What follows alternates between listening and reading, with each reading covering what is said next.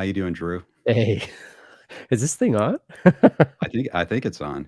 Man, you're looking good today. I like your shirt. You too, man. I don't know if this is like the equivalent of wearing the band shirt to the concert that I'm going to, but I feel like what other day to wear this shirt?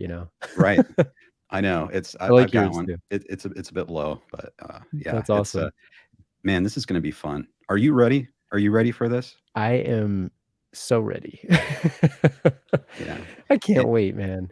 I can't wait either. Just I am going to be delightfully exhausted after this, but it's going to be amazing. The marathons are worth it, aren't how they? many hours did we go last year? Was it 5 or I think it was it was 7? 5. It was So we're 5. going we're upping the ante this year. This We are is we are upping the ante. next year we'll So, go 9. yep, we'll go 9. So, man, I wonder how many more seasons there'll be. We'll have to just keep going longer and longer. We can Eventually do we'll be a 24 full hours. day. Yeah, we'll have a full day telethon. Yeah. Well, Drew, we've got a lot of people that are going to be joining us. I don't know. Should we start? I Should think we we start our should. marathon? Let's do it, man. I'm ready. Okay. All right, everyone. Let's do it. 5,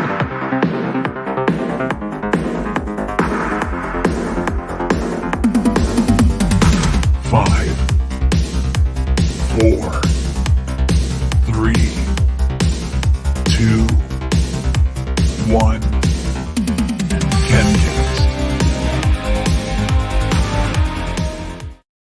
Hey everyone, welcome. Today is a very, very special day. It is the last day that Cobra Kai season 5 does not exist. And we're counting down these last few precious hours.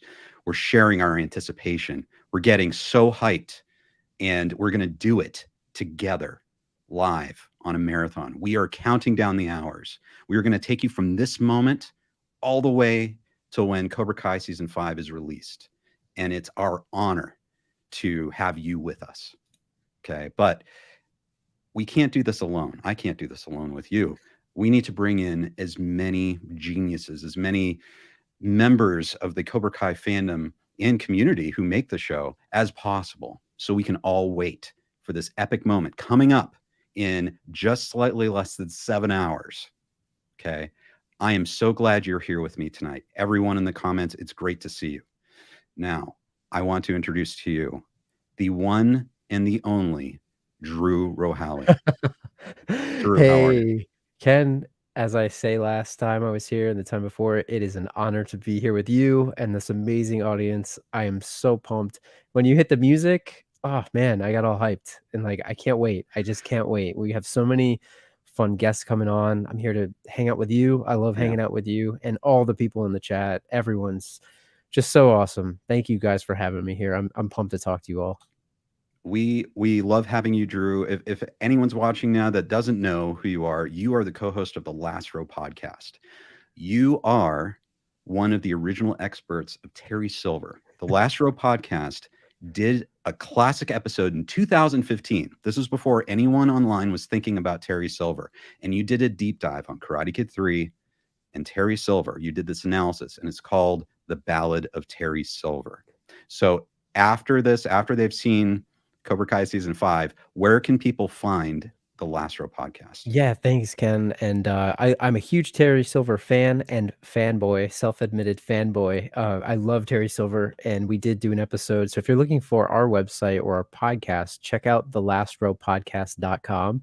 And if you also listen to podcasts on Apple Podcasts or Spotify, check us out on there. You can do a search for the Last Row podcast, but there's also a link in the description, I believe, of this video and some of the other videos that I've been on. Thank you to everybody from this audience that's crossed over and checked out our show. We do talk about movies, but we also are fans of Terry Silver, and we've had a blast talking about that and doing a lot of the crossovers. We had Ken on at one point too, and Chris Maffei, who's hanging out with us in the chat. We did a Cobra Kai, I think it was season 4 recap, but we called it the resurrection of Terry Silver because he's back and more badass than ever, right? Yes, indeed. And guys, we have got so many great activities. We're going to have great discussion, analysis. We're going to have interviews. We're going to have people on that you're going to want to see. Everyone from the Cobra Kai Kid, Cobra Kai Nation, Peter from Cobra Kai Companion Podcast, to Sean Kanan, William Christopher Ford, And everyone that you've seen from KenCast and people associated with the show, we've got Cara AnnMarie, who plays Sue on Cobra Kai. She's going to be here too. And maybe some other special guests. So, Drew, we need to start this off with one of the great artistic talents in the world. He is not only just an amazing artist, he's not only a fan of the Miyagi-verse, he is one of the world's biggest fans of Terry Silver. And this guy gets Terry Silver like no one else. Okay, that's right. All right, some of you know exactly who I'm going to talk about. This is Mark Kerr. You know him as Let's Be Water on Instagram and Twitter. Hey, Mark, oh my gosh. It's so great to have you, Mark. How are you? I'm fantastic, guys. Yeah, thank you ever so much for having me on. And I only hope I can do that introduction justice. Well, Mark, here, let me put you up here. You are the, like, I first saw one of your works about Terry Silver a long time ago, and I was blown away. This was before we knew he was coming back to Cobra Kai season 5. This was, it was a very simple, it's a very simple image. It's Terry Silver in front of his jet. Margaret is there. He's got the Dino Talks private jet. He's got a briefcase with money coming out. And I looked at that and I said, this man understands Terry so well. Can you talk a bit about how you became interested in the Miyagi-verse, Karate Kid movies, and how you became such a fan of Terry Silver? Yeah, sure. I mean, so, I might not look it, but, I'm 41. And if you do the maths, I'm kind of, the archetypical demographic of, to enjoy the kind of original Karate Kid films. I was a kid in the 80s when those movies came out, fan of kind of, martial arts and action and, so, they're kind of tailor-made for me, really. So I was always a fan of the original trilogy. And, we've seen millions of things rebooted and picked up down the years, and you get a bit apathetic towards some of that, don't you, after time? But, I sort of saw the announcement when everybody else did that this kind of, this rebooted Karate Kid show was coming back, and immediately my kind of interest in it was piqued. So, I, as everybody else did, kind of signed up for my free trial of YouTube Premium to give, season one a look, and kind of the rest is history from there. It was sort of, as I say, it was kind of tailor-made for me, but as I'm sure many people like me would say, you watch the show initially for the nostalgia value and to revisit these characters. But what the show's creators have done, it's such an incredible job of is building a whole other generation of characters who you now care about, equally as much. So it's strange, really. There's very few. I was thinking about this before we came on, and the only other series, if you like, that I could kind of equate the same degree of kind of passion for would be kind of Quantum Leap. If people remember Quantum Leap. And again, I think with Quantum Leap, it ran for so long, you spent so much time with those characters. And the way I feel about Cobra Kai is they did such a good job of kind of resuming that story that it almost feels as though you'd been watching them over 30 years, even though we were without them for that time. It almost feels like they'd never been away. Indeed. And Drew, you've seen Mark's stuff on Terry Silver. Oh my God. So Mark, can I tell you that I am like one of the biggest like it's actually amazing to be talking to you right now, because I've been following your work like for a long time, and wow, it is incredible. And I don't know if people tell you that, but it really is. And to see the type of stuff that you've been putting out for so long here, like I just wish I could have it like all over my walls and everything. It's so cool, especially the way that you portray the characters. I mean, like the official marketing is fantastic, and the people that work on that is great, but they need to hire you, man, because your stuff is absolutely incredible, especially the Terry Silver artwork. The one that Ken mentioned too is one of my all-time favorites. So thank you for everything that you do. You put out such amazing work, and it's cool to be able to talk to you right now. So I'm kind of like fanboying a little bit, to be honest. I had to react to that. It's amazing, guys. Thank you so much. Thank you. I mean, the thing is, there's no secret. I'm very, very sort of public about this.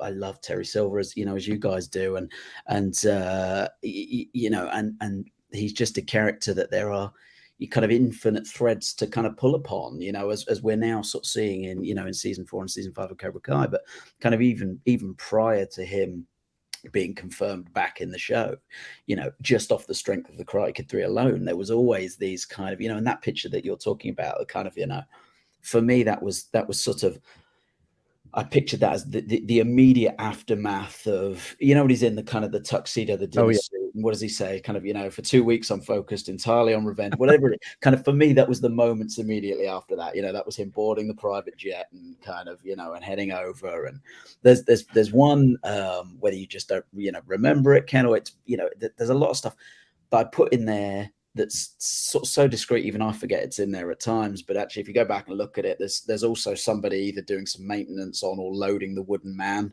onto the plane. I can't remember, but kind of even that's in there as well. That's awesome. And yeah, so it's kind of, and I think I can't remember if that was the first one I made or but yeah, it's I just love kind of imagining kind of what shenanigans that guy gets up to. You know? Well, we see all the stuff he does. What are we not seeing? You know, that this guy gets up to. So Mark, I have to ask you, when Terry Silver came back in season 4, what were your thoughts after watching season 4? Was that sort of the Terry you had imagined, or how did you feel after watching season 4? Yeah, I think, you know, my overarching takeaway of everything. I mean, it was an incredible season, you know, jam packed with stuff you could invest in. But, you know, for me, it was going to take something remarkable to kind of top the return of Terry Silver in terms of, you know, what I wanted to get from the season.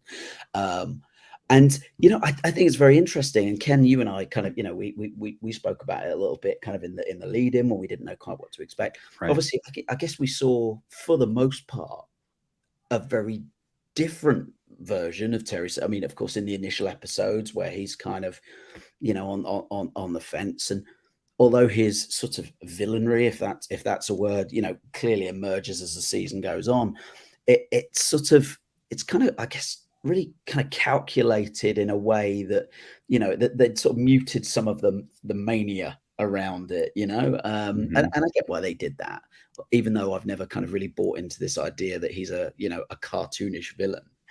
Right. I just think but I think for me, the kind of the moment that really stood out, the moment where we got the real Terry Silver was in the face off with Johnny. I think that was the moment, the kind of the pretty boy, let's go. Yeah. And that was the line, wasn't it? And just for me, that moment alone was the kind of, yeah, you know, this is my guy, you know.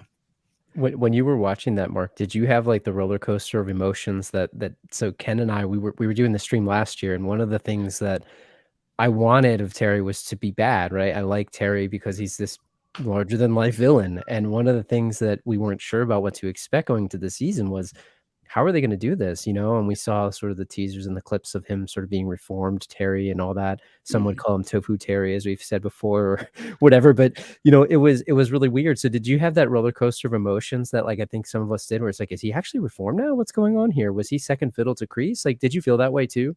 Yeah, completely. And I think, you know, and I don't know whether, you know, it's probably a combination of things. I think it's the strength of the writing, but also the strength of the performance is, you know, I'm utterly convinced that that's genuine. I think that there's a sense in the season where you can potentially feel that the objective for him has changed, you know, whether that's his sort of treatment at the hands of Kreese or what have you. But I entirely invest in that, and I believe that that's genuine.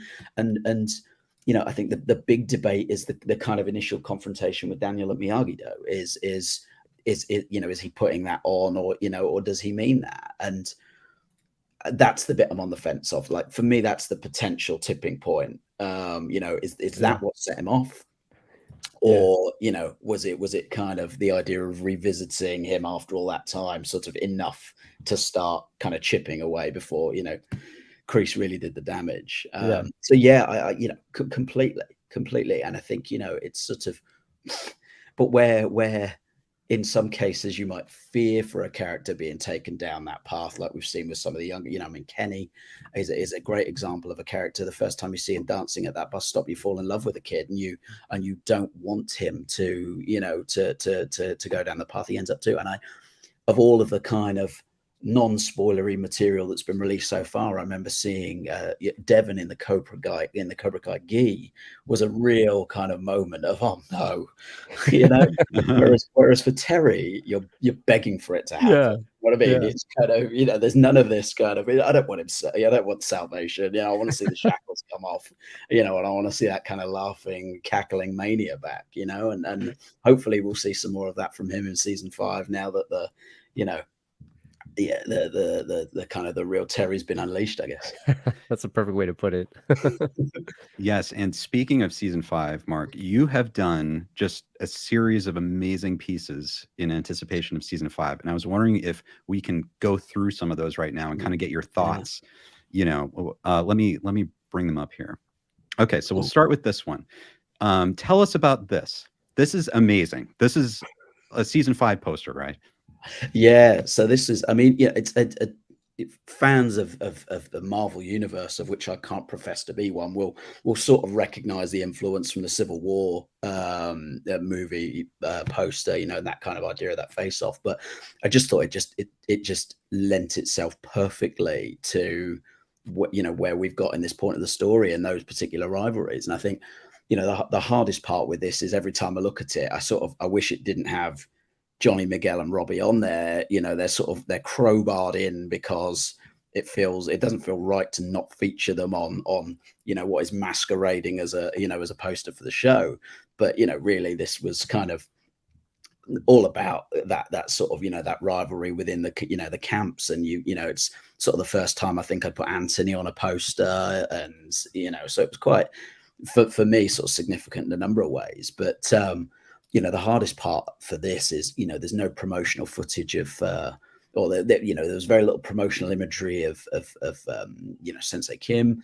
So, this is where the mask drops a little bit and you see the reality of what creating this involves. But, trawling kind of Instagram in hope of finding a photo of Alicia looking kind of sideways on, so that I can find something I can work with to sort of make this happen and pull that off. And, like, not wishing to kind of undersell what I do, but it's about 80% finding the right photos that will work with the composition and about 20% actual work. I wish I could tip the balance and spend more time doing the making, but it really is half the time with these is finding the right images to make it work. And, and when I look at them, it's kind of, my wife has this analogy: when you're packing to go away on a holiday, when your suitcase is too full, it's like take out the last stuff you put in, because if you didn't put it in first, you didn't really want it there in the first place. And whenever I look at stuff, I can always see the thing that I added last that I think is maybe one thing too much. And I think contextually it works, but Kreese wasn't there originally because, of course, he doesn't immediately factor in the dueling dojos, but he's always a lingering presence, isn't he, in this story? And he's going to rear his head at some point. So that got the better of me in the end. I decided to include him kind of lurking there in the background, just waiting for his moment to pounce. That's fantastic. Here, let me go through the next one. We've got a number of great ones. Okay, so this, Drew, what do you think of this? It's so cool. Like the way that you were able to put this in is just so cool. Like I love the fact that you have the flames and the smoke, and it's like it's so simple, but it's so powerful, and like it's just an incredible image. And I just love what you're able to do with this. And I agree with all these comments saying that you should be hired for official posters here, man. It's really cool. Like how do you, like, how does this come together? Like from the idea to like the inception, like do you have it in your head? Do you draw it out first? Like, how do you pull these together? So it kind of depends. So very occasionally there'll be a spark of an idea, and kind of a lot of what I try to do is find other ways to visually tell this. There's only so many pictures of guys in karate gis in fight poses that are going to be interesting. So I'm always looking for kind of other ways to sort of try and tell the story. And this would be it's a great example, isn't it, of kind of, it tells you and bear in mind, I'm catering to an already engaged audience of fans. Nobody's coming in cold. So, the kind of symbolism of that tells you everything you need to, that you need to know.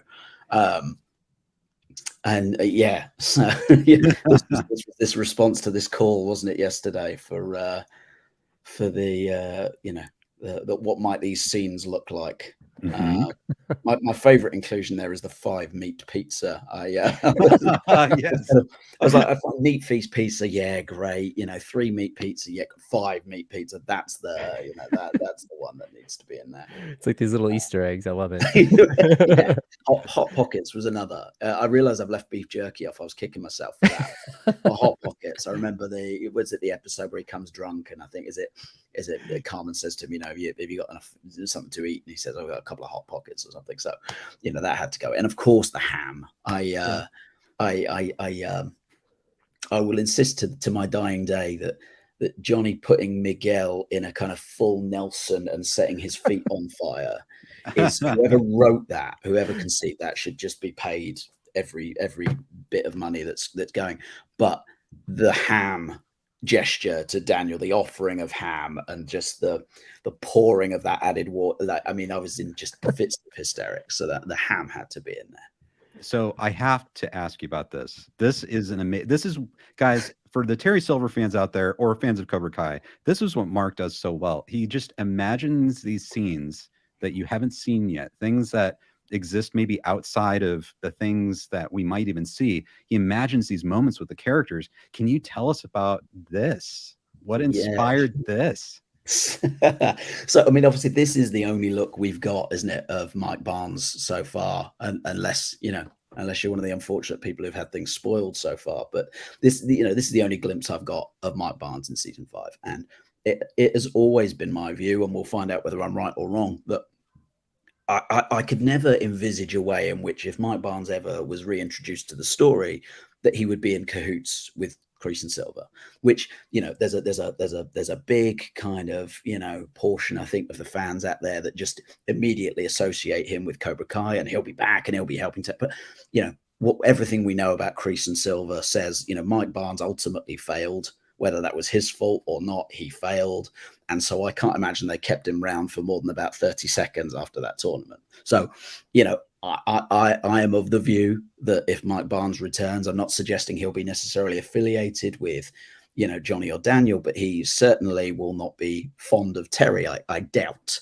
And as for kind of how the rest of it came about, as I sort of started, it was never the plan, but obviously you've got Mike and he's dressed kind of largely in the entirely black outfit, and you've got, the striking white hair of Terry now. And, I didn't have a shot of Terry from the back that kind of could work as a sort of, as a face off. So I kind of had to make this up from like a number of different pictures. And because of the challenge of that, it was kind of easy to just not have very much of him on display at all. So I thought, well, how do you disguise him? Let's stick him in the hot tub, right? That's where he does the most of it. That's where he does his best work.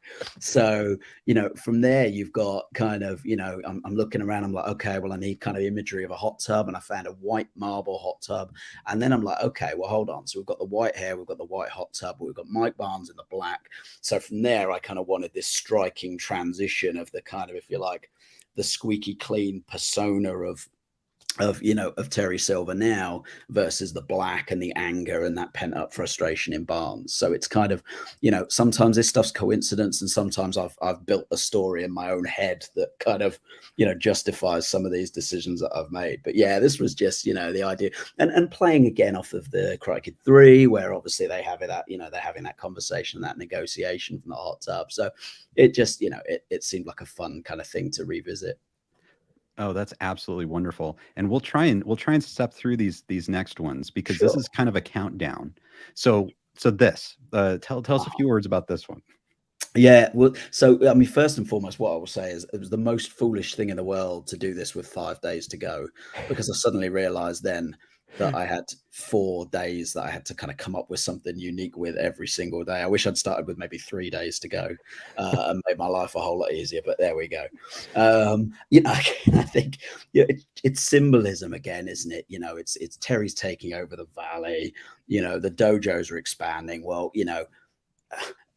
trying to kind of illustrate a number of dojos across a giant landscape isn't particularly visually exciting. So let's just plonk a gigantic kind of symbol of Cobra Kai right in the middle of the valley there. And of course, with that comes a larger than life sort of Terry Silver. And then you've got the Black Jet kind of, hinting at the kind of arrival of Sensei Kim. And then, I really liked one thing I loved from the kind of, the marketing campaign of this was the billboards that they've used, and again, rather than just outward advertising kind of, Cobra Kai coming to, the out of business for kind of Miyagi-Do and Eagle Fang, and particularly the kind of the hot chicks stenciled on the Eagle Fang. Right.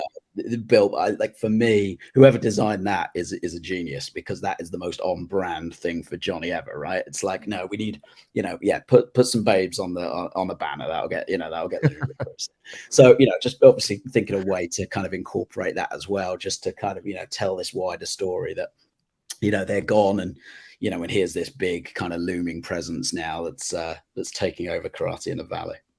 My goodness, Mark, we're going to have you back for just a very nice, long, detailed talk, because you've produced so much art that has so much depth, and it matters so much. We only have a few minutes left, but let me step through these other countdown images. Yeah, no so problem. We have this one. Uh-huh.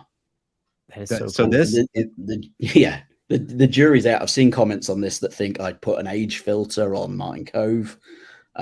Or an age filter on Barrett Carnahan, forgive me.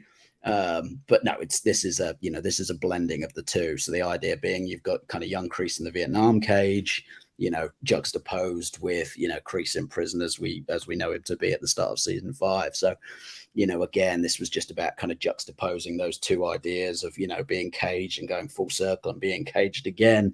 But it was just finding the right images that would kind of, blend together. Frankly, I mean, I've done things like this before, and even I'm surprised with how well this one turned out. I love this one. It was great. Wow, look at this one.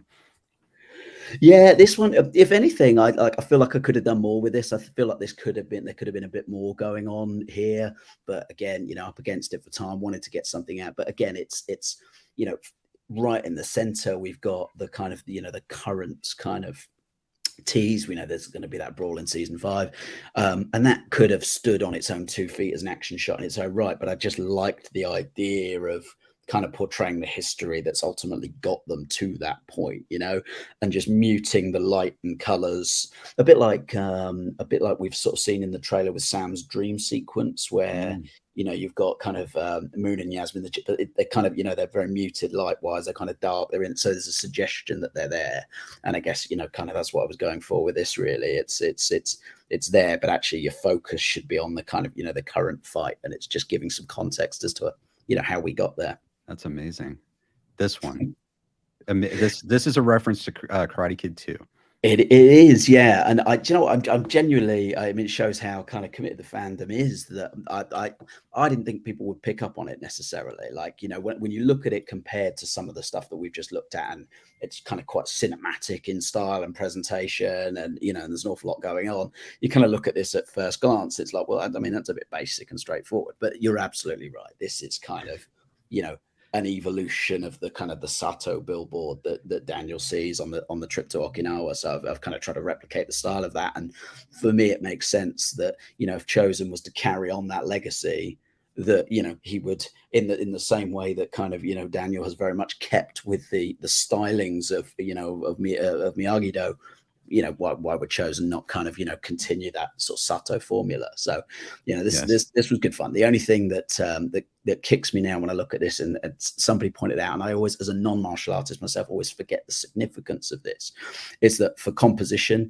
in order to wherever I placed Chosen, it was kind of, he was masking too much of the proven in combat line, which I thought was kind of quite important because it came from the original poster. So I flipped the image to get a better composition. And of course, now his gi is done in reverse, which is not, not the way it should traditionally be done. So I have to sleep with that. But you know, this is the price you pay sometimes. Great. And then this one. Yeah, it's this kind of, I think it's totally fair to say that this was the victim of starting at day 5 instead of day 3, and it's kind of like, well, I've committed to this now. I need to get something else out. So it's a bit simpler in its execution, but and it doesn't quite work with the chronology of things as we think we can pick it out. But you've got the kind of symbolism there of Daniel's bleeding knuckles, again, kind of calling back to kind of Karate Kid 3. We know he's kind of looking at the picture almost. But for me, what I was trying to do here is almost that kind of disintegrate. This is him kind of falling apart, sort of metaphorically. This is him sort of losing his way, losing his sense of who he is, and just trying to sort of, and then obviously you've got that ominous kind of lightning strike in the, over the light. So there's this storm brewing, and this is kind of the personal impact that it's having on him. So it's like, even as I'm talking to you, I'm like, crikey, there's a fair bit of thought on it. Like, sometimes I look at these things, I think they're just pictures that I've made, but as I'm asked about them, it's really nice, because I then have to sort of think about, actually you did think about this when you're putting this together. Wow, amazing. Drew, what do you think? I just love the subtlety, like a lot of the things you're talking about, like you said, sometimes you think it's just a picture, but like as a fan of the artwork, right, and as I'm sure a lot of the folks in the chat and other folks that are consuming the artwork and enjoying it, is like the bloody knuckles. It's such a subtle touch, and like you said, and the piece about the storm brewing in the background, like, because I'm one of the most curious scenes that I am looking forward to is what the context of Daniel looking at the picture is and all that stuff. So to me, it's a really powerful image that you've created here, and it's just amazing. And I think it's, like you said, it's subtle, but it's so powerful. So I love this one. Thank you so much. And here's another one, guys. If you didn't know, I have to point this out. Mark did this poster for Cobra Cole. This is a short film. If you stay here long enough tonight, you're going to watch it. We're going to put it up. But Mark, tell us about your thought process here. Oh, and just a couple words on this. Yeah, sure. Yeah, well, this guy I know, he was kind of making this short Cobra Kai kind of inspired movie, and approached me for a poster. Yeah, so I mean, again, I almost don't want to say too much in case I spoil it for people who might be seeing the film for the first time. But as we can imply from this, there is obviously a connection to Terry Silver's world, and so it was sort of about trying to tell the story that will ultimately be revealed when you share Cobra Cole later today, but how you tie all of that into the the Terry Silver universe without necessarily the access to Terry Silver. So yes. Obviously you've got the Ennis building in there, and everything just kind of contained, if you like, within the the headspace or the control, if you like, of Big T. Well, Mark, thank you so much for joining us. We need to have you back as soon as possible, because there's so much more that we need to talk to you about, not just about your art, but your knowledge of the entire Miyagi-verse. So thank you, Mark. Thanks for joining us. Tell everyone where they can find you. Let's Be Water on Instagram. Yeah, it's at Let's Be Water on Twitter and Instagram. Yeah, come and say hello. And guys, listen, thank you so much. I know you're tight for time, but this has been an absolute honor. I've loved every second of it. So thank you so much for having me on. It's been a pleasure, Mark. Been a pleasure. Thank you so much for coming on this epic marathon. Thank you, Mark. Guys. Take care, and good luck for the next 6.5 hours. Yes, thank you. Thank you. Wow, that was great, Drew. And everyone, I'm always inspired by his artwork, Drew. And Drew, I am going to bring up someone else I think you're a fan of, and everyone watching I think is a fan of. Oh, yeah. You know her as Sue, a member of the All Valley Committee in the Cobra Kai series. She is the very talented actress, Cara AnnMarie. Cara, how are you? How are you? I'm doing awesome. That's great. It's so wonderful to have you here. It's so here, and I hopped on, and I could see Mark talking, and I'm such a huge fan also of his work. So I feel like we all should have been in the same, just talking all at once at each other. Like I love your work.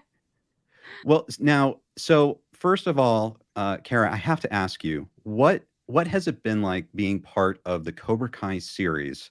Because the series started, on YouTube, and it has just absolutely exploded. What has that ride been like for you? I mean, it's been a ride, definitely. I'm so proud of the journey that is continuing to go. I often think about where it did start and getting these auditions coming in and thinking like, I don't know, Ralph Macchio is going to have a car dealership. Like, I'm not sure what's going on. But oh, hi. And but just once we started filming it, we knew it was something really special. At that point it was living on YouTube. But it got an immediate, really loyal fan base, and that fan base has ridden through with us until coming onto Netflix, and now it's just grown and grown and grown, and it's just been such a wonderful experience, and also just connecting with the fans of a story that you're a part of is really unique. And you can work on different projects, and Peter, hi. And it can have, fans of the show, but they might not really be connecting with your characters so much. And this has just been so special, like the fan art that gets made, and like getting to meet everybody when I was out in LA at different events. And it's just been such a great, positive, fun experience. Oh yeah, absolutely. And Drew, I know you're obviously a fan of the Miyagi-verse, which means you're a fan of the All Valley, which means you're a fan of the All Valley Committee. What do you have any questions for Kerr? I want to know, like what Ben just said there. What do you think about a spinoff about the All Valley Committee, Kerr? Because I think that would be awesome. I would watch that. I'm down with that idea for sure. And I think about, I was kind of just going back and rewatching stuff as we're getting ready for season 5 to come out. And it was such a really cool thing also to have worked with the other board members, Keith, Kurt, Matt, and now we got Brian added to us. In that first season 1, Ralph was on there with us.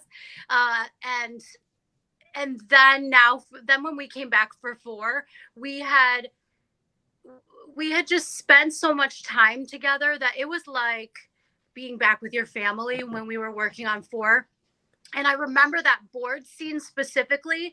We probably laughed for 11 straight hours of filming. I mean, it was so fun. And, I just could work with them all day long. They're just great people. The writing's so good. So a spinoff, I think we could do some really funny work together on something like that. I definitely know we as a board talk about it a lot. Whenever any of the creators are in earshot, we're certainly throwing out names and like just letting everybody know we're ready if that is an idea that's out there. We'll advocate for you. I think we can help. Oh, 100%. And Cara, you mentioned that you laughed for 11 straight hours while filming that scene. What is it like being on set? Are you working those long hours every day when you're filming? What is that experience like? We were shooting that whole thing in one day. And there was a lot of play involved with it. So, we were really going back and forth. It did not feel, I've never been on the Cobra Kai set where I ever felt like, oh, I'm working. This is really just gotta get out of here.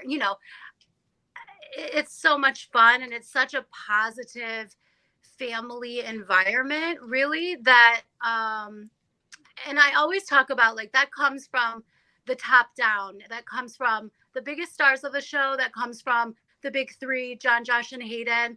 Like those are just some great people, and they are who set the tone, I think, on the set.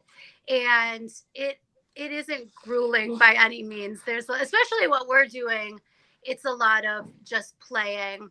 And then I do remember when we were shooting, it was a little different when we were doing 4 because COVID was going on. So they were kind of separating us a little bit from any crowds or each other, kind of just to stay safe.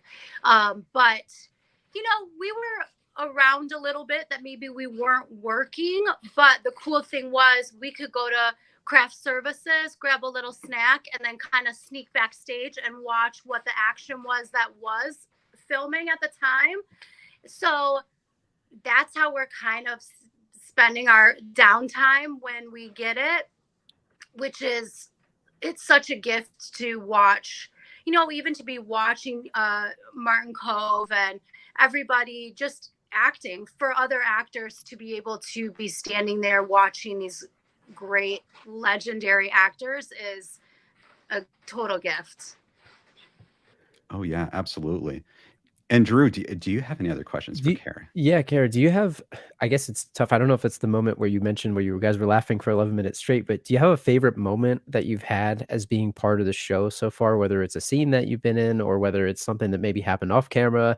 Like, can you talk a little bit about that for some of the viewers?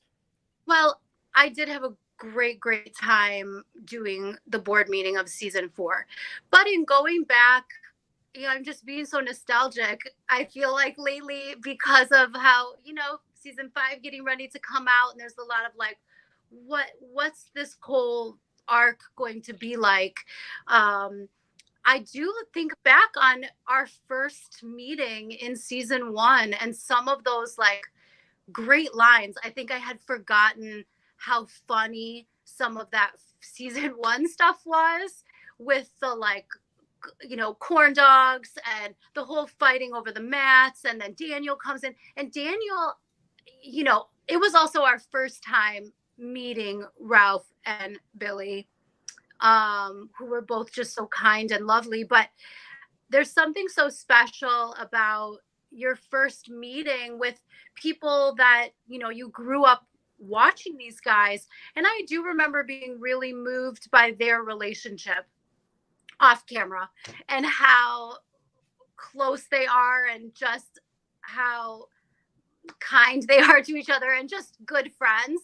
You know, they've known each other for most of their lives, and that's a really inspirational thing to see these guys really just enjoying kind of the resurgence of these characters. And it was, so I have lots of great memories. You know, I think every time I step onto the set, there's not a, you know, down moment. I'm just kind of pinching myself the whole way through. It's just a crazy thing to be a part of it and asked to come back. I mean, what a huge gift and compliment. Awesome. Thank you. That's awesome. Absolutely. And Cara, what's your hope for the Cobra Kai series going forward? And also, are there some other projects that fans can look out for that you'll be in? Yeah, my hopes, I mean, obviously I want to see more of the All Valley board. I think there's got to be a way that we're intermingled with these characters in a really interesting way outside of the tournament a little bit. I do think that could happen somewhere. Also, what's going on with all of us. I mean, there's a lot of stuff going on. And, but I mean, it's just the growth of all of the characters on this show and just the conversations that are being had each season, I think are so special. I was actually, this is a little side note, but I was just talking to somebody about how I was listening to a podcast, and in the podcast, there were 2 guys talking, and they were both like really struggling with a relationship that they had when they were kids with each other. And now they're grown men and they're talking about it. And one of the guys, in an attempt to sort of connect with the other guy, said, "Have you watched Cobra Kai?" And I was like, "What's happening?" And he said, "You know, I was like the Stingray. I was like this older guy that came back and like wanted to be a part of the kids, and like the kids sort of accepted me, but they like didn't really know who I was." And I just thought, like, that's what's really special about this show. They're helping people that maybe don't know how to explain, you know, relationships or dynamics or bullying or parent-child dynamics and different things. There's just some awesome, really needed conversations happening in the show. So I hope that just keeps going that way. As far as other work, I do have a new Netflix show that I'm coming onto. I'm playing a doctor in a show called Florida Man. I don't know exactly when that's dropping. I kind of have heard some different rumors, but I haven't gotten an exact date. So hopefully that's coming out soon. And I've worked on a new YouTube web series that I think's it's called Redacted series, and it's launching just right on YouTube. And I think it's going to be really cool and interesting. I'm the whole 3rd episode with another guy who is fantastic, Eddie. So there's some really cool stuff that I'll definitely be, follow me on social media. I will be sharing all of that stuff. And what is your social media handle? Cara AnnMarie. That's it. Cara AnnMarie. Yeah. Cara AnnMarie. Perfect. You'll find me. That's wonderful. And Cara, I have to say, it was so amazing having a chance to meet you at the Live and Badass event in LA. It was just such a great place to meet you. You are phenomenal in the show. I always want more Sue. And I really appreciate you coming to speak to us today. And I might bring in someone who you might know. Oh my. It's the Cobra Kai kid. What? Drew, the Cobra Kai kid. How are you, Cara? How are you? I'm doing great. Ken, Drew. Hey. What's up, guys? Good to see you. Good to see you, Drew. Thanks for coming in. Thank you for having me. It's great to see all of you guys. And Drew, we will bring you in just a second. I just want to take this opportunity to thank Cara AnnMarie. Thank you so much for spending time with us today, for telling us about Sue, and everyone go follow her on social media. Watch out for Florida Man. Cara, it's been an absolute pleasure. Thank you. Thank you so much, Ken. So awesome chatting with all you guys, and we'll have to reconnect after we see it all. It's happening very Absolutely. soon. Thank you. Thank you so have much. Fun. I'll see you soon. All right, Bye, have a Cara. good night. Bye. Bye. All right. Wow, Drew. Hey, hang on. Drew. We got Drew and This is going to Drew. be confusing, guys. I know. What are we gonna do here? What are we gonna do? This is incredible. Thank you, Chris. Yes, absolutely. Thank you so much for supporting the channel. And this is absolutely amazing. So, Drew, you are waiting now with us for the release. I know you've seen the show, and we can't talk about it, but are you still excited about the release, even though you've seen the show? Yeah, definitely. And of course, this is like the best part is, waiting with all the fans. And I just want to say what you're doing here, I think is absolutely incredible. The fact that you're going 7 hours, bringing in all these different people, that's freaking props off to you, Ken and Drew, for I see a lot of the names you got. Like these are people that I'm fans of. I just think it's brilliant. So I think that anticipation, I'm actually live on my channel right now. We're wow. It's just, it's just so much fun. I love it. So Drew, you're saying you are live right now on your channel as well. I'm live on my channel as well. So all right. I told them to go check out here because you can see more of the action. But after we're done here, I'll hop back there. But yes, this is what it's about. My gosh. So Drew Rohaly, I will let you make your acquaintance with another Miyagi-verse Drew. It's a pleasure to talk to you, Drew, which is awesome. I love your content, and thank you for what you're doing for the community too. Your content's top notch, and it's awesome, and it's a pleasure to be on here with you as well. One of the best content creators out there as well. So it's a pleasure. Oh, thank you so much, Drew. And I've seen your podcast with Ken, the stuff that you guys do. Thank you. And you guys do great stuff there. So I fan of you too, and I appreciate the kind words. Thank you. Thank you.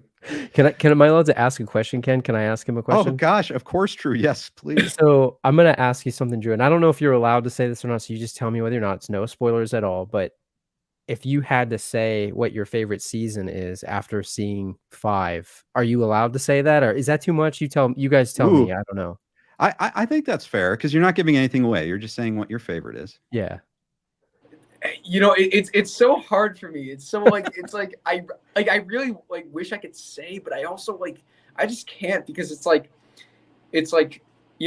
when you watch whatever the newest season is, this season is just so fresh and it's just so good. So like when I watch this season, I'm like, holy crap, like this is so freaking good. But then it's like, then I'll go back and I'll watch season 1 and I'm like, holy crap, this is so freaking good. So Yeah. it's like, I really can't tell you, but I will say that like this season is just like absolutely incredible. It's just so good that like it's just one of the best. But all of them are the best. They're all the best. I'm like that too. I always change my answer depending on which one I'm watching because there's always some moment or something that's like, oh, but this is the best part. No, this is the best part. And I'm a Terry Silver fanboy, so anything with him is going to be awesome for me, and I'm pumped about that. But I agree with you, and thank you for the answer. I know it's hard to talk about it without giving anything away too, so thank you. Yeah, no, of course. I'm with you. Terry Silver all the way. Well, speaking of that, we have Chris Maffei in the chat, and he's saying, please do your Terry Silver impression. Chris, appreciate you, man. All right. Oh man. Let's see. Don't worry, I'll take care of Lawrence too while you deal with your legal problems. Together, we're going to open a chain of Cobra Kai dojos all over the valley. Cobra Kai is going to be bigger and better than ever, Johnny. I love it. I love Terry. Listen, you know, screw Daniel, screw Chosen. Let Terry just dominate everything, you know? Yes. Now he's speaking our language, Ken. Yes.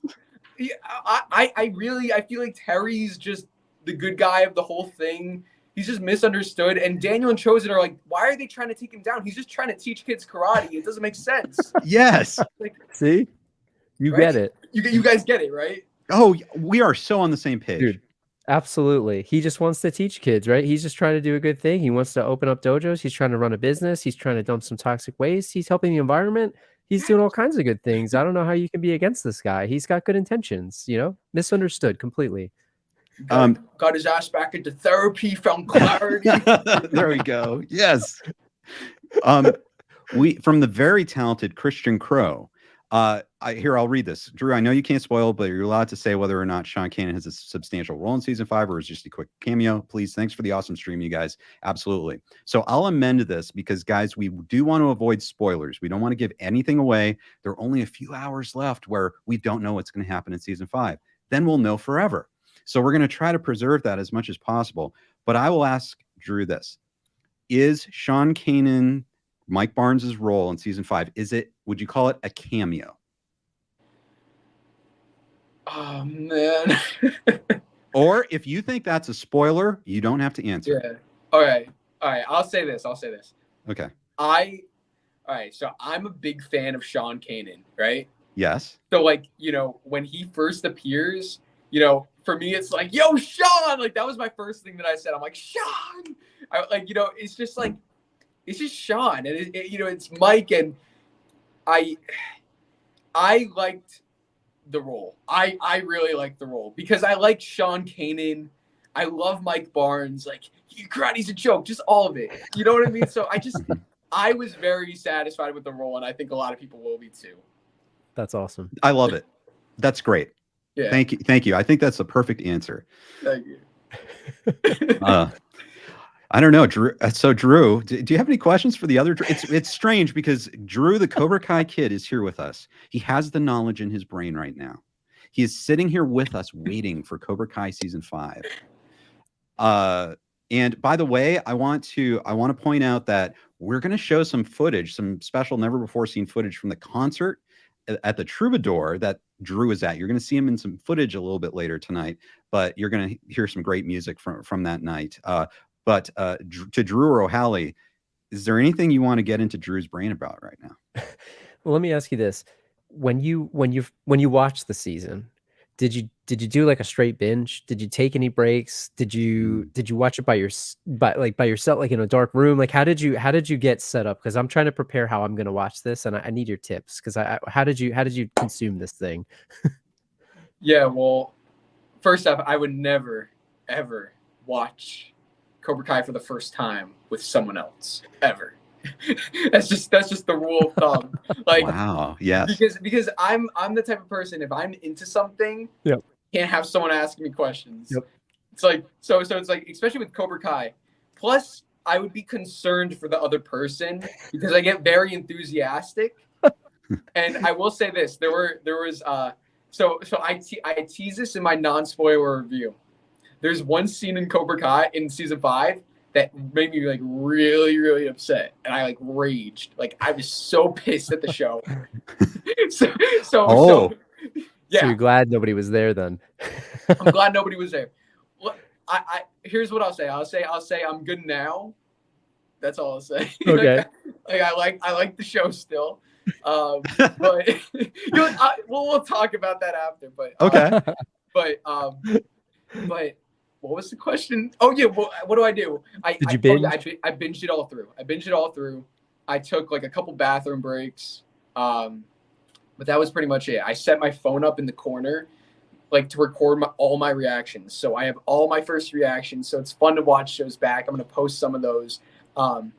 It's like an event for me. It's like, I don't like lie down on a couch and watch it. Like I'm literally here in my chair, like my hands are on the handles. I'm like, literally on my feet, like, jumping out of my chair, crying, laughing, cheering. Like, it's just like I'm in it. Like it's kind of like how when you're like sleepwalking, if someone wakes you, like, it's like a dangerous thing. Like it's dangerous to wake me up out of that Cobra Kai zone. When you were saying about how animated you get, I was thinking about me at the end of last season, and I guess we can talk about this because it's happened already. But the scene where Kreese gets carted away, like watching that happen and unfold for me, and the way that Terry was like, what was going on here? I stood up, and when it finally unfolded for me as a Terry Silver fanboy, like I cheered when he was finally sort of on top. And my biggest thing going into the season is we finally get to see Terry with some success. Like he always wanted to get dojos all over the valley. It looks like he's finally going to achieve his dream from our perspective, what we know now. And that's so exciting for me as a fan. So like, I can't wait to see what happens there. So yeah, man, I'm with you. You guys saw that extended scene of season 4, episode 1. We finally we found out how Silver got it, like all his money back and all that. I'm glad you brought that up, Drew. Later on tonight, deep into tonight, we're going to have a great meditation on the character of Terry Silver. And I've got the scene and we're going to play it and we're going to watch it together and we're going to talk about it and see what we think. Because you're right. We've seen the scene, but this is extended. This is more information about Terry Silver. And it's like, I see these extended scenes, Drew. I mean, both Drews, that I wish they left all of this in. Like, I really want longer episodes. And it's just, there's such amazing stuff. And this is one of those where I wish they left all this in. I don't know how you feel about that, Drew, Cobra Kai kid. Oh, I agree. Yeah. I think that was the biggest thing for me is like, we he has all this money. We knew in Karate Kid, he had Dino Talks, but there was no mention of that in Cobra Kai. So it was a little strange, like to just, what is he doing now? How does he still have all this money? What was he doing after the tournament? I think that was the biggest thing. And, it was literally, I'm very surprised that they took it out because it was one sentence of like, invested in a couple of companies. That's all you need right there. But yeah. Strange. Indeed. Well, wow. Okay. So do you recommend, Drew, that everyone binges this all at once, or should they take breaks? Should they pace themselves? Is there a best type of food? Should they eat while watching, or should they wait and not eat while they watch? Are they going to is the food going to spit up out of them? Are they going to be so shocked that they can't keep their food down? Yeah. So I'll show you, this is what I have here for this stream. And this is what I had when I was watching season 5, a very healthy, nutritious meal of Little Bites and Chips Ahoy. So that's what because there's no way I'm eating like with a plate and a fork and like, yeah, I get into it. So, all right. I think here's what I'll say. For me, there's no way I can separate it. I got to watch it all at once. I wouldn't be able to go to sleep. It's actually really funny because I have people in my kids in my chat, in my live chat, who are saying they have school tomorrow, and it's just so sweet to see all these kids. And it's I'm like, you know, it's like on one hand, I'm like, kids, like school is important. But on the other hand, I'm like, but Cobra Kai, it's Cobra Kai. Got to do what you got to do. If you got to fake being homesick, like, you know. Right. It only comes out once a year, you know. You gotta take advantage. School is 10 months a year. Yeah. Cobra Kai is 1 day a year. So I mean, I'd say it's up to the people to decide. But if you're the biggest thing is, if you are going to go on social media, even for like 1 second, don't expect to not get spoiled, because it's everywhere. You can't not watch a season and be on social media. There's no both. There's no boths. Both. Yeah. You have to one or the other. So. Oh my gosh. Yeah, I think you're totally right. And then guys, that's a great point. This is a safe space for spoilers. I've seen a couple people, no joke spoilers, no actual spoilers. And unfortunately, if you do put in spoilers, our mods, you're going to have to say goodbye for the chat. Okay. We're going to show them. What are we going to show them, Ken? No mercy. No mercy. Because Cobra Kai, say Cobra Kai. Say it. Never dies. I love that. Say it. Don't have to. I want to. We're Cobra Kai. Hey, I like that. I'm going to use that. Oh my gosh. My goal is to just talk completely in Terry Silver quotes for the rest of my life. So, yeah. Would you say there are some good new Terry Silver quotes in season 5 that we could be referencing in the future? Yeah. Okay. Nice. Good. I like the way you answered that. All right. I will say this. Terry in the finale, he's like, great.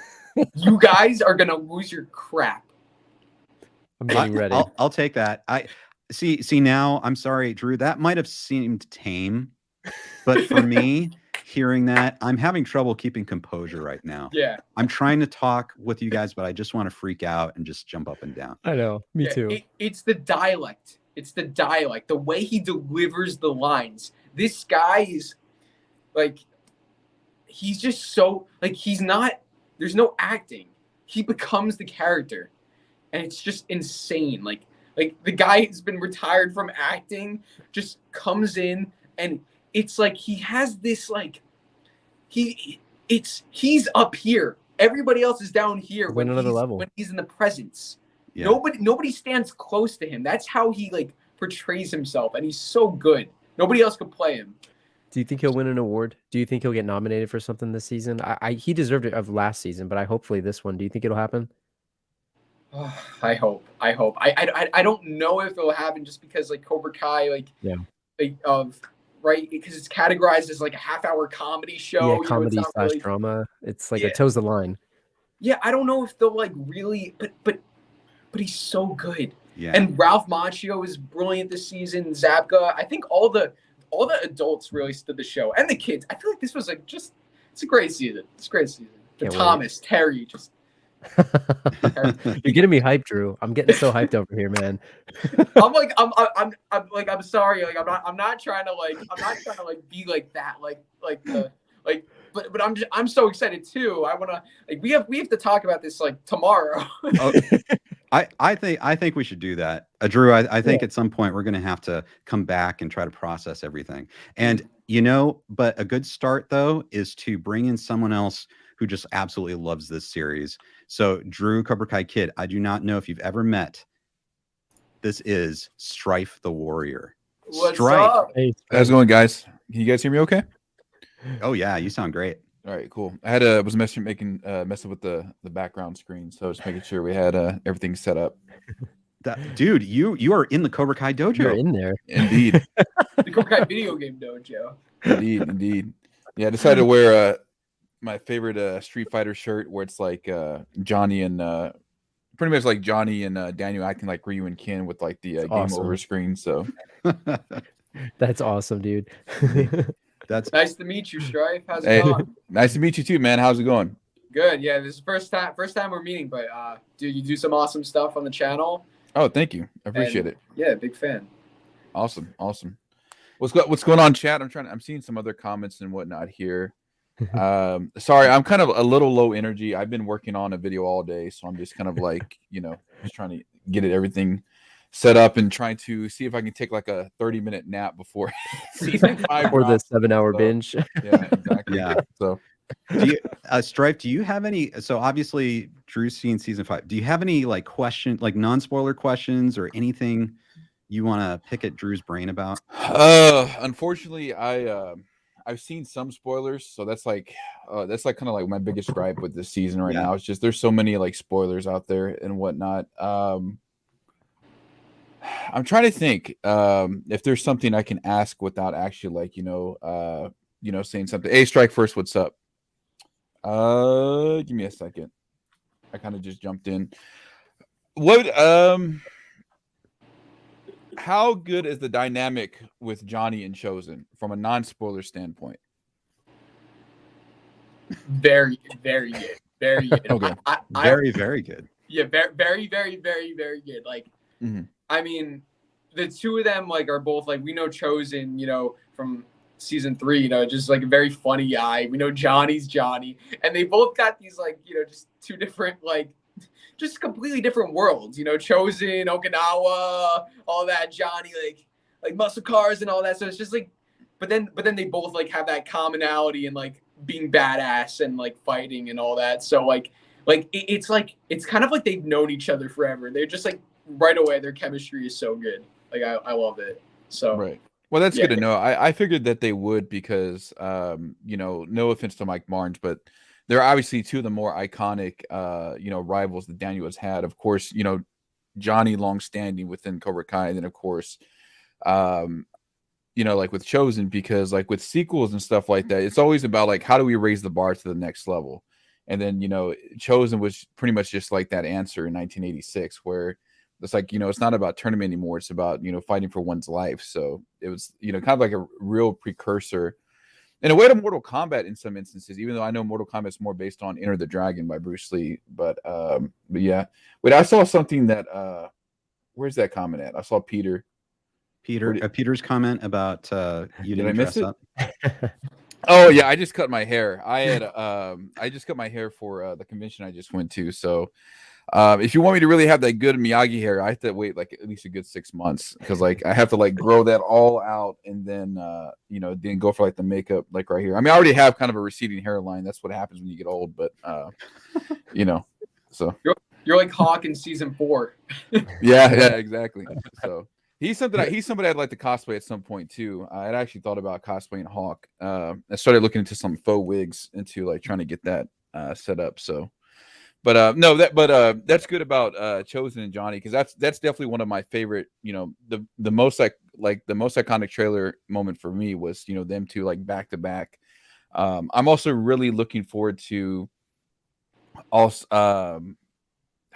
I guess what's the word? The entourage that Terry Silver's bringing, like some very like 70s like kung fu era, vibes. I just keep thinking of like some Bruce Lee type of stuff, like Way of the Dragon. I also kind of get some vibes of like what's that other one? The Big Boss, kind of, where like he kind of has like all those thugs and whatnot. Game of Death. Game of Death too, for sure. How I'm trying to phrase this question without having to like say like, hey, tell me, because obviously I want to wait too. Yeah. So with the entourage that Terry Silver's bringing in, all the different senseis that he's having in, do they get fairly decent screen time? Like as far as like kind of like to develop the character a little bit, because obviously they're being brought in. They have some kind of renowned martial arts ability if Terry Silver is bringing in to help conquer the valley. But yeah, do they have like a little bit of character development? Is there like some decent screen time for them? I guess it's kind of my main question. Without, you can answer as best you can. Obviously, it's kind of a hard. I try to phrase it to where you wouldn't get, Yeah. I definitely not like a focal point in the season, because Right. You got like Terry and Kim Da-eun. That's obviously the main one, but like the fist is there, and they definitely like play like a part in a lot of like significant moments. You know what I mean? As Terry's like right hand men, like and they're freaking cool. They're really cool. Patch and Blondie and all that. Like and the thing that's cool about them is like, you know, these guys, I don't know specifics on like all of the actors, but I believe you guys know more. I believe all of them, like, unlike, you know, a lot of the other actors, like, these guys are specifically martial artists brought in, you know, like Tyron Woodley. I really don't know all of them, but it's not like they're actors who had to train martial arts. They were specifically brought in with all of that skill. So, I mean, that's pretty cool that these guys actually really know what they're doing. Right. Okay. Well, that's good to know, because, like, I mean, obviously Cobra Kai has been a lot better about character development, not even just for major characters, but for minor characters, because, you know, of course, one of the you know, like with Karate Kid 3, for example, obviously Terry Silver was very well written, you know, for that time, given the fact that, you know, it was kind of a rush script and they had to kind of come up with him on the spot. But obviously, like, you don't see a lot of development for Dennis or Snake or Mike, and like in the Karate Kid aspect, they're very like one-dimensional. So that's kind of what my curiosity was, if they were going to be kind of like that same level, but it sounds like they'll at least be like, you know, somewhat focal. And that's cool that they're also martial artists, because that was the same case with, I can't remember the actor's name, but Xander Stone. It was kind of like the Daryl Vidal of, you know, season 1, where he was a legitimate martial artist, and I think he still does stunts and stuff like that. I forgot what the actor's name is, but yeah. Jeez, why am I forgetting? Is it Talon Chat or something? Something like that. Yeah, that sounds about right. Well, Drew, the Cobra Kai Kid, I know you have your own live stream going on right now. So you can stay a little bit, but I do want to let you get back to your stream. Do you have any other words of advice or wisdom before you go to everyone watching right now? How should they mentally prepare for Cobra Kai season 5? Wait, hold on, Ken. You mean Miyagiism? That's the. Come on, man. I thought you were. Wow. Well, you know, it actually makes sense though, because you are a Terry Silver guy. So I guess I have to give you some mercy, because you wouldn't know that. So but Drew is the Cobra Kai Kid. That's so very he true. May not know Miyagiisms. Yeah, that's very true. Very true. I only know strike first, strike hard, no mercy. That's all I know. That's how I live my life. No, but. No, seriously, thank you for having me on, Ken, Drew, Strife. It was great meeting you and talking. Hey, good to meet you too. And I just want to say, like, I know I said this at the beginning, but like, Ken, like, you got it all prepared, like, with your video clips. Like, I know I'm on my live, but I'm gonna, like, you know, pop in, check it out. I'll watch more after. But you're doing a great job. This is very impressive. Everybody, thank you for watching. Thank you for having me. Season 5, you want to just be ready. Just be ready, because I'm telling you, the finale, and I know I've just been saying finale, but it's like the finale is like the culmination of like every Karate Kid movie. It's just like and all of the Cobra Kai seasons. It's just like the biggest finale in the universe, and it's like you don't think that they could top it, but obviously they will. I don't know how, but it's just brilliant. And Thomas Ian Griffith steals the show. And yes, stay tuned for Ken Cole's cameo in Cobra Kai season 5. Oh, sorry, Ken. that would be something. That's maybe season 6. We got to get you in as Terry's like right hand man. Yeah, or Tom Cole's right hand man, cousin employee. I'll be the Louis of the Cole franchise. So thank you so much, Drew. Have fun on your chat. Enjoy these moments and the hype that's going on about Cobra Kai season 5. And it is always wonderful to see you, Drew, the Cobra Kai Kid. Thank you, thank you, Drew. Us. Thank you, guys. Appreciate it. Amazing work, Drew. Amazing. And if anyone here from my channel is not following the Cobra Kai Kid for some reason, you have to do it right now. So thank you, Drew. Appreciate you guys. Cobra Kai never dies. Cobra Kai never dies. Bye, guys. Have a great stream. See you. Bye, Drew. See you, Drew.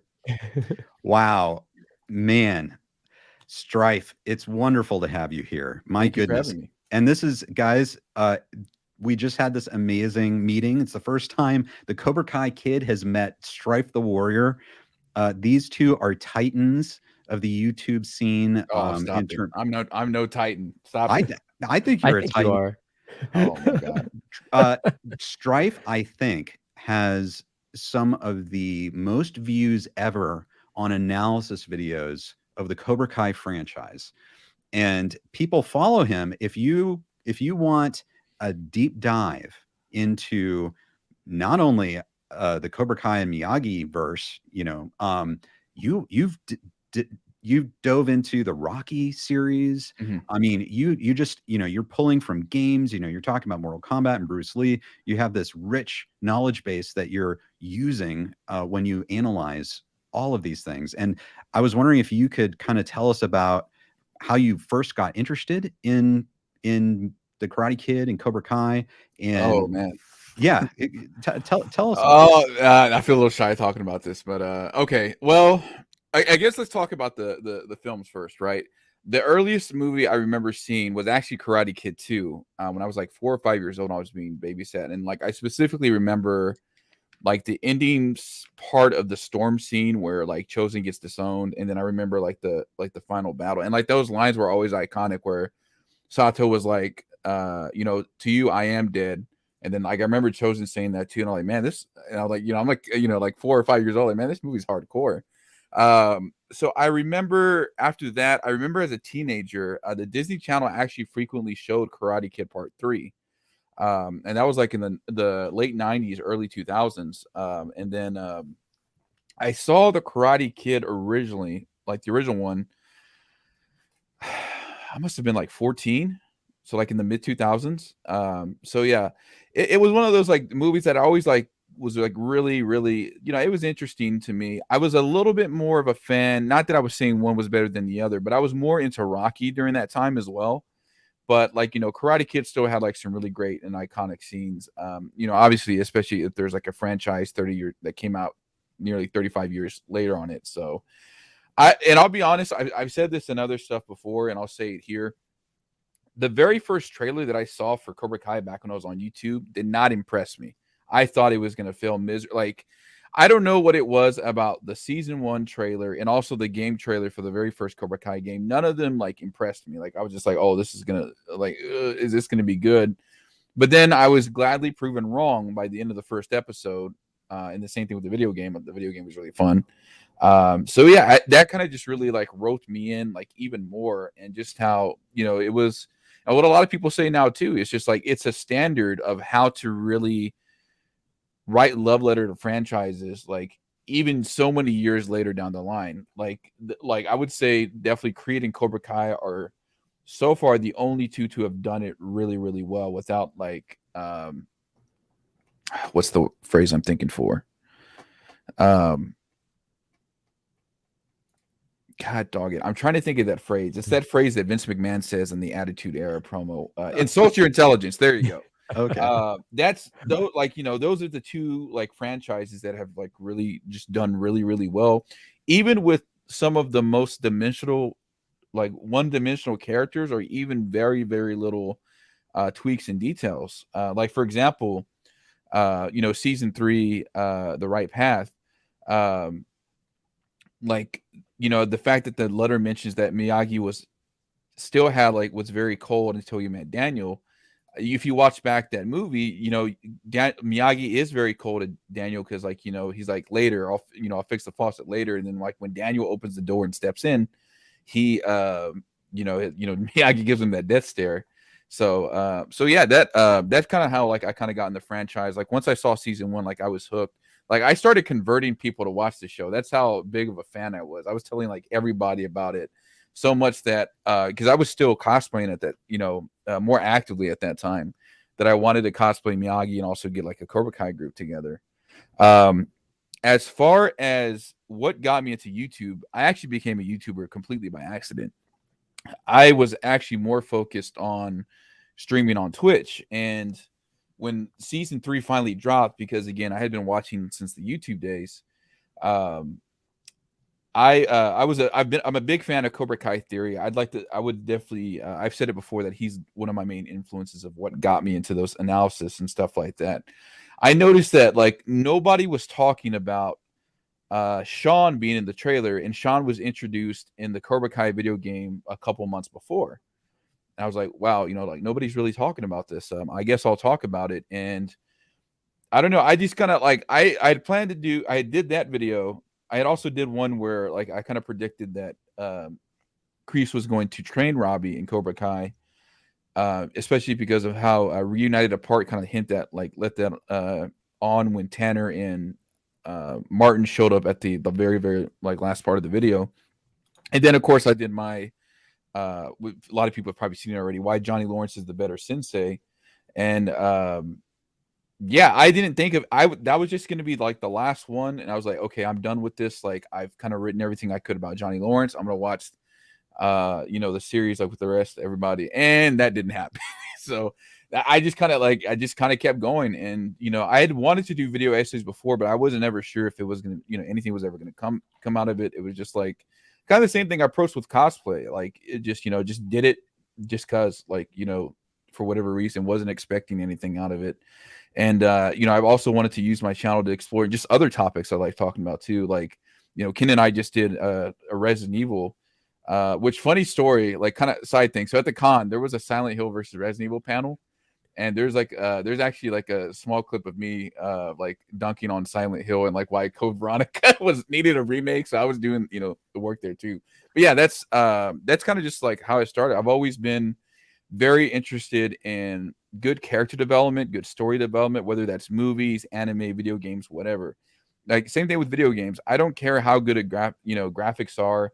I would be fine playing with 8-bit and 16-bit RPGs as long as the story and characters are good. So that's kind of long-winded, but yeah, to answer your question. So I feel the same as you, especially when you talk about the story and the characters. And I think one of the things that you said that really resonates with me too, Strife, is like the way that it adds sort of backstory and nuance to things that maybe were a bit one-dimensional when it first came out. And I think that's one of the things that I think this series just does so well. And we've talked about it at length in a few of these episodes and stuff, but even just someone like Terry Silver, where they've taken a character like that and they've said, oh, okay, this guy's just this cartoony villain, and he's just, he's a toxic waste magnate and all this stuff. And I feel like the last season that we saw, season 4, added a lot more nuance to it. And yeah, there was this roller coaster of emotions with him and how they portrayed him. And was he reformed? Was he not reformed? Was it all an act? But like, all of that just built out the character so much. And you look at Thomas Ian Griffith and what he's able to do from an acting standpoint. Cobra Kai Kid was just talking about that, and it's just like, it's incredible. And I think what's got me so hyped about season 5 is to see like more about where they take that. Because he only had, I think it was like 15 minutes of total screen time or something in the 6 hours that it wasn't a lot. I mean, he certainly ate up the screen when he was on it. But I'm really excited to see something where that goes. And I guess like maybe a question for you is like, what's something that you like are maybe looking forward to most seeing in season 5? Like, what are you looking forward to the most? Like, is there a question that you want to get answered? Is there something that you're like, man, I hope they do this? Like, what's on your mind when it comes to season 5 coming out? Right. I will say too, a couple things. First, whoever said thank you, that I loved your videos. Thank you. First of all, somebody also said what cosplay costume I was wearing. I'm assuming you mean the PAXCON. I'm not sure.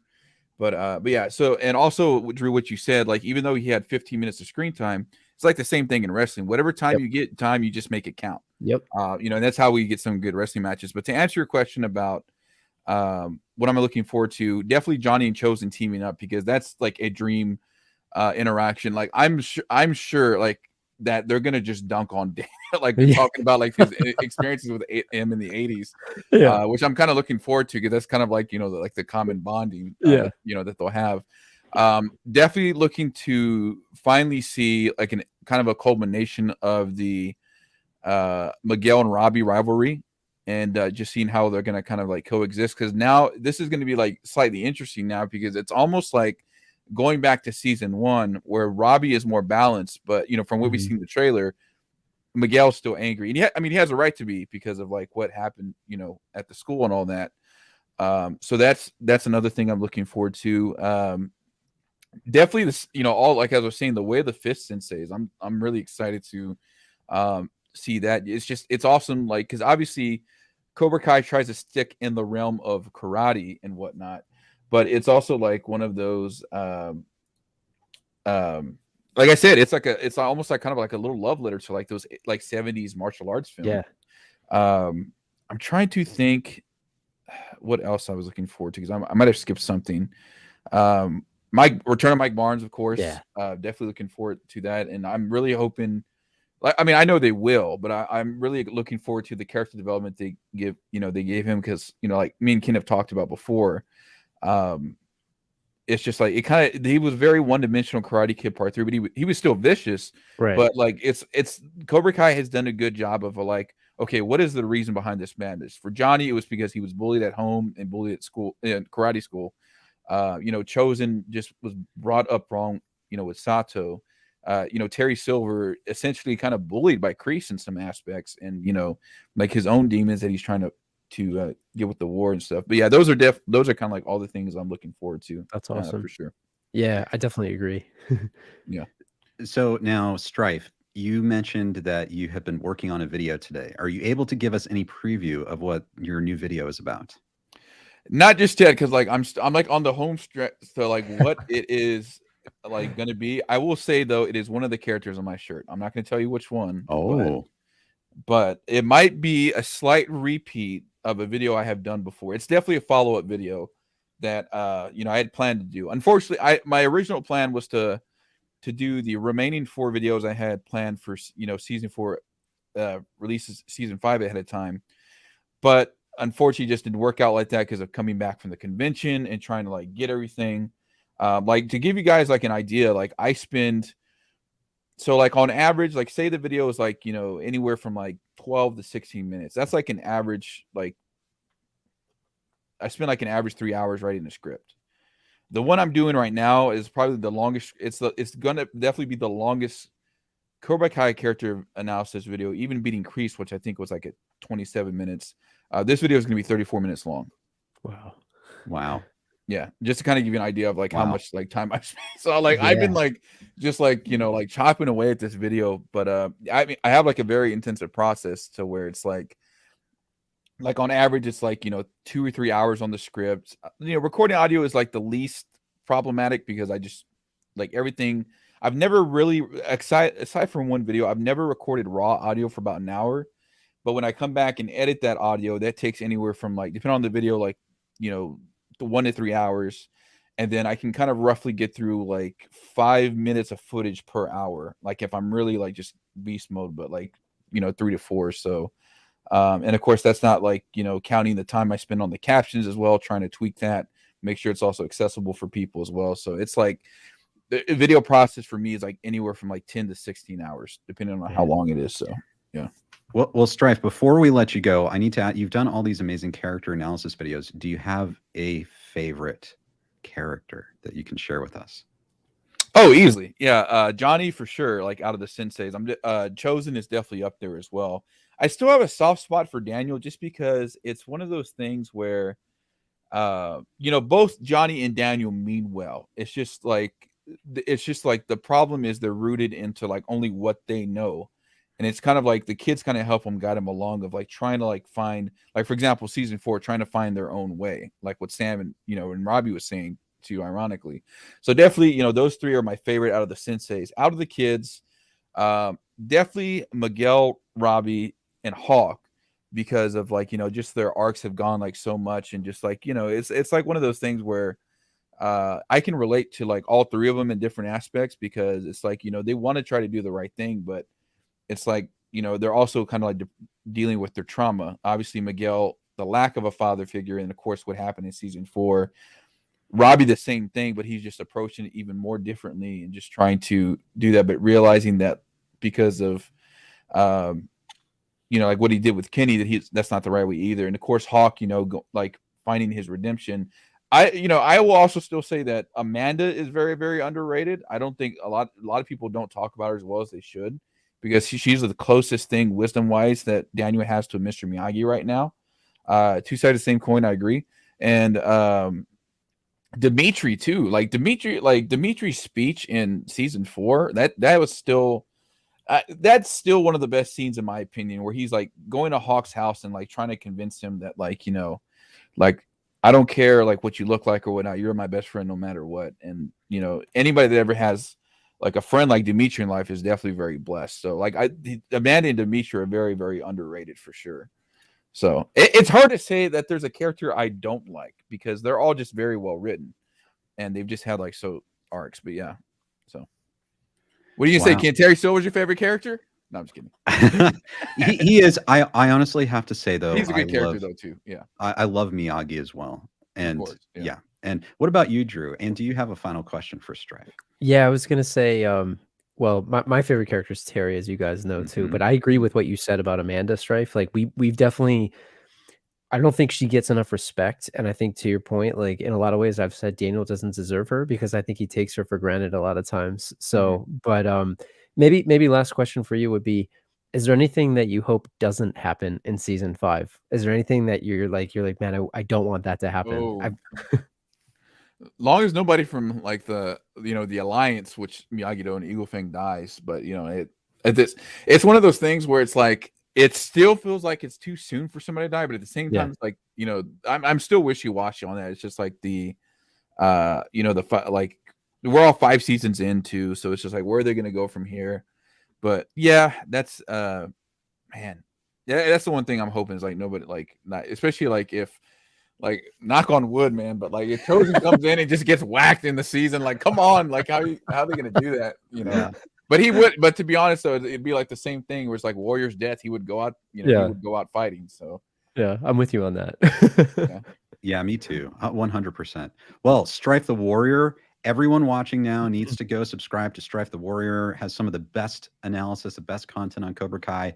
Everyone go there now. He's got a huge video coming. Strife, is there anything else you'd like to tell anyone before we let you go? I'm trying to think. Well, first, thank you guys for having me on and whatnot. I definitely need to. We still have to get a game of Shredder's Revenge in sometimes, Drew. Oh heck yes, for I sure. want to play. You guys were great, by the way. Yeah, I was watching. Oh, thank you. Just give me like start October. Let's plan for that. Yeah, get everybody's going to be busy.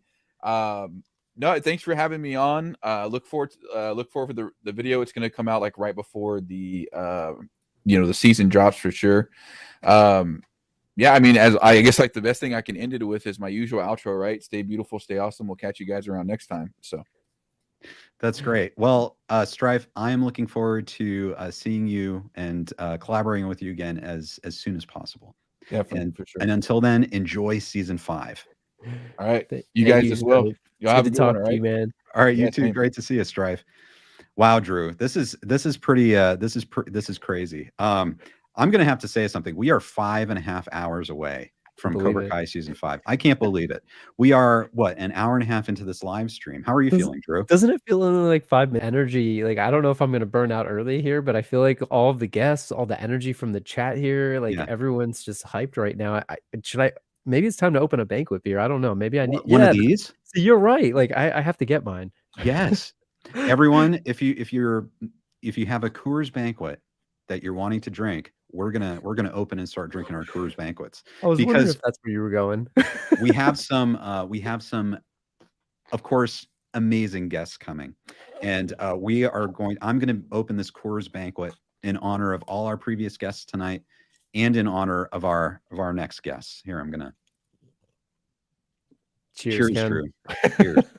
Cheers, everyone. This is great. It's like flick the cap like Johnny, right? I know our next guest can actually, yeah, we've got another guest, guys. We have Strike First Media. How are you doing? Up? There he is. Cody, great to see you. Great to see you guys as well. Hold on, I'm just sending Shamoon the link. He didn't have it. Yes, we're gonna have Cobra Kai Nation. And then let me know when you're done with that, Cody, because we have just opened our Coors Banquets. Cheers.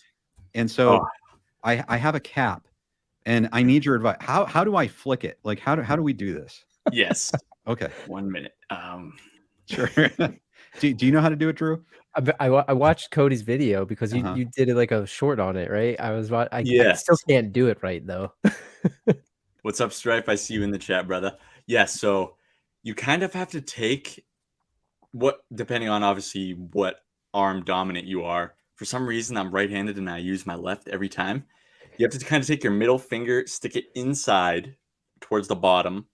Okay. And then put your thumb right on the other side. And then you just hold it like that. And you kind of just snap your fingers. And you should fling it. Oh, that didn't work. It takes a lot of practice. My grandfather had to teach me that, not even Johnny. Wow. I guess I needed to buy more than 12 of these, so I don't know. Yeah. Hey, Drew, drink all 12 and you'll be able to do it like that. Yeah, there you go. You guys are so much more prepared than I am.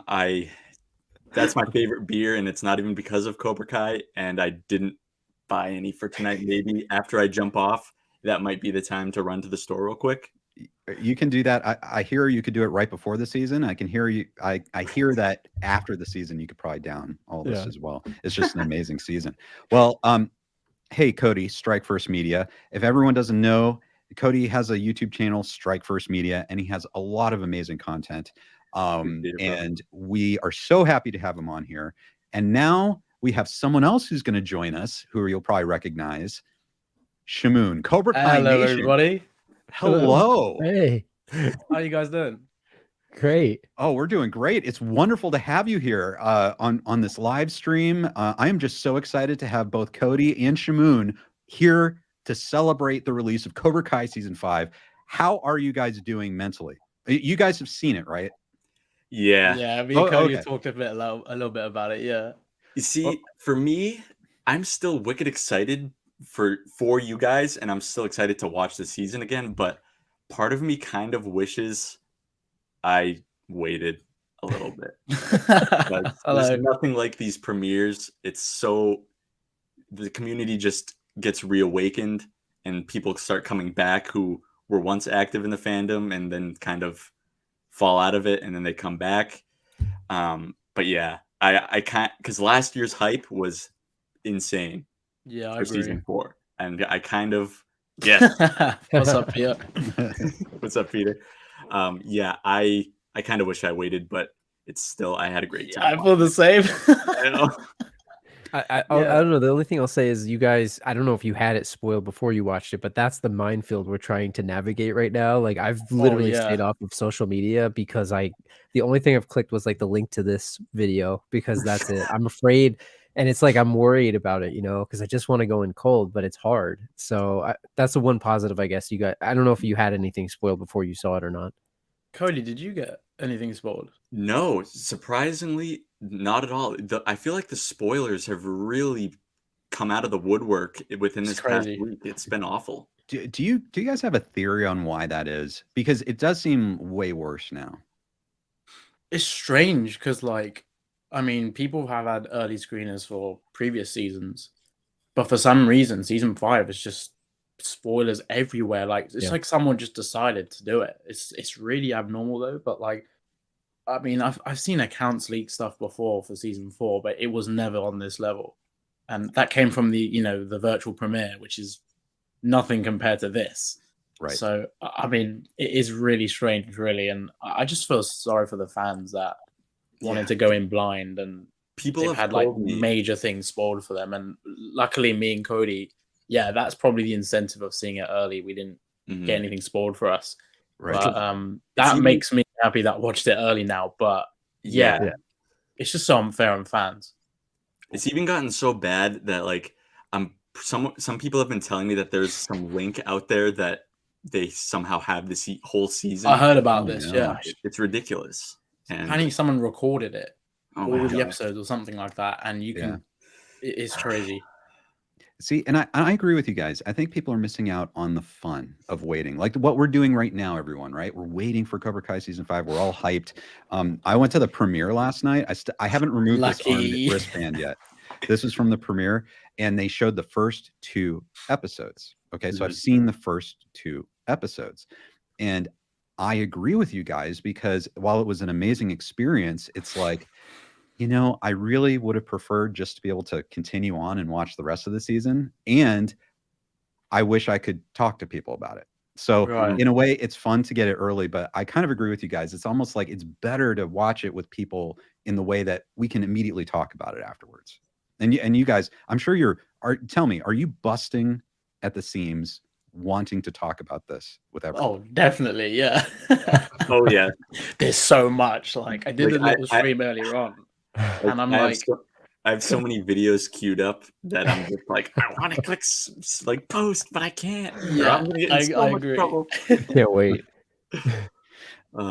Drew, from the Last Row podcast, my co-host tonight. Drew, do you have any questions for these? We have two huge content creators here. First off, it's an honor to be here with you guys tonight, and it's awesome because both of the content you guys create is amazing. So thank you for joining us, and it's a pleasure to be here with you. So I'm gonna cheers you here with a banquet I beer. appreciate that. I'll have to do it with my tea. There you go.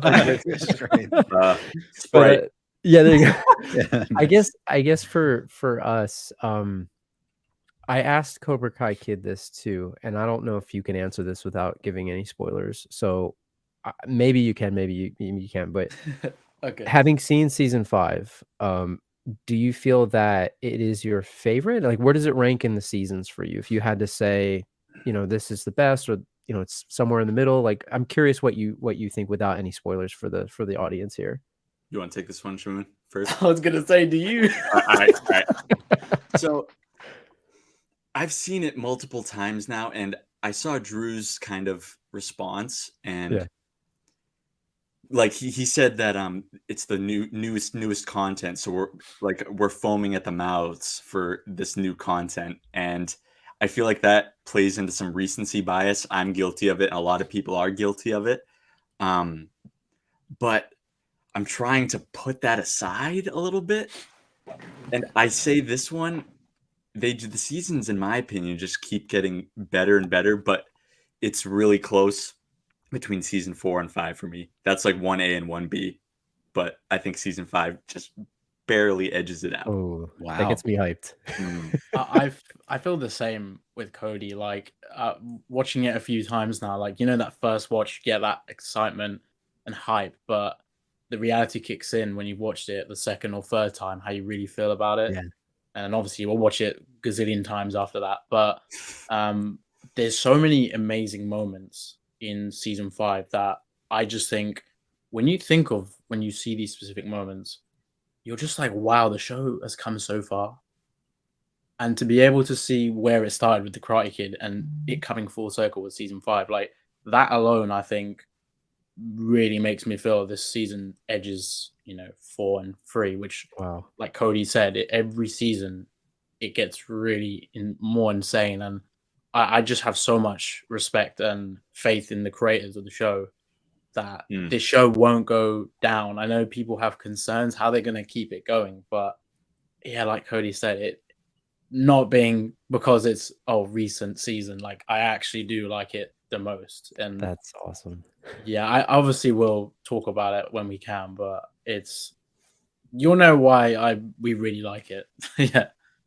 That's awesome. Yeah, 4 is my personal favorite, so I'm excited to hear that after hearing you both say that. Like, it gets me even more excited. I don't know how you feel, Ken, but I'm pumped over here.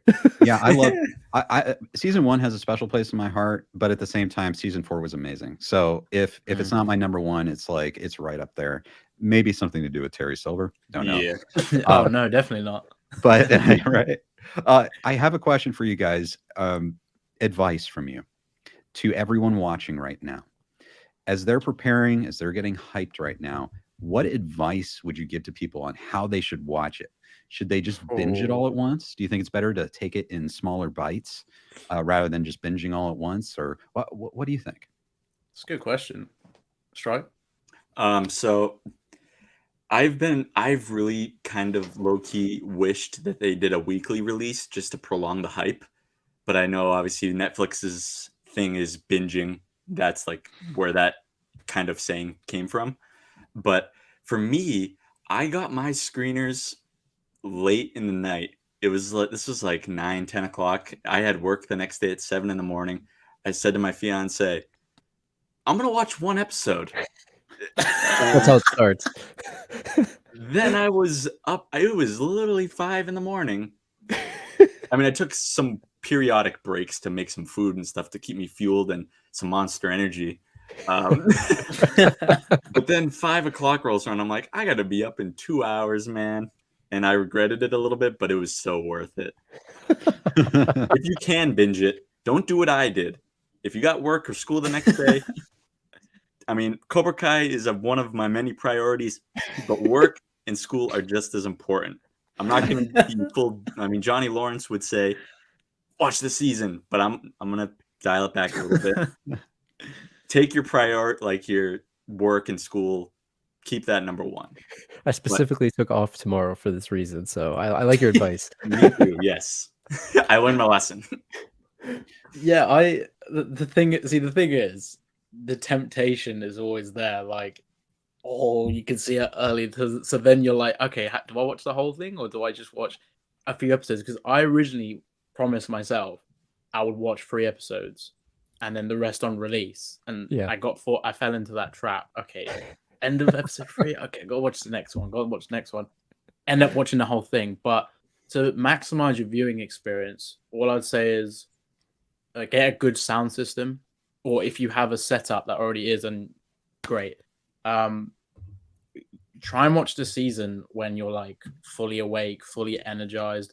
You've had food. Don't watch it when you're like sleepy and tired, because you know how deep and meaningful Cobra Kai can be with the way it is as a show. Like, you really want to understand the nuances and really get the full immersion. So be awake, I'd say. So try not to just be woke. Be woke. Be woke. But like, yeah, the thing about weekly episodes, I said this to Cody, as creators as well, that would be so nice to have that weekly release, you know, and we could talk about the episodes fully then and really enjoy the episodes, because with binging, I feel like you really forget how good it could be. Yeah. And it kind of gets put to the side. Okay, I've watched it, next episode. But yeah, I don't know if they'll ever do that with Cobra Kai, but I'd totally be down to see that.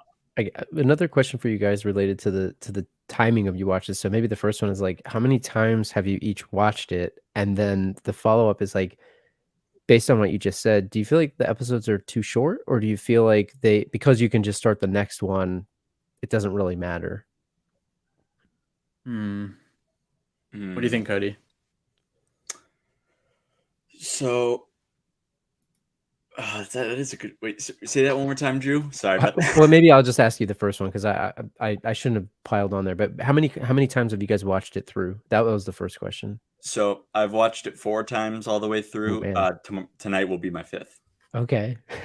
Yeah, I'm on my 4th. So that's awesome. And then maybe from like the length of the episodes, because we've talked about this before, and I think you guys probably have as well. But it's like, it sits in this sweet spot of this comedy/drama, which is around half hour. They're introducing so many characters that are all so compelling. And I think the hardest part is like, how do you have enough room for them all to breathe and for them all to really get their share of the spotlight? And I think they've done first off, I think they've done a marvelous job of trying to juggle all of those in a very good way. But do you feel like the show could be longer? Like, I guess with these episodes, did they feel too short? Shimon, you want to take this, or do you want me to just... I feel like because each season is getting longer, I think fans just want the more things to be flushed out, because like, the less time you have, the more you're introducing each season, it's going to get harder to balance. You know, you're not going to be balanced like a Miyagi-Do. You're going to be all over the place. So I feel like I would love to see Cobra Kai episodes be 40 minutes minimum. Yeah, right. Me too. And if they were to do the weekly release, 40 to 45-minute episodes would be great. But I think with the way they are going with characters now and how much they're adding, and also the returning characters like Silver, you want them to get flushed out properly. So it's balancing the new characters, the legacy characters, and just generally like how they unfold the story. I think I would definitely love to see Cobra Kai in the future have like a movie length like finale or something, I saw a comment regarding the episode lengths. I don't know if that would be considered a spoiler dangerous territory. I mean, you can mention it, but that's up to you guys. Let's ask this. Is it fair to say in season 5 is the longest episode of Cobra Kai in season 5? Yes. Yeah. Okay. That's great. I don't think it's a spoiler to say season 5 is longer, because John Hurwitz did say this on Twitter. So like, if people didn't know that, he said this a while ago in the Q&A that it's definitely the longest. But like season 4 was that little bit longer than 3, and then I mean each season seems to get longer. It's like a pattern, but just that massive significant amount of runtime, if they change it and up it, that'd be great. I'll say one last thing on this topic. There isn't an episode that is under 30 minutes. That's Yeah. all. They're That's all good. over 30 minutes. Okay, like that's that. wonderful. I like That's that. great.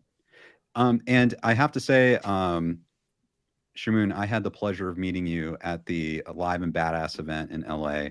I think you were wearing that exact same gi Yes. at the time. Yeah, I'm wearing the gi. You can't really see it from Yeah. my setup, but yeah, I'm wearing the exact same gi. And Peter mentioned that you are Miguel and Cody is Johnny. Yeah, I love that. So I have a question. Do you guys do martial arts in real life?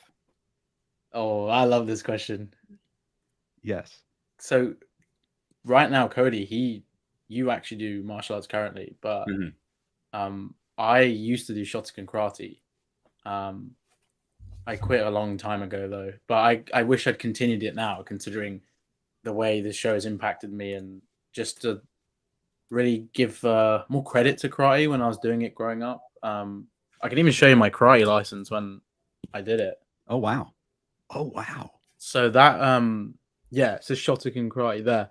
So like it was Shotokan karate is what you probably already know this, but Sean Kanan did that, I think, to prepare for Karate Kid 3.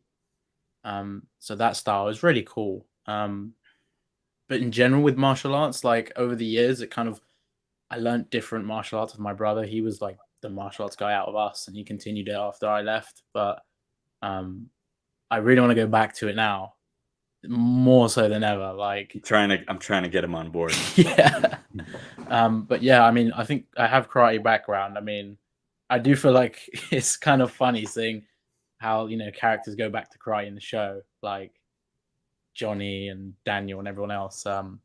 But yeah, myself, I mean, I'm young. I'm not like in my 50s going back to karate or anything. But yeah, I used to do it, and yeah, I definitely miss it for sure.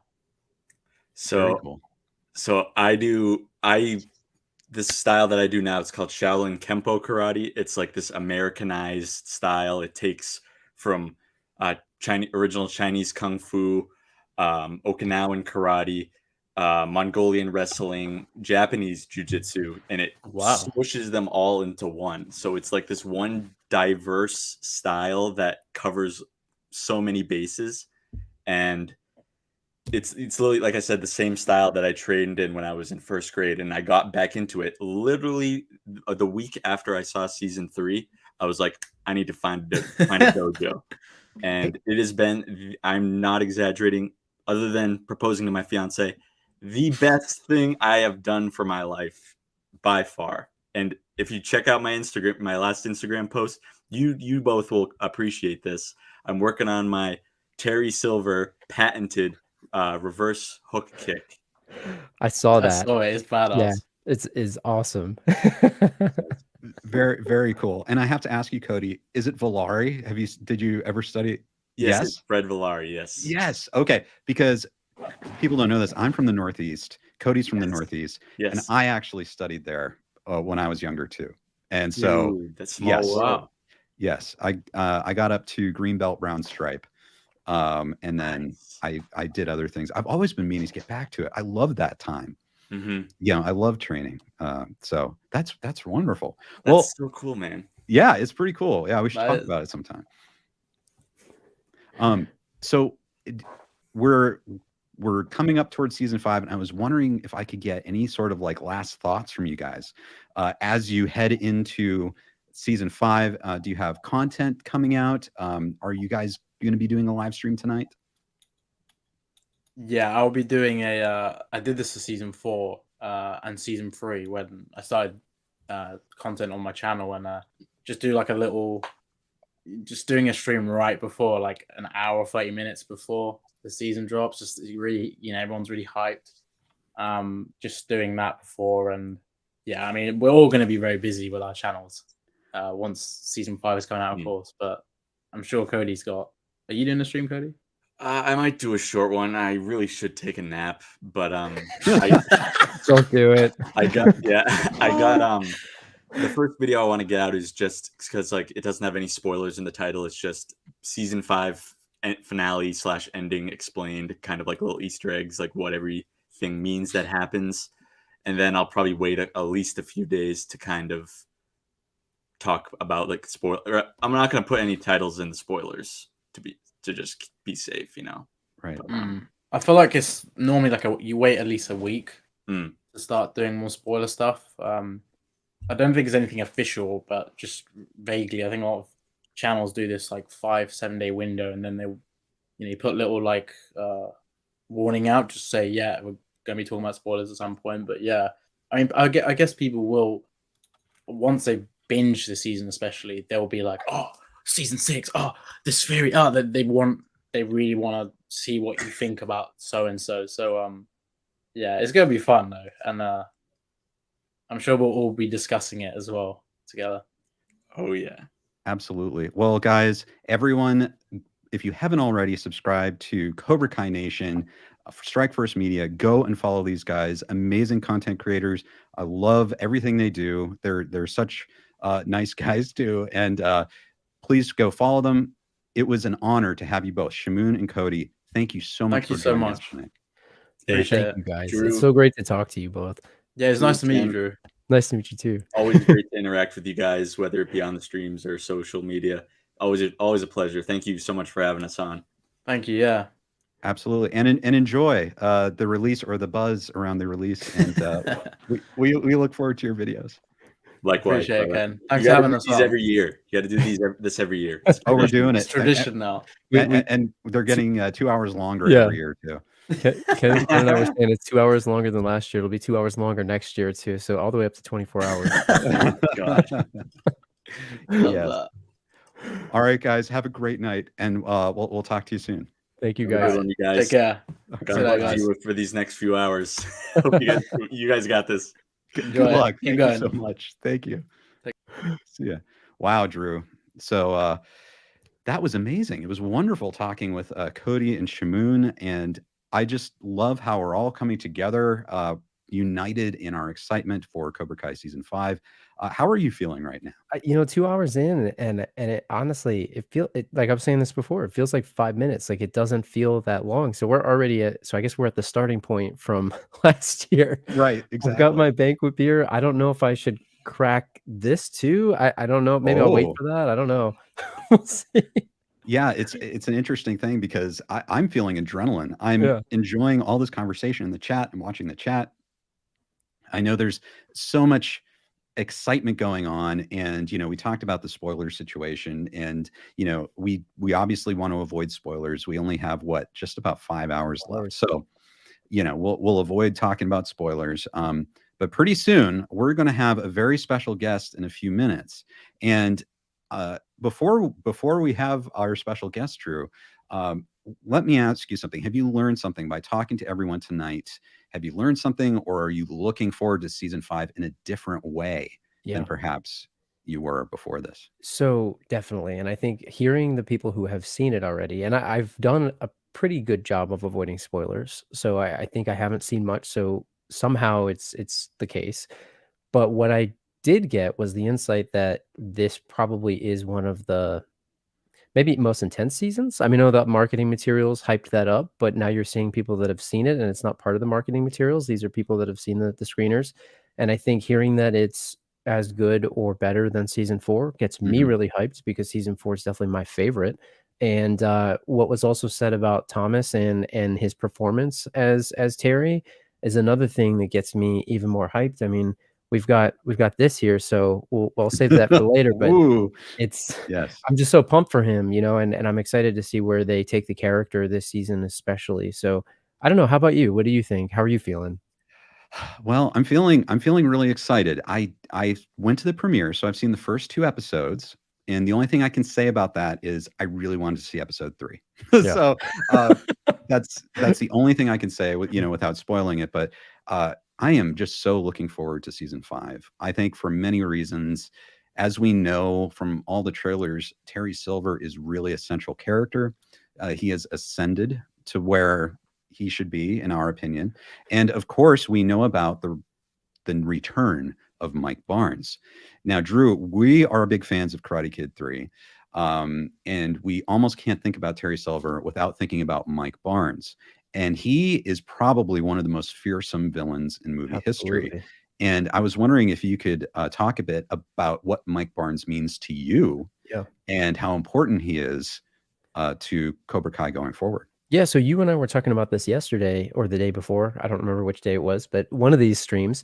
But I think the coolest thing about Barnes, and the thing that is probably my favorite part about him, is yes, he's sort of a hired mercenary from Terry Silver, but he is a ruthless fighter. He is karate's bad boy, as we all know and love. And I think Sean Kanan gave an amazing performance as a Mike Barnes, and we saw that teaser image of maybe what might be coming in the season. And I think Mike Barnes is such an important character to Karate Kid 3, and you couldn't have that movie without him and the performance that Sean gave. And for me, like, I think he almost doesn't get the love that Terry gets, and I'm a huge Terry fan, right? But I love Mike Barnes just as much, and I think from the performance and just sort of like the character and what that character means to the movie, man, I just think he's such a special character. A lot of people talk about Chosen, a lot of people talk about Johnny, but I actually like Mike Barnes more than all of them, just because of like how ruthless of a fighter he is, and how just fearsome he was. And I'm excited to see what season 5 is gonna hold for us, because we only got that one picture, and that's it. And I can't wait.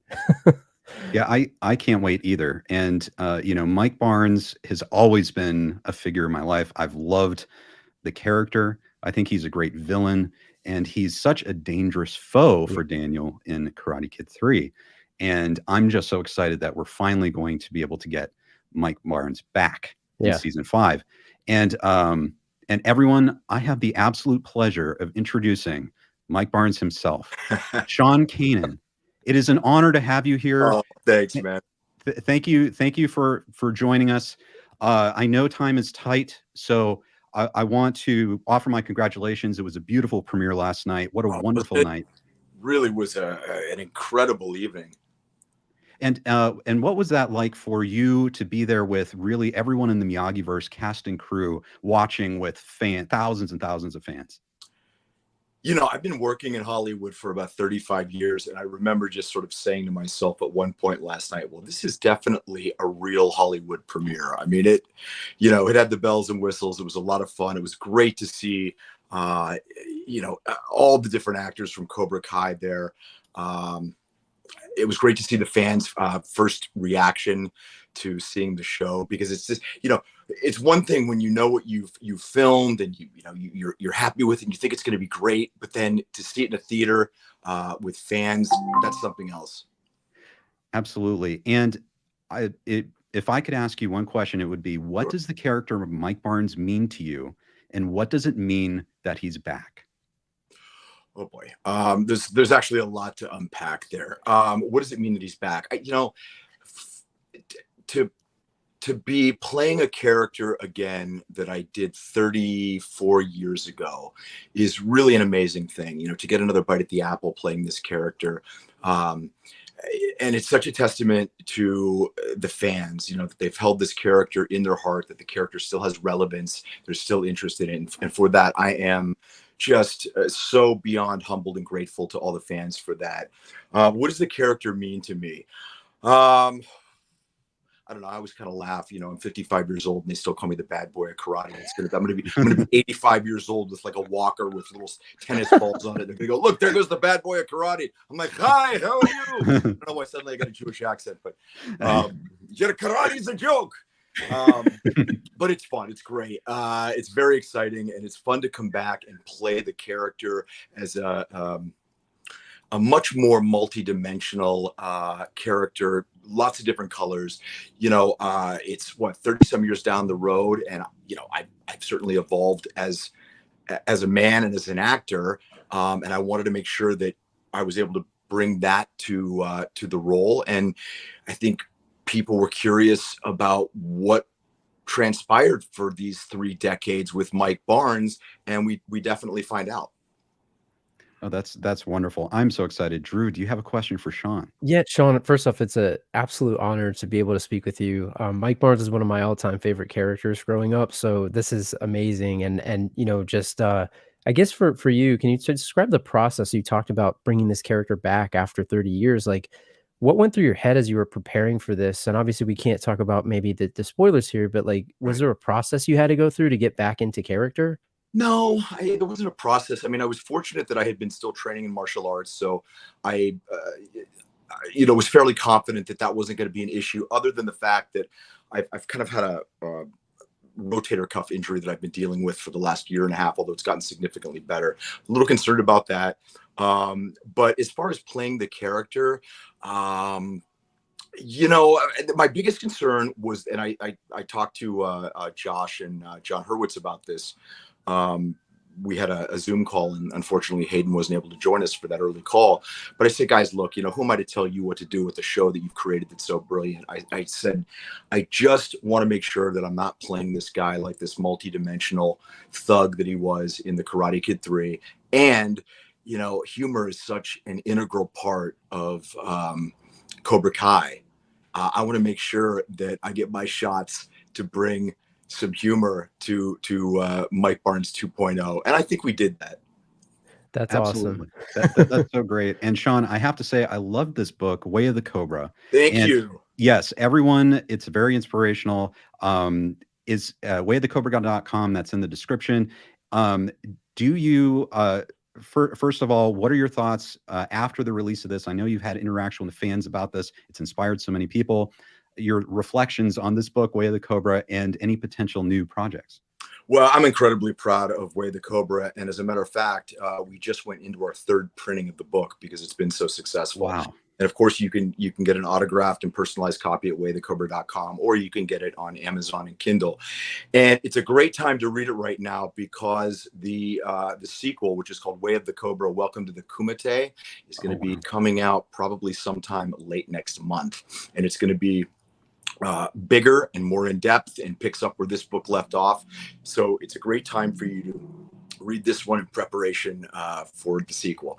As far as other projects going on, I'm still on The Bold and Beautiful for CBS, and I'm going to be crossing over as my character Deacon Sharp to The Young and the Restless to do a little work over there.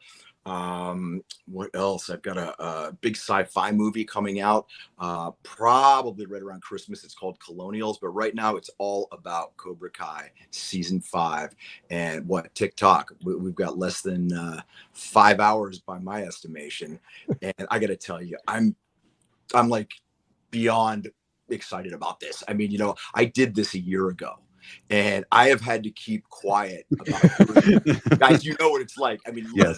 Literally like 300 to 500 people a week. And especially I would go to a Comic-Con and I was going to get a shirt made up that said, "Don't ask, I can't say," but I didn't do it. And it was, like liberating beyond belief to finally say, yes, I'm in it. And now it all comes down to this. And, from the bottom of my heart, I hope that the fans feel that the wait was worth it and that they embrace and enjoy the return of Karate's bad boy.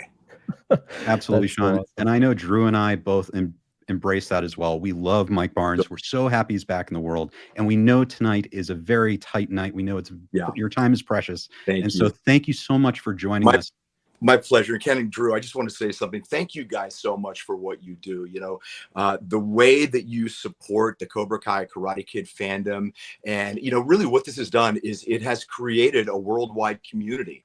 I mean, you guys have really helped facilitate that. And thank you so much for giving me the time to talk to you tonight. Okay. Wishing you guys all the best and enjoy. Take care. Thank you, Sean. Thank you so much, Sean. Have a good night. Man. Wow. That was incredible. That was awesome.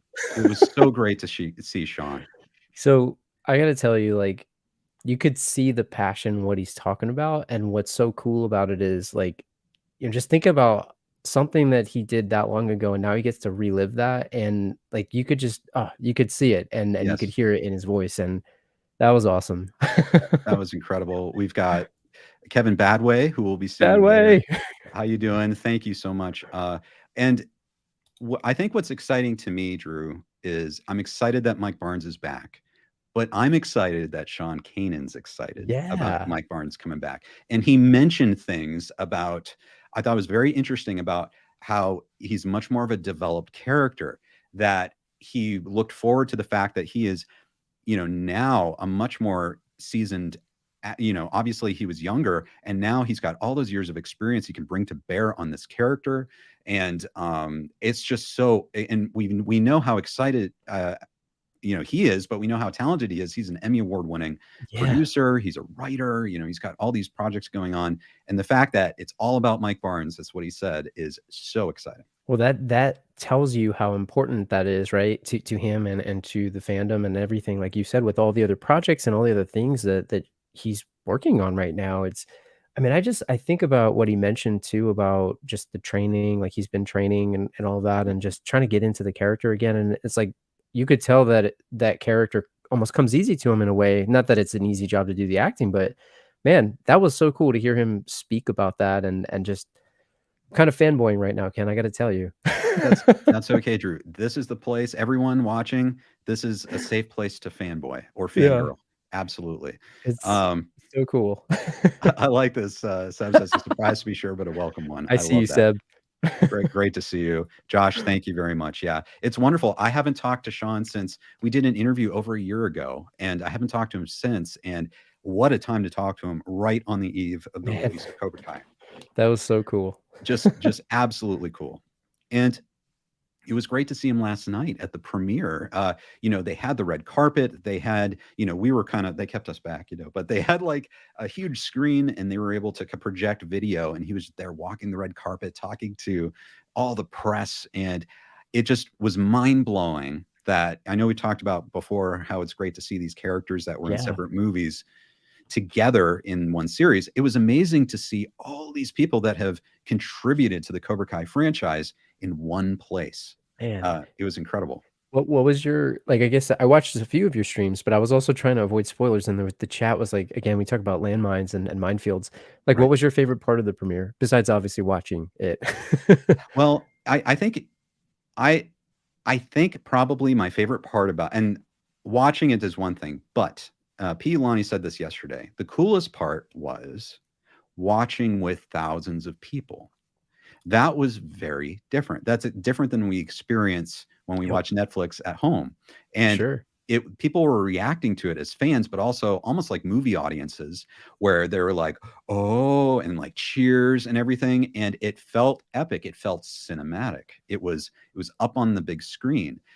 So that was one experience. And then you realize that the creators, they were sitting in front, closer to the screen, but you're in the same audience as the creators. Yeah. I mean, they were all there. And that's so cool. How cool is that? It was a great experience. And that's why I live streamed as much as I could last night, because I wanted to bring everyone into it so they could get a sense of the energy of the event. And so hopefully I was able to bring you guys there. But it was just such an amazing event. And yeah, as I mentioned before, I still have my wristband on from the premiere last night. Just it was so cool. That is so cool. Maybe the more important question is how were the tacos? That food truck looked awesome. The tacos were great. The problem was, like, I saw people moving around, and I'm like, oh no, like, do I have to start up the stream again? But so I ended up kind of wolfing down the tacos, but they were good. They went down fast, but it was good. That's awesome. Oh man, that is so cool. And I saw some pictures of the cast and everybody, but like just imagining being part of the show. It is a Netflix release, so you don't really get a theatrical event. And I know that there are some times where they show it in certain theaters and stuff, but that is really cool to be able to experience that with people. And you don't really get that for a lot of streaming type shows. It's unfortunate, but that theater experience, even though it was outdoors, is still sort of second to none. You can't really capture that watching. And we talk about, do you watch it alone? Do you watch it with people? Something like that. Pretty awesome to watch with the crowd, I gotta imagine. Oh yeah, it was really cool. Kate, I appreciate that. Yeah, I didn't even know if you guys would like that. It was basically just holding up a camera and just so you guys could see what was going on. But I'm glad so many of you liked it and enjoyed it. And it was awesome. Yeah, I think if I have one wish, it's that they did more of these live Cobra Kai events elsewhere as well. With East the cast. Coast, East Coast. At least start there, New York, and you could go. And then I could come out to New York and meet up with you there. We could do a live stream. And I think we have a great comment here. When will you watch tonight? Will you be starting on episode 1 or episode 3? Well, honestly, episodes 1 and 2 are very much burned into my brain. So I am very eager to start with episode 3 because I want to know what happens after episode 2. We were kind of talking about this before, Drew, when Cody was saying, he wishes maybe it was like a week and then you could digest each episode, and that it's the nature of Netflix to make you want to binge it. And I think that's the problem is you stop an episode, even if you're tired, you feel like you need to keep watching. Yeah, there's a lot of shows out there. Like, I think when I think about one of the first shows that I watched and like really analyzed week to week, like Lost comes to mind. And there was a show like there was a benefit to being able to look for Easter eggs and things. And I think like it's a double-edged sword because watching it all in one go, you get to experience it more like a movie. Like I think some folks have said that in the chat. It's almost like a 5-hour movie, which is awesome. But at the same time, that week to week makes you appreciate and savor every moment, and it's hard because if you choose to do that yourself, because you could say, I'm just going to watch one a week, but then you run the risk of it being spoiled for you. So the second that it's out there, you kind of have to make that decision. And as much as I want to savor each episode, I think I'm going to do like a 5-hour binge. I'm just going to have to try to find that time. I know. I think what happened with us last year was we watched the first, say, 6 episodes and we had to take a break. Yeah. Because you do want to process it. Yeah. I think. I think I did that. I think I watched the first 5 or 6. I did take a break and then I just kind of stayed dark. And then I watched, it was around New Year's at the time, right? So it was over the holidays and less going on. You kind of downtime between Christmas and New Year's and all that. But, now I'm not going to complain about getting a little bit earlier. So September, good time for me. I'll take it. Yeah, absolutely. And guys in the chat, if you want to share what your plan is for watching season 5, definitely do it. We're in this together. We're less than 5 hours away, Drew. Yeah, and I gotta say, like, thanks for hanging with us, everybody. There's a lot going on right now, and we're trying to process it all, but this is awesome. Well, I love sharing this moment with you, Ken, and with everybody here in this chat. We're in this together. We're in for the go here. Yes. We still have just so much more coming up, guys. We have so many amazing people that are going to be popping into this stream. Stay here with us. It's going to be a lot of fun. And coming up here, probably in about 15 minutes, we're going to have Mike Barnes's partner in crime. Is that what you want to call him? Dennis from Karate Kid 3 will be here. Sensei wait. William Christopher Ford. I cannot wait. Now, so let's talk a bit about Dennis. You are a Karate Kid 3 aficionado. You're very well aware of Terry Silver and Mike Barnes. Tell us your thoughts about Dennis. So Dennis is honestly one of the most interesting characters in the movie, even though he has some of the least amount of screen time. We don't get a ton of backstory about him. And what I find the most interesting, and I've said this before on your channel, but if you guys haven't watched Ken's interviews with Sensei William Christopher Ford, you need to go watch them, like bookmark them because they're awesome. Like the insight that he gives into the movie and other things. Like I've learned more from those interviews than I've learned from reading stuff on the internet, reading or watching any type of behind the scenes type stuff. I think the character of Dennis is cool because he's sort of behind the scenes, but I know he's, he was part of the martial arts in the movie, like as an actor, right? And as almost a choreographer in a lot of ways, right? Based on everything that he was saying. And I think the thing about Dennis that's interesting is we don't get a ton of backstory, like we were saying, and he's sort of there, and he's there with Snake. Snake is, Snake knows how to have a good time and all that stuff, but Dennis is sort of lurking in the background. I want to know more about his motivations. How did he get involved there? How did he get involved with Terry? What was he doing? Was he on his payroll? Like we know a little bit, but we don't know the whole backstory. And I think if there's any character that we talk about putting it out into the universe and wanting it to happen, I would love to see Dennis come back to the Karate Kid universe, and especially with more of a backstory and being able to flesh out the character, especially with the way that they've been able to write like Terry and all of these other things where maybe some would have complained that they were sort of one-dimensional. What better character to put in than Dennis? I would love that. I know. And as Liz says here, Dennis's karate skills are to be highly respected. Terry Silver trusted Dennis enough to task him with Mike Barnes' training. I think that's such a great point. And what's really amazing is not only is William Christopher Ford an actor, and he is very nice and humble, but he is a master. Like Oh, he yeah. is, he'll come on and he is just a wonderful, wonderful guy. But at the same time, he's deadly. Like he is a legit martial arts expert, and Yeah. he's trained with the best. He's trained under the people who inspired Mr. Miyagi, and it's just it's just absolutely incredible. And guys, I do want to take a second to thank you for joining us. We've had a lot of guests. We'll have a few more tonight. So I know some of you have been leaving super chats and showing your support for this channel. And I'll highlight those, even though sometimes we won't be able to call them out because we're in the middle of an interview. But I just want to say thank you so much for making nights like this possible. And Drew, if I could sit through this agonizing wait for Cobra Kai season 5 with anyone, it would be with you, our guests, and everyone watching. I agree. I couldn't agree more, Ken. Like, I think about last year was a lot of fun. That was one of the first times I've done this.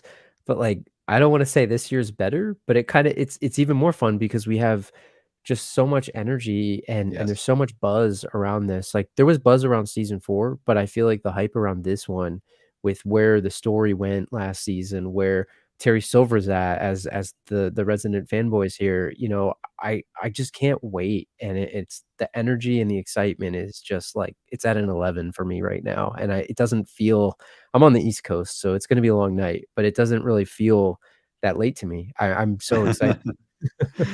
It is exciting. And I have an idea, Drew. You mentioned that like the excitement's different, the attention's different for season 5. Do you think it's now that Terry Silver is back in the world?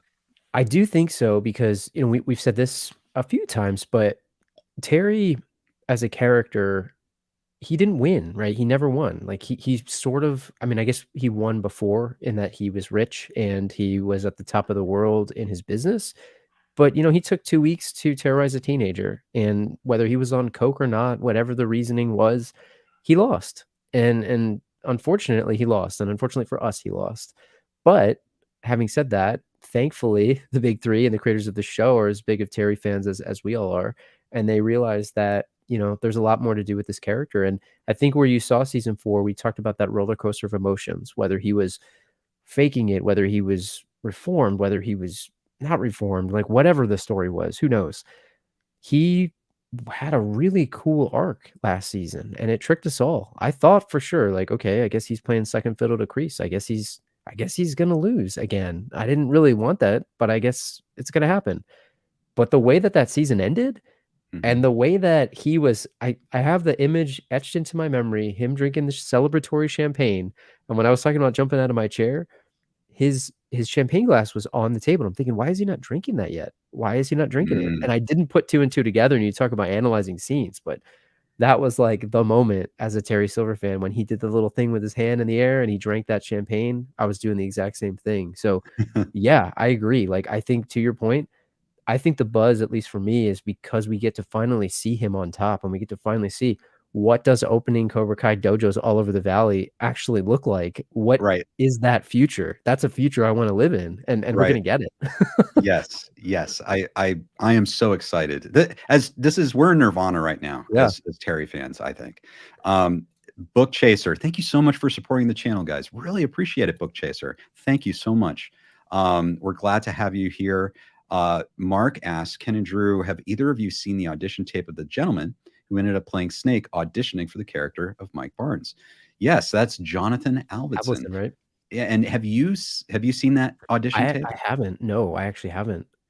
It's really fascinating because he is the son of director John G. Alvinson, and he auditioned for the part of Mike Barnes.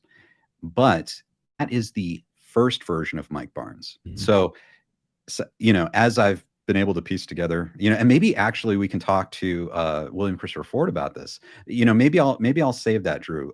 Remind me, talking about if he knows anything about the development of the character. Make a note. Yeah, and Jonathan, because that's actually a great question. Let's see. John says Terry Silver was slow plotting in season 4 and struck when he saw fit. He was, striking like a cobra. And that is the Terry we know and love, isn't it? Yeah. I mean, that's That's what makes him so fierce of a villain. He's got that cunning, cunning just nature about him, right? And Yeah. that's why he gets a 5 on the plan for villain scale. Like he's a perfect 5 out of 5 on that. He couldn't do it any better. I mean, you don't want to go toe to toe with him. You don't. Right. Yeah, absolutely. Ryan says his opinion. I would have wanted Terry to win before, but now I'm 50-50. What do you think, Drew? Has your love of Terry Silver gone down? It can only go up from here, Ken. It can only go up. I don't know. I don't know how much further up it could go, but it can only go up. And I think what I hope happens, and we've said this before, I hope that he's still on top, or at least the big bad by the end of the season going into next season. I hope he isn't defeated so easily. And if he is, I hope they don't do something and take him completely off the board, because you don't want to take a character like that completely out. You want to make sure that they're still lurking in the background. You never know what they're going to be doing. Like Kreese, sending him to jail, much better than killing the guy off or something. You know what I mean? Right. So for me, I really do hope that he still wins. I can understand where people are at with that, though. I know I'm probably in the minority, but I'm happy for Terry to continue to win.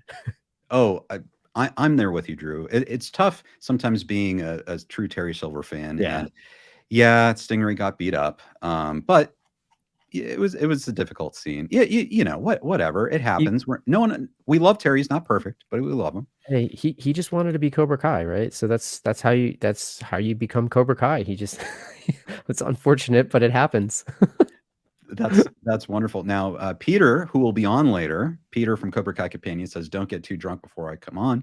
That's pretty funny. Actually, Peter, the solution is break out your Coors Banquets and just start now, and then you'll be at our level. I have 11 more here. I'll send them to you. 11. That's wonderful. Ben, Terry takeover. I'm so ready for it. Yeah, I totally Terry. Right. I'll drink to that. Totally Terry. And by the way, for everyone that's watching in this chat, you're all going to have to do your own. We're going to have to do this, right? We know there's a community here. Everybody, do your Terry orchestrated event counter, and we're gonna have to calculate this at the end of the season. So the TOEs, we're gonna have to track this somehow, and we'll see where we wind up. But I think it's gonna be pretty high, guys. I don't know. I think it's gonna be pretty high. I think so too. And Drew, I love the idea of basically making games like and I think that's a great game, is the TOEs, the Terry orchestrated events. Oh yeah. Drew invented that term. And we are going to have to watch everything that Terry does this season and keep a tally. And Drew, I think sometime after the release of season 5, we're going to have to kind of regroup and go over that, right? We're going to have to tally those. Yeah. I think when we did shout out to Peter again, when we did I think it was the prop bets, right? So I think we did the TOE was going to potentially be one of the tiebreakers. So we'll have to probably compare notes on this, but man, I'm so excited to see what type of tricks Terry has up his sleeves, especially when we talk about the introduction of Sensei Kim Da-eun, and is she on his side? Is she not on his side? Is she going to go against him? And is he going to out manipulate her? There's so much intrigue and drama here, and and what's going to happen with Amanda? Like, that's another thing that I'm excited to see. And man, I don't know. I'm so pumped. Can't get more hyped. Absolutely. What's your biggest wish for season 5, Drew?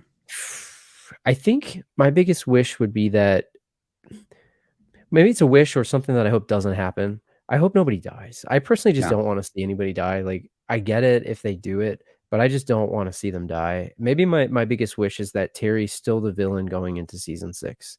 I want this to be an Empire Strikes Back situation. I want him to be sort of on top. I want the group of Miyagi-Do, Eagle Fang folks, I want them to be maybe trying to come together to fight him. And I wouldn't be surprised if he took some losses and stuff, but I really want him to be the big bad going into season 6. And in that regard, maybe him actually truly teaming up with Sensei Kim Da-eun and actually having like a really powerful fighting force. So for me, like, if they don't introduce too much of those sort of crazy conflicts, I think I'll be happy. So I think that's where my head would be at. And I don't know. What about you? Well, I agree with you when you said that I don't want anyone to die. Well, I should say no major legacy character. Right. I understand. Yeah. Right. So I agree with you. And also you mentioned Kim Da-eun, like, yeah, that whole thing, like getting into the lore. I love exposing the lore. All that stuff from Karate Kid 3 and Karate Kid 2. And I know that Peter has said that, go watch Karate Kid 2 and 3. Yeah. Like that's the best preparation for season 5, which has me excited that we're going to get lore. Yeah. Yeah. I think the biggest thing that I'm happy about, and this is maybe something that if we had more time, I would have asked Sean this, but like maybe we can ask Sensei Ford. But like, what does this series make? It's almost, I don't even know how to ask this, but what does the series mean for Karate Kid 3 and Karate Kid 2, right? It's built this new appreciation for these movies that I know 2 got really good praise and people do like it, but 3 has always sort of been dunked on. And I think it's giving people a new appreciation. And maybe we've said for the new fans of the series, people that may not have watched legacy sequels, maybe they will finally go back and watch it, and it fills in some things, or it adds some backstory or nuance to things that maybe were one-dimensional in their minds, or if they would have seen it without this show. So I think it does build out that universe, and it builds out the characters in a good way. So like, I'd be curious what the showrunners would say to that, or even some of the actors that have been part of that. I think it would be interesting to get their thoughts on that. Yeah, absolutely. Yeah, and maybe at some point we'll get a chance to ask them. Yeah. That would be great. Cross your fingers. Ryan, thank you for the super chat, Ryan. Appreciate it. Does Mike have a loyalty coming in, good or bad? Now, you actually, Drew, had a prediction about Mike Barnes and how he would come in and who he would be loyal to, or if not. What is your prediction? Yeah, I think I was saying something along the lines of he's sort of going to be a wild card, and I think he's going to come in, and I think my prediction was that he would see the TV commercial, and this is without any prior knowledge of knowing anything. So it's completely from, just pulling it out of thin air. I think that he'll probably come in, no loyalty, just looking for his 50%. He sees the TV commercials with Terry and the expansion of the dojos, wants to get what's his. I know he was cheated out, and yeah, he technically lost, but Terry made him cheat, and he probably would have wiped the floor with Daniel if he just played, straight 3 points. But I think, having said that, I do think he's going to see that. And maybe there is some tension between him and Sensei Kim Da-eun, because Terry also used the line about, hey, I'll give you 50% stake. And as we've said before, they don't put that stuff in without a reason. I'm sure that line was in there for a reason, whether it was a callback or whether it actually had a narrative purpose.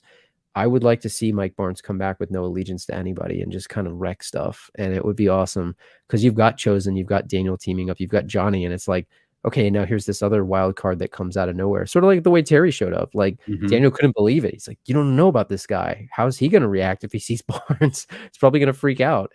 I want to see that reaction. I think that'll be cool.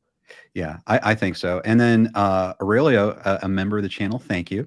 I think the key line to think about is from the trailer when Daniel says that he wants to expose Terry and not destroy him. That's a great comment. Yeah. I think so. I think so as well. Yes, we are. Guys, we want to prep you. So, Drew, do you have any last thoughts about Dennis? Just that I think, like I said before, I just think he's an underrated character. And I think, with the martial arts skills that Sensei Ford has, and like the lack of the screen time that he got, and the fact that he was brought in to train Barnes, karate's bad boy. Like, if this guy's wiping the floor with everybody and you've got a guy training him, man, like, what does that say about his martial arts skills? So right, I want to know more about that, and we need to demand more for Dennis. We need to learn more about Dennis, and I don't think there's anyone better that we can ask about Dennis than the man who plays Dennis. Please welcome Sensei William Christopher Ford. Hey. What's up, guys? Hold on, I'm trying to adjust my my booster chair here. Hang on. Absolutely. And we can see you, Sensei William. We can see you at your Kaizen dojo. Yes, I am here at the dojo. This is where all the magic happens, through the blood, sweat, and tears, as the cliche goes. Yes, indeed. And William, I'm pleased to welcome you tonight. We're very excited, counting down the hours to Cobra Kai Season 5. And I want to introduce you to Drew Rohaly. And he did the first deep dive on the internet into Karate Kid 3. He loves the Karate Kid 3. He loves all the characters of the Karate Kid 3. And so I'm very happy to introduce him to you tonight. Well, Drew, it's very nice to meet you, and thanks for the kind words. I appreciate that. Thank you. It's an honor to meet you, Sensei Ford, and I've watched all of the streams that Ken did with you. I've watched the interviews, and I just got to tell you, it's so awesome to hear the insights that you bring and to talk a lot more about your experience on the film and just all of your experience with martial arts too. It's so awesome to be able to talk to you today. So thank you so much for joining us. And oh man, I'm really excited to be here with you guys. Thank you. And hello, Jay, and hello, Terry. Hello, Morgan. I'm just kind of saying hello to some of the people who are cropping. I'm probably not going to be able to keep up, but Yes. Thanks guys for all the comments. I appreciate that. And for Drew, it looks like you and I are both members of the Long Hair Club. So yes, we are. We're going to have to start our own dojo based on that, I like that idea. But, that's kind of in line with what Terry Silver was, right? The whole ponytail thing, and he's still rocking the long hair, It was a debate on whether I should go ponytail for this or not. I don't know. I thought maybe I would bust it out, but I'll keep it down. I know you have yours down. I'll stick with you on that. Yes, sir. Yes, sir. Well, I'm very happy to be here, and it's been a real blast getting to know Ken. We met a few months ago over breakfast through Peter Vosenak, and he was kind enough to interview me and does a great job. And then, of course, there was the encounter at the Cobra Kai dojo at the Grove. Yes. And Ken was, man, what a trooper, we're just sweating bullets in that heat, And, I mean, he looked like he had been working out with Terry Silver at that point, And I'm just like, dude, are you okay? But he stuck it out, man, and I just really have enjoyed getting to know. He's a really great guy, as Pialani likes to say, also. So well, that's so kind. Thank you so much. Yeah, so I'm happy to be here. I'm already having a great time. Well, that's great, and I know so many of us who are so many people who are watching right now saw that interview that you did, and were able to really get a sense of your history, your passions, all of your stories, and I think people were just so impressed by you, Sensei Ford, and I have to say that we are honored to have you tonight. Well, yeah, the honor and pleasure is mine. I'm just trying to be a good guy doing good things in the world and hopefully make the world a better place little by little, and I'm just, I'm here to support you guys, and obviously I'm here to support Cobra Kai season 5. So a lot of people are excited about that, as you guys are and as I am. Yes. Okay. So first, a few ground rules. I guess I'll ask this question just to get it out of the way. Okay. Are you able to say whether Dennis appears in Cobra Kai season 5 and keep him? I guess we can't say that because this is a no spoilers discussion. Okay. So we'll take that off the table, guys. We cannot ask. But well, I will say this, okay. I like to, whether I can or cannot say anything is sort of, it's always more fun when you don't, because I think it's the fans love to speculate, and some of the fan theories are quite amazing. So, I think that's part of the fun. Is like, don't spoil it regardless, But I will say that there have been little Easter eggs and little teases that you've seen. You saw that with previous seasons, and if you look carefully, there might be some more of those showing up in season. There definitely was one in season 4, and there might be something or another in season 5. Who knows? But we will find out in a few hours what's going on, and we'll go from there. That's all I'll say. Well, we have a comment here from Ben. He says, #Dennis lives. Absolutely. Thank you, Ben. #Dennis lives. Marianella also says #Dennis lives. I have a speculative question for you, Sensei Ford. If Dennis were to appear in this season or in a future season, what would you like to see from the character? Like to build him out more? Like, I know, we got a little bit in Karate Kid 3, but what would you like to see of the character of Dennis if we were to get more of him? Well, I definitely want to be able to showcase my 48 years of martial arts study in one way or another.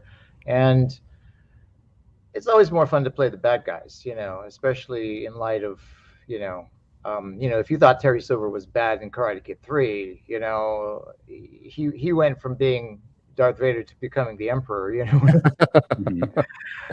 And as I just, what the big three have been so great about is that they're great at fleshing out characters and giving them backstory and filling in the blanks. So, and I always use this as a reference.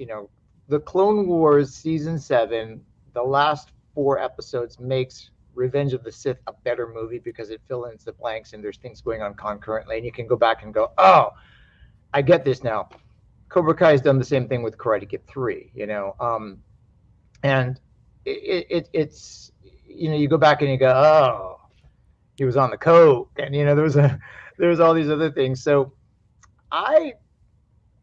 it might be a lot of fun to do some mustache twirling, and for John, Josh, and Hayden to come up with something really interesting for Dennis as a backstory. There's a lot of canvas that can be painted, but I always like to joke that I was kind of like the Boba Fett of the Karate Kid universe, where it was like built up as this really, really badass bounty hunter, and then he's in the Sarlacc pit, and then I was really, really happy that they brought him back, but I was kind of like, maybe they said a little too much, so there's something to be said about mystery, about intrigue, and we'll see what happens. There's a wide open canvas, and I don't think that it's going to end with a season 6. I think there are going to be further spin-offs that actually focus on the next generation of characters, and there will be a lot of latitude to pull from some of the other characters that appeared in the originals, as well as maybe the first few seasons of Cobra Kai. So what you're saying is we should really be getting a spin-off called The Book of Dennis the Menace, and then we'll all be happy, Well, maybe Shoji Screens do hit back or something like that. Yes. Yes. So, yeah, I'm totally open. I'm a lifelong student of the martial arts, Drew, and I'm still a student. I always call myself a student still, and I'm still studying. I study jiu-jitsu. I study Muay Thai in addition to, teaching karate. I am actually a practitioner of Okinawan karate. So there's a real strong connection to me, for me, to the Miyagi verse, and I would like to bring that to the screen. It would be a lot of fun, and it would mean a lot to me to be able to actually show my Okinawan karate roots. And again, I cross train. I'm a real open-minded in regards to all martial arts, and you can learn from them all.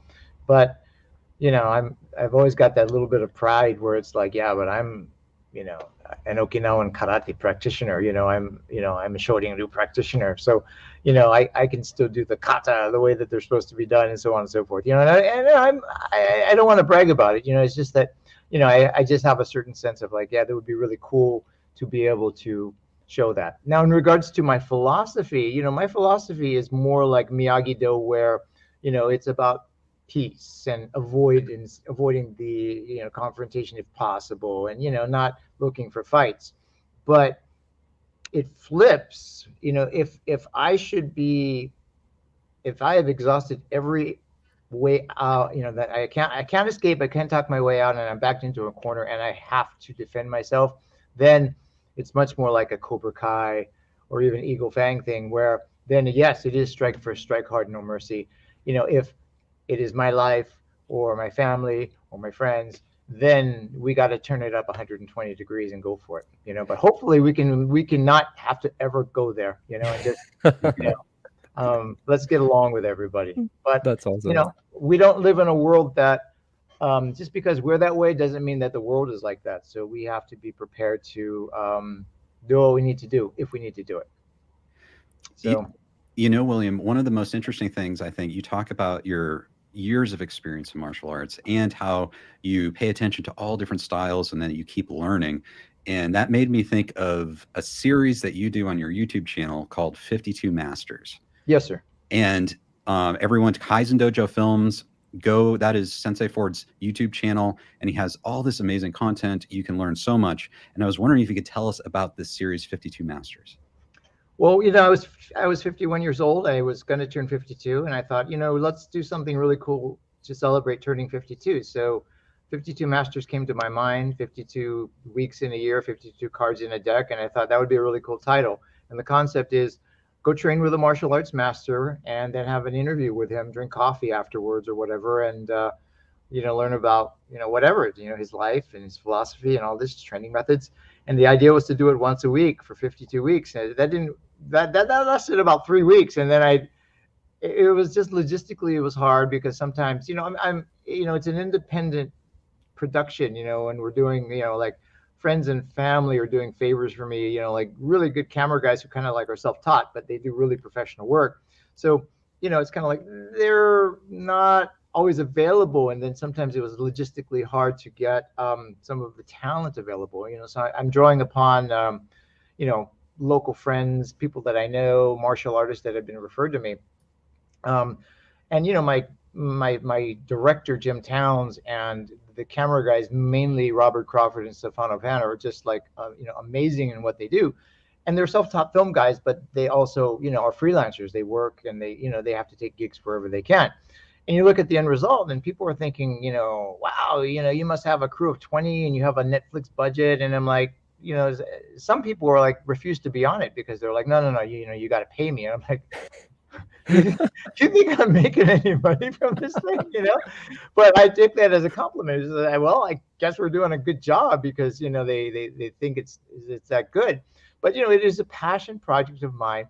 And 2020 derailed us a little bit in terms of scheduling, obviously. But I have about 15 more episodes to go. I did get a chance to get Daryl Vidal. I did get a chance to get Ron Thomas. And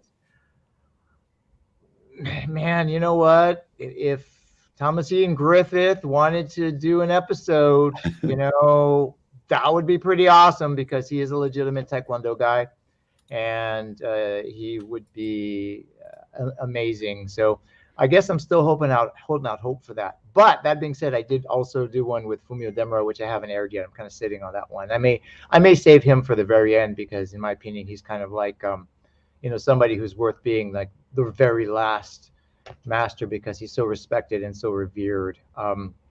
But that's where we are. It's my passion project. I love it. We're fortunate. We put it on YouTube originally, just like Cobra Kai, and then we were able to get Amazon to pick up some of the episodes, and then later Tubi. So it's gotten worldwide exposure. It's got a small following, but a loyal following, and I want to continue it to the end. And we may take it and hopefully take it national and international and global and do something else, maybe called Masters Evolution or something like this, where we're not limited by the number 52, and we just we get to go all over the world, and it kind of like Anthony Bourdain, where we get to travel, we eat Cobra hearts, and then we practice martial arts, and then talk story, as they like to say in Hawaii.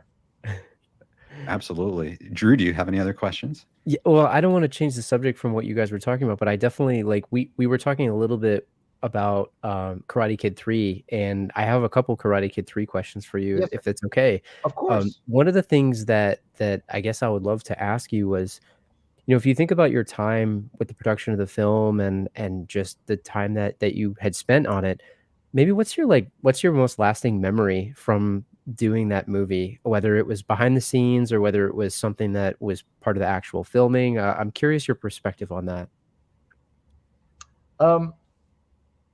We were rehearsing the scene in the bonsai shop where, Mike Barnes, Dennis, and Snake come in, and the shoji screens get destroyed, and all that. That was the day we were filming. We were filming in a town called Highland Park, and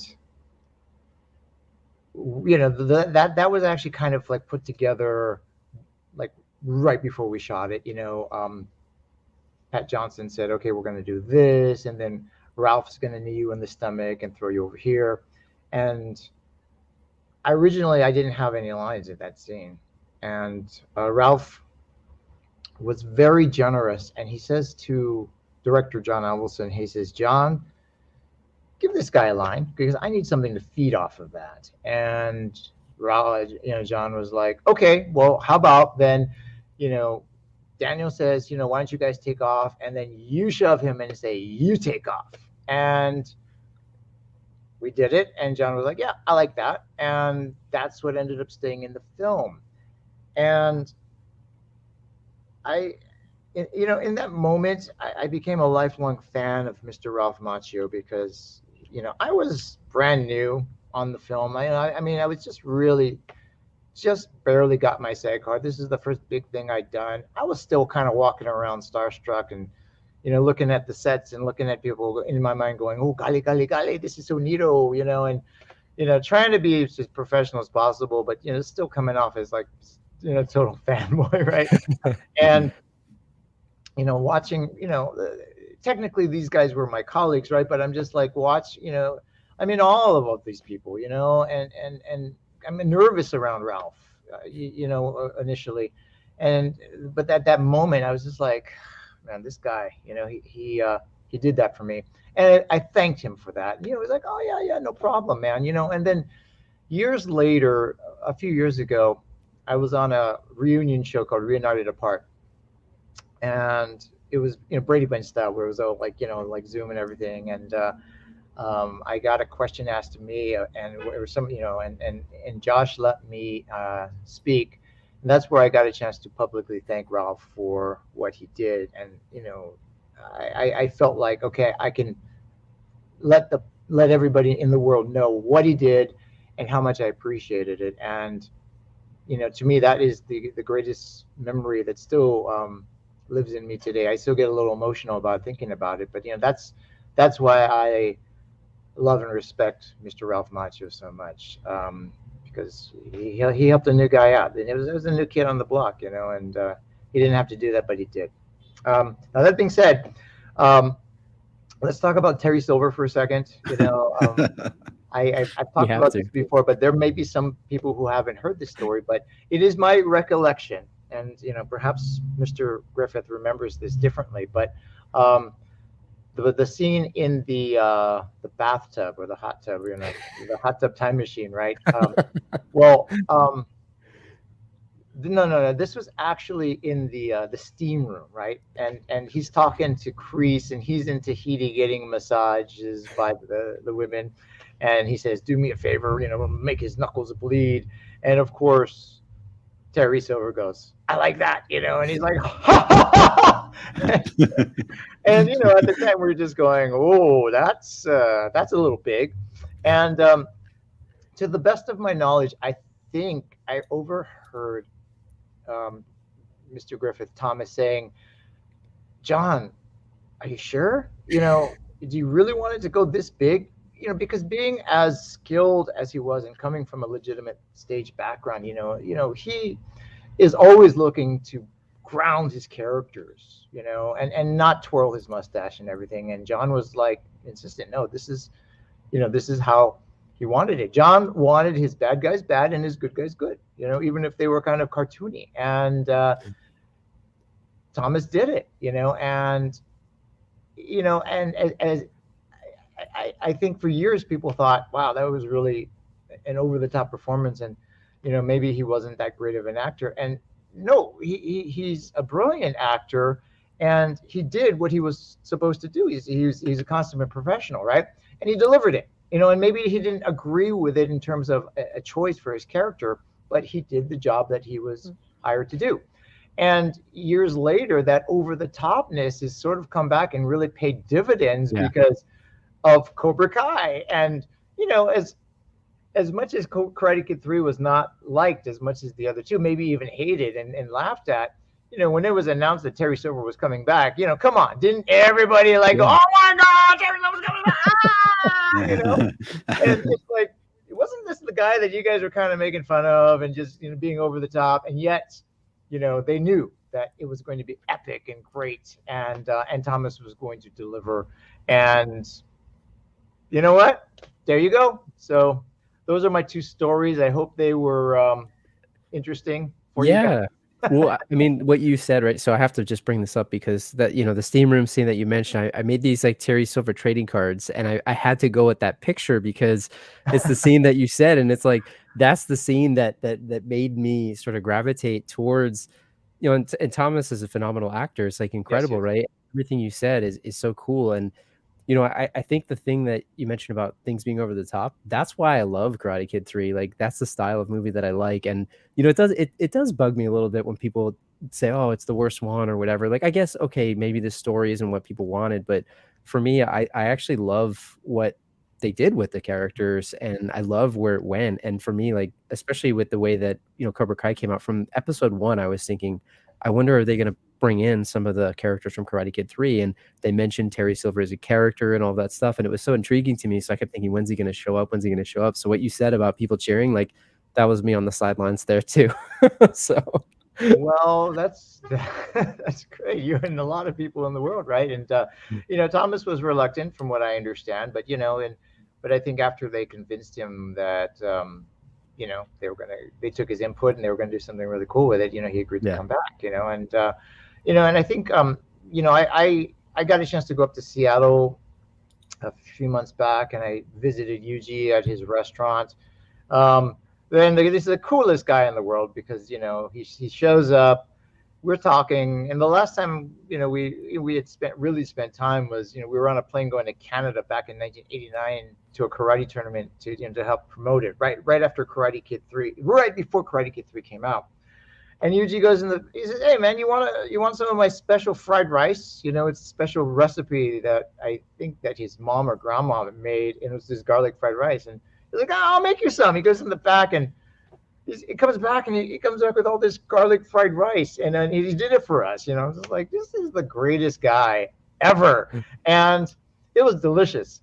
And he started talking a little bit about when they contacted him in order to bring back his character of Chosen, and he saw the script and he said, yeah, I don't really like this. And they're like, what?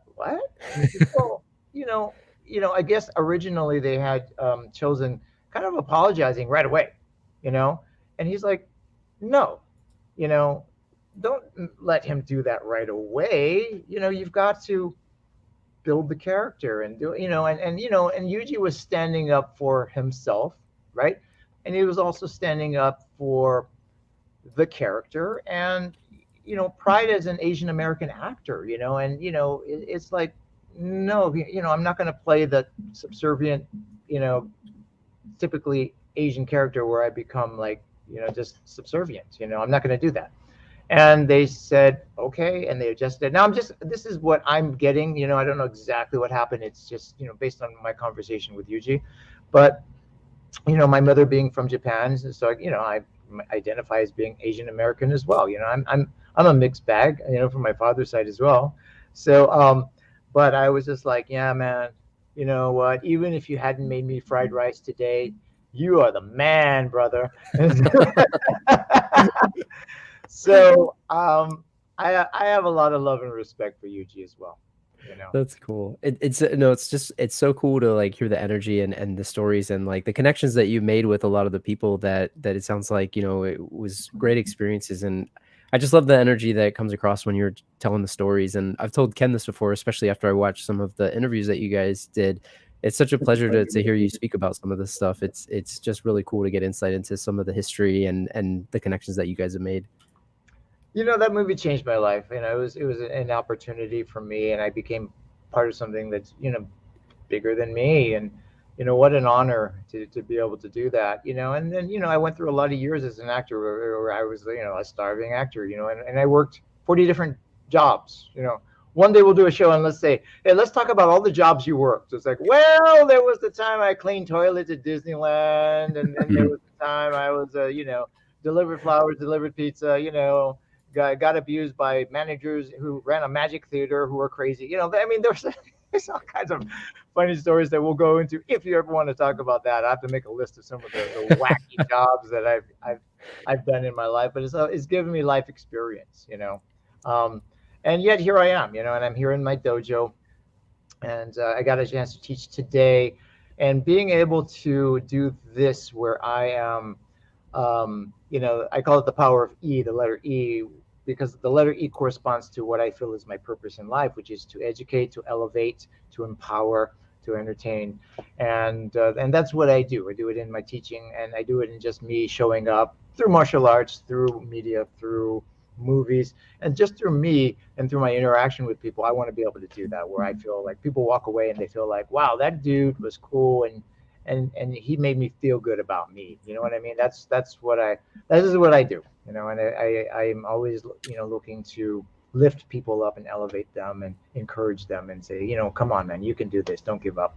So it's my honor and pleasure to be able to do this. I do this for kids, and it reminds me of, the kids have kept me young and youthful too, so I have to keep on my toes because, we got a few rascals running around here. So every once in a while I got to crack the whip, but usually I do it with a gleam in my eye. That's awesome. Well, Sensei William Christopher Ford, it is amazing. Every time we get on with you, I just want to keep listening to your stories. They are absolutely amazing. And so I think we might have to have you come back again if you're willing sometime. Maybe I'd be after. absolutely willing to come back. And I'll tell you about the time a few weeks ago where I got hit by a Metro bus and I survived it. That happened like 3 weeks ago. And now you can call me Metro Man. But that is a story for another day. And Drew and Ken, I have probably talked too much. And it's probably time to get Not at all. Not at all. Somebody Not at else all. on here. But you know what? Wishing you two continued success. Everybody involved with Cobra Kai, congratulations. Continued success to everybody involved, and all the people who are watching the show, who chimed in. Thank you so much for your support, and just thank you for being there. Thank you so much, William. Yeah. And we look forward, no matter how he shows up, we are looking forward to hopefully seeing Dennis again in Cobra Kai. Thank you so much. It's a pleasure to meet you. Thank you so much for the insight. Oh, thank you. I look forward to speaking to you guys really soon. Thank you. Thank you so much. And everyone check out Kaizen Dojo Films, the YouTube channel, 52 Masters. Enter the Dojo is another amazing documentary. And follow a real, is it Real Sensei Ford? William Christopher Ford. I prefer William Christopher Ford on Instagram. Just William Christopher Ford. Follow me there. That's the one that I seem to be having the most activity on. The film I directed was called The Last Dojo. It's a 20-minute film about Fumio Demura's last dojo before it was taken away by eminent domain. So that one is one that I'm really proud of. So check that out if you get a chance. But I look forward to talking to you guys soon, and hopefully I get a chance to meet some of my friends and supporters out there as well. Hopefully. Absolutely. Well, thank you so much, and we look forward to speaking to you again after the release of Cobra Kai Season 5. All righty. Looking forward to it, guys. Thanks, Take William. care. All right, bye. Wow, Drew, Man. That was incredible to talk That was with awesome. Sensei William Christopher Ford, Dennis from Karate Kid 3. And it's every time I talk to him, he is just full of wisdom and amazing stories, and I just get sucked in. It's hard not to fanboy, man. I got to tell you, because the truth is, I did watch those interviews that you posted, and I told you this before, but the energy that Sensei Ford has, and just the humble way that he speaks, and you said it, the wisdom. Like, it's so cool to hear about some of the different experiences that he had on the film. I have like a million questions I want to ask, and it's like it's hard to pick just one or two, and he's such a great storyteller, and I think it's if you guys haven't watched the interviews that Ken did, you should go check them out. They're phenomenal, and Sensei Ford goes into a whole bunch of different things, but they are definitely worth the watch. So go check them out if you guys haven't seen them. Yes, and Ree says Sensei Ford can talk, but is never boring, and it's true. It's like I feel like I'm learning and getting smarter every time I listen to him. It's fantastic. Yeah. Well, guys, guess what? We are now 4 hours away, Drew. We're now 4 hours away from the release of Cobra Kai Season 5. That means a few things. It means, number one, we're in the home stretch. And number two, we're ready to kick this party up a notch. We're going to be having, if you can even imagine, I mean, what a night, Drew. We've had some of the absolute top Cobra Kai content creators, Cobra Kai Kid, Cobra Kai Nation, Strike First Media, Strife the Warrior. We've had Sean Kanan. We've had Sensei William Christopher Ford. We had Cara AnnMarie from Cobra Kai. It has been an insane night, and we are just looking forward to continuing this with you. We have Chris Maffei, Kevin Badway from the Last Row podcast, and we will be having Watch Party, another of the top content creators on YouTube. They will be here to play a game with us, and that you can all play along. But before we do that, Drew and I need to take care of some human needs, because we are marathoning. So during this time, guys, I'm going to be playing a special video. It's going to be about 10 minutes. No one's seen this before. This is from the concert in June with the composers Leo Bierenberg and Zach Robinson, playing in a concert Cobra Kai music. Tanner Buchanan, you're going to see him play guitar at this concert. This was us, me and the Cobra Kai kid. We were in the first row, and you're going to see Joe Esposito sing live. You're the best around. It's great. Stick around. We will be back in about 10 minutes. Don't go anywhere, because we are going to just have so much fun. So hang on. Let me cue up this video, Drew, and I'll let you go, and we'll hit the restrooms. So Drew, I will see you on the other side. All right. All right, great.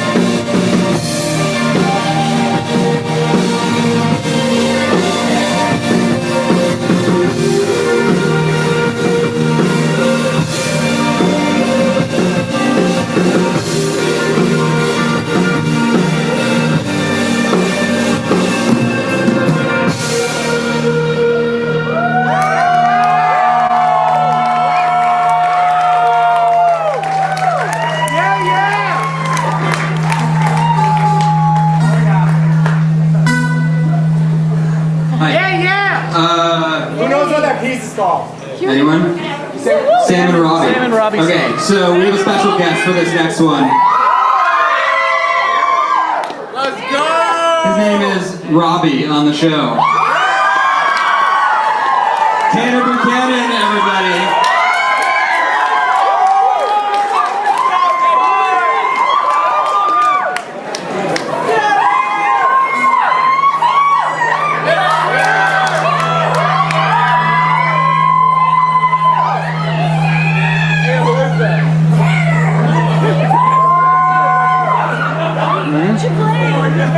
What's his name? Let's go, Tanner! Tear it up! Tear it up! Show. He's on the other Netflix one.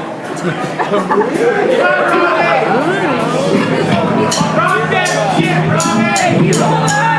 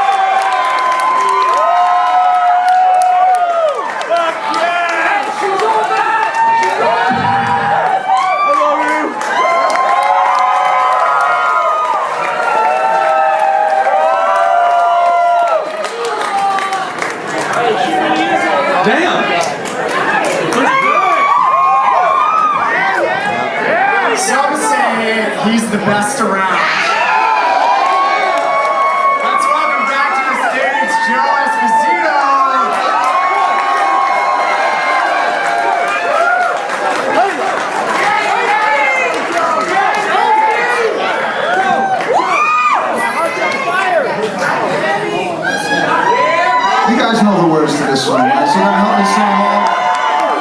All right.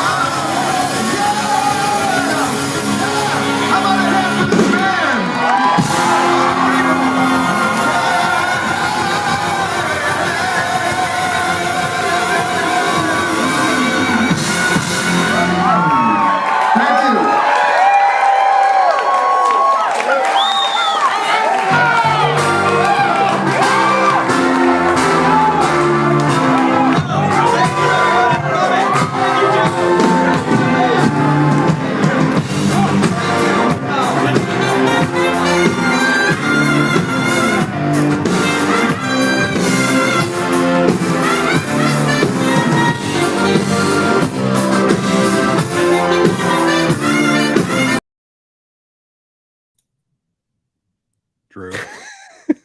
Hi, Drew. How's it going? We're kicking this up a notch. We are, Drew. I'm so proud of you, man. We're I'm so honoring impressed. all forms of Terry here. Hang on. You did it. Best I could. Yes, guys. Yes, we are entering the important part of the evening. We are less than four hours away, Does anyone And see the resemblance here? There's a resemblance that it's too shiny here, but can you see the resemblance, everybody? That's amazing. exactly. Yes, yes, indeed. No, we're going all the way tonight. We're going all the way, Drew. So first off, we are now kicking it into the fun games section. And so I'm glad that all of you guys are here. Thank you, Robana. Really appreciate it. I have the pleasure, they have been patiently waiting, and I have the pleasure to introduce some new guests that are going to help us as we journey along tonight. And here, let's introduce them. The first is, you've known him, you've seen him before in previous KenCasts. He has been with you in the chat all night tonight. Please give it up for Chris Maffei. Chris, good to see you. Hey, Kenny. Your devotion to Terry Silver knows no bounds, my friend. Don't you know it? He took it up a notch, guys. Yes, yes. Tonight, I decided to be totally Terry. So, absolutely. So it's great to see you, Chris. Thanks for coming on. We're going to have a lot of fun. Oh my God, thank you for having me. Of course, it's our pleasure. And we also have returning from previous KenCasts and the Last Row podcast. He's the co-host with Drew of the Last Row podcast. Please welcome Kevin Badway. Hello. Reunited Chris, again. Chris, Drew, Kenny Silver, how's it going? doing great, doing absolutely great.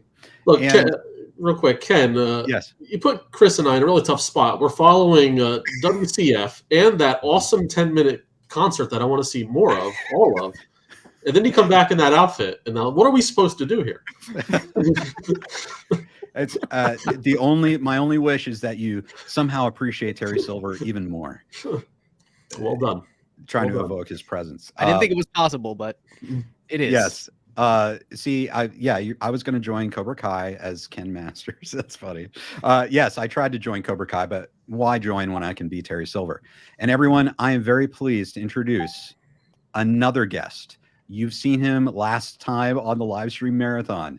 You have seen his content on YouTube. He is one of the top content creators of Cobra Kai. Please welcome Watch Party. Watch Party, it is an honor to have you on tonight. Thomas Ian Griffith, is that you?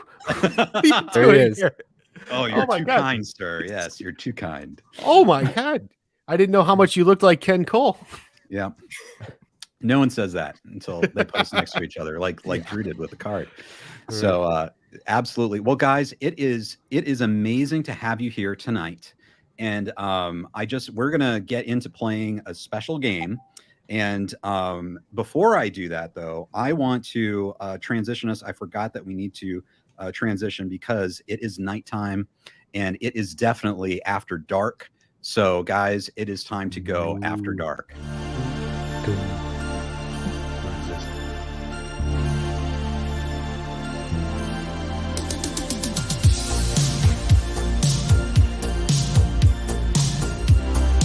Hi, we're glad you're here, and we're about to begin.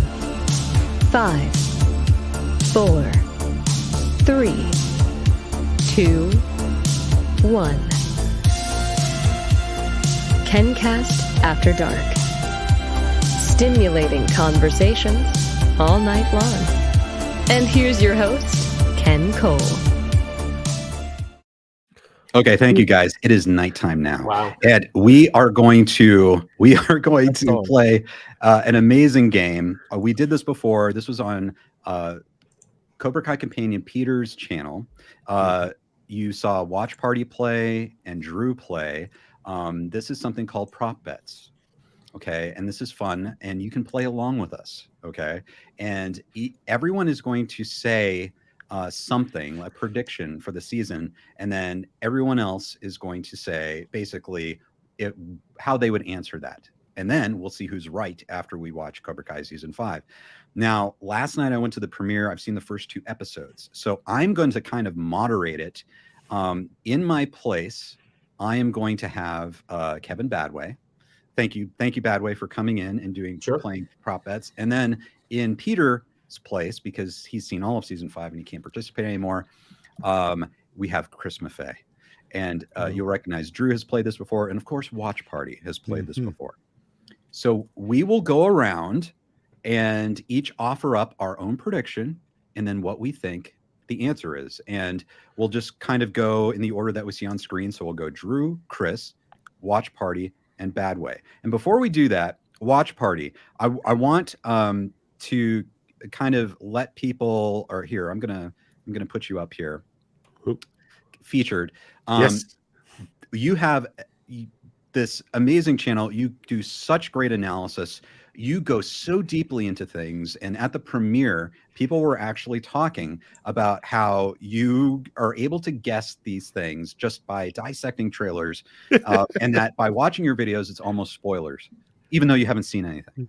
So what is your mental state right now preparing for Cobra Kai season 5? Are you super psyched? Are you, how are you doing right now? Definitely, yeah, excited. I'm in actually avoid spoiler mode. I mean, which is funny because I think people don't realize that, you know, for as much as I do, I also don't want to hear, you know, the ending of some big fight or something. You know, I do want to kind of have some surprises left for me, but yeah, definitely spoiler free and excited just to see what happens. I mean, I think that's pretty much the mood all around for sure. Yeah, someone I know, someone who was also at the premiere messaged me, said, "Oh, you got something completely right," or something, and I don't know what it is, but didn't say right. What. But yeah, I'm sure you got more than a couple things right, and that's the beauty of the game we're playing right now. You could have more things that you could be right about, because we are going to do predictions. Okay, guys, so we'll go in order. I'll start with Drew, then we'll go to Chris, then I'm sorry, we changed order. We'll go Watch Party first. We'll do Drew, Chris, and Bad Way. So so let's start us off, Watch Party. What is your first prop?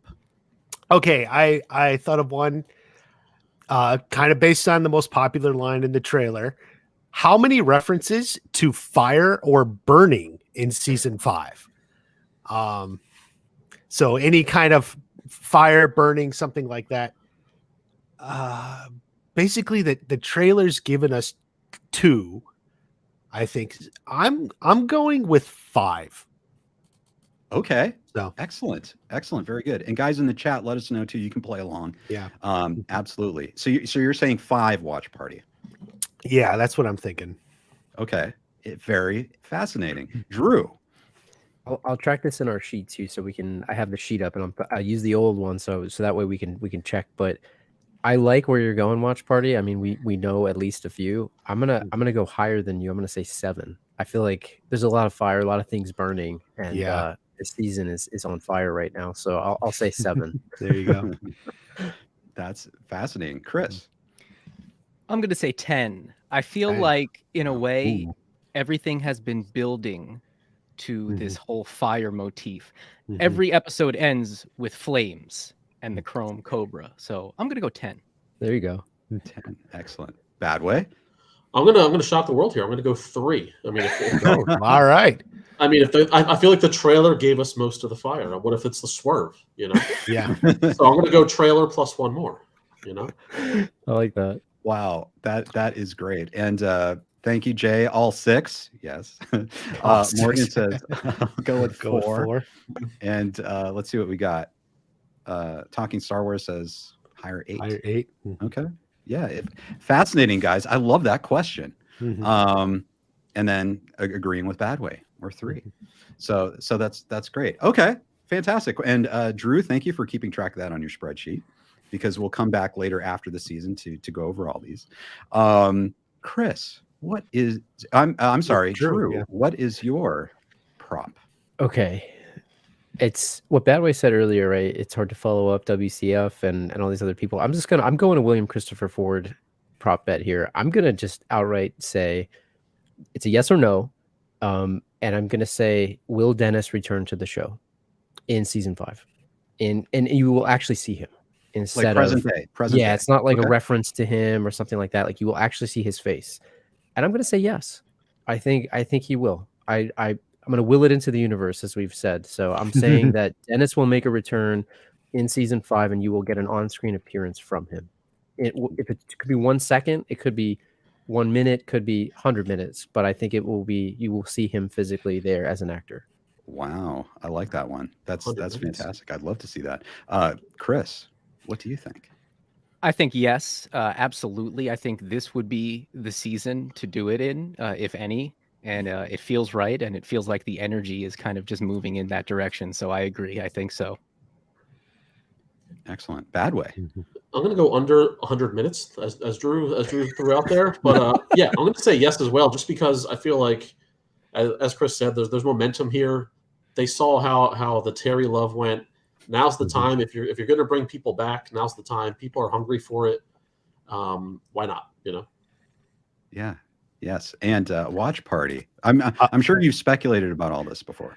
Yeah. I haven't gotten to him as deeply as some of the others because I've been talking about like Vidal, but yeah, I think he's going to be back too. He's the one you ran into at the Grove, right? Yes. Like I when you saw him there, I'm like, well, why is he there? Like, unless he was shopping or something, but yeah, I think he's going to be there too.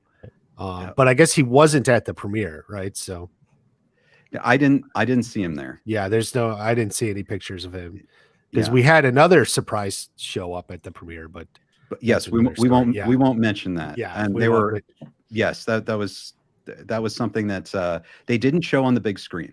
So it looked like that they were very mindful on the big screen when they were showing video of the people at the red carpet. They really weren't getting close-ups on certain people. Okay. So maybe, and that was for us in general admission area, I think. So, because it could have been a spoiler. I think, yeah, I know exactly who you're talking about. Okay. So, wonderful. Okay. So maybe we'll see Dennis. Again, let's see. Camilla says, nah, we won't see him. And Zion says, yes, he'll be there. Okay. Very interesting, guys. All right. Chris, what is your prop? Okay. How many bowls of macaroni and cheese? No, I'm just kidding. That's a good one. Okay, we could go with that. No, how many brand new musical themes or motifs will we get throughout the course of the season? I'm gonna say over 6. Brand new, not a riff on an old theme or from the movies. But in the spirit of the old. Yeah, I'll say 3. I'll go 3. I think there's going to be at least 2 extended montage / fight scenes that incorporate that. But yeah, I'll go 3. Maybe two of them being superly epic. And just to clarify, Chris, do you mean like, for instance, they released Once Upon a Time in the Valley? Like that would be one. That would be one of that's them. brand new. We've never heard that before. Right. Yeah. And then Zach Robinson in that scene, he tweeted out and he said, new theme alert. And that was the scene between Daniel and Chosen. So that might be a different one. Right. Okay. I see. Is this the over under, Chris, of is 6 the line? Like 6 is the line, or what? How did you set it? It could be however many you think. Okay. I said 6, but it could be however many you think. Okay. So Chris says 6. Badway says 3. 1, 2. I'm just because a lot of times they're associated with characters, right? So, so we got that character.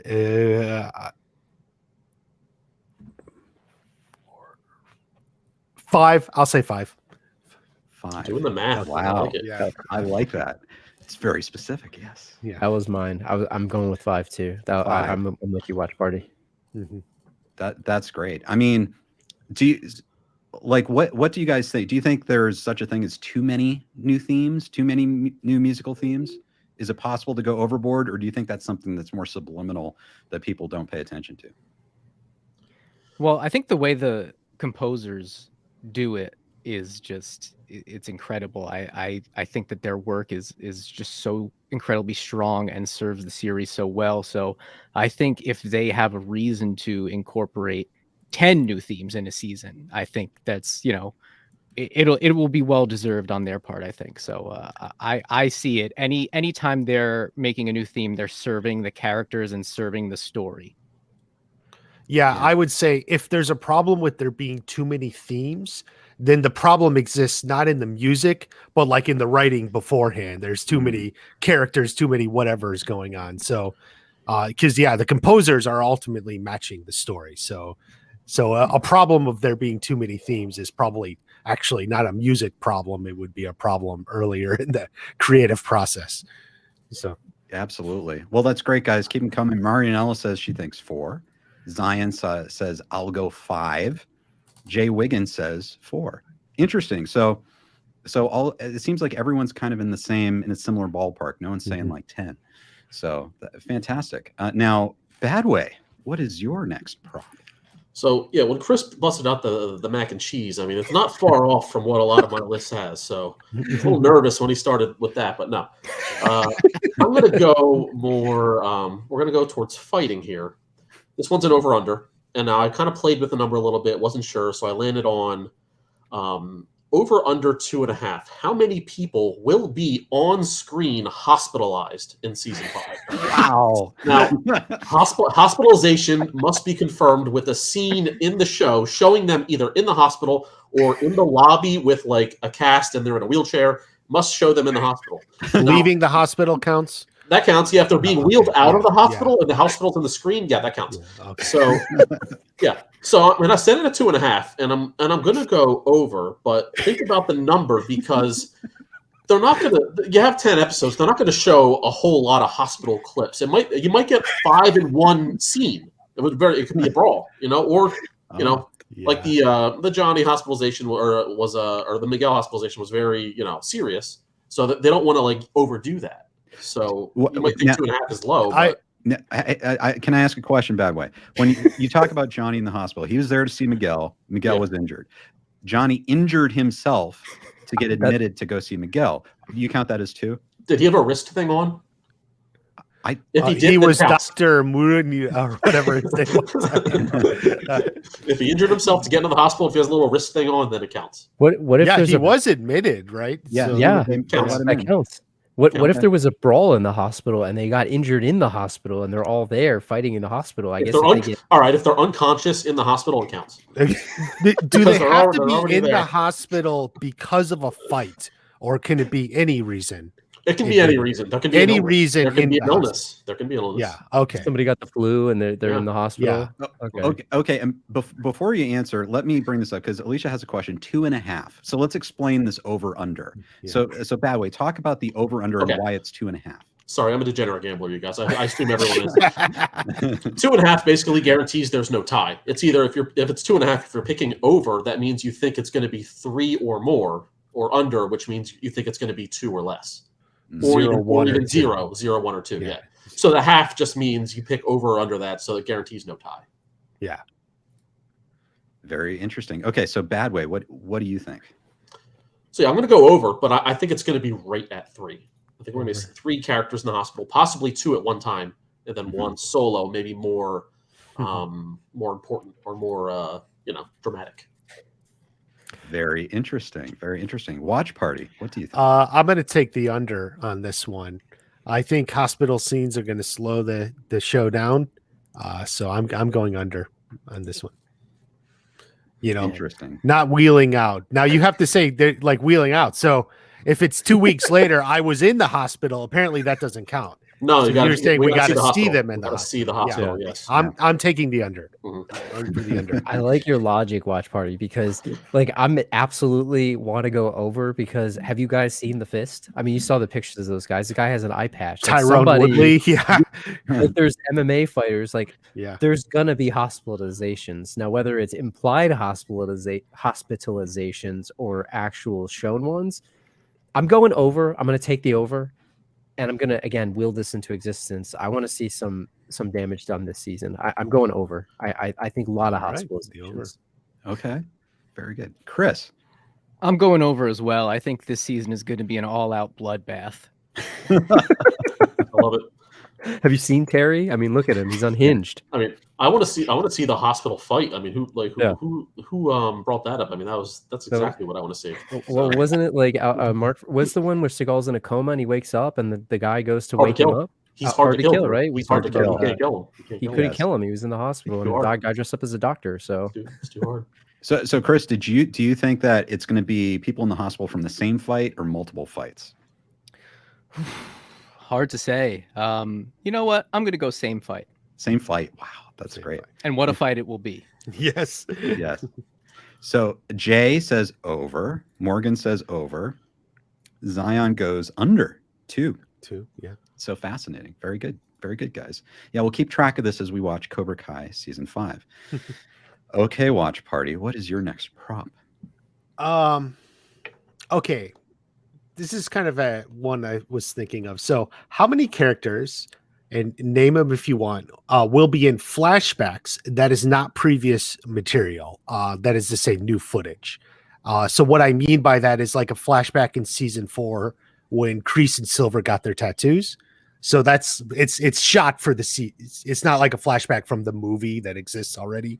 So it's a flashback that's new footage that they're shooting for season 5. How many characters will be featured in flashbacks? At least somewhat a significant character, not like if it's like a tattoo parlor, not that guy, but like, you know what I mean? Someone of significance. Right. And to be clear, I thought this through just for full clarity. Like season 2, episode 8, the flashback to Daniel and Amanda, that will count too. So that's a flashback, but it's, because it's in the past, new material. So it could even be like a flashback with a character you currently have, something from the past. Okay. I'm thinking 4. So that's my guess. 4. Mm-hmm. That's a very interesting question. Yeah. Drew, what do you think? Tricky one, because I'm trying to think of all who we would have seen. I think we could get potentially a flashback to like maybe Sato and stuff like that from Karate Kid 2. I'm thinking characters like that, possibly more Terry and Kreese flashbacks. Maybe we'll get a Kim Sung Young flashback. Right. Mm-hmm. Man, I'm gonna say 6. I think 6 because then that gives me a little bit of buffer for some of these other characters. Right. But it would be it like we said, it's hard to balance all this stuff. So do too many, and then it's like, how do you do it? So maybe they're all in one scene or something. So I'll say 6. Right. Fascinating. Good Chris. question. I was gonna go 6 as well, but you know what? I'm gonna go 7. You went up me. Nice. Just one up. It's like the Price is Right. You just go $1 more. That's great. And so so you agree, Chris? It's like there's just so much potential for flashbacks. Yeah, there's a lot.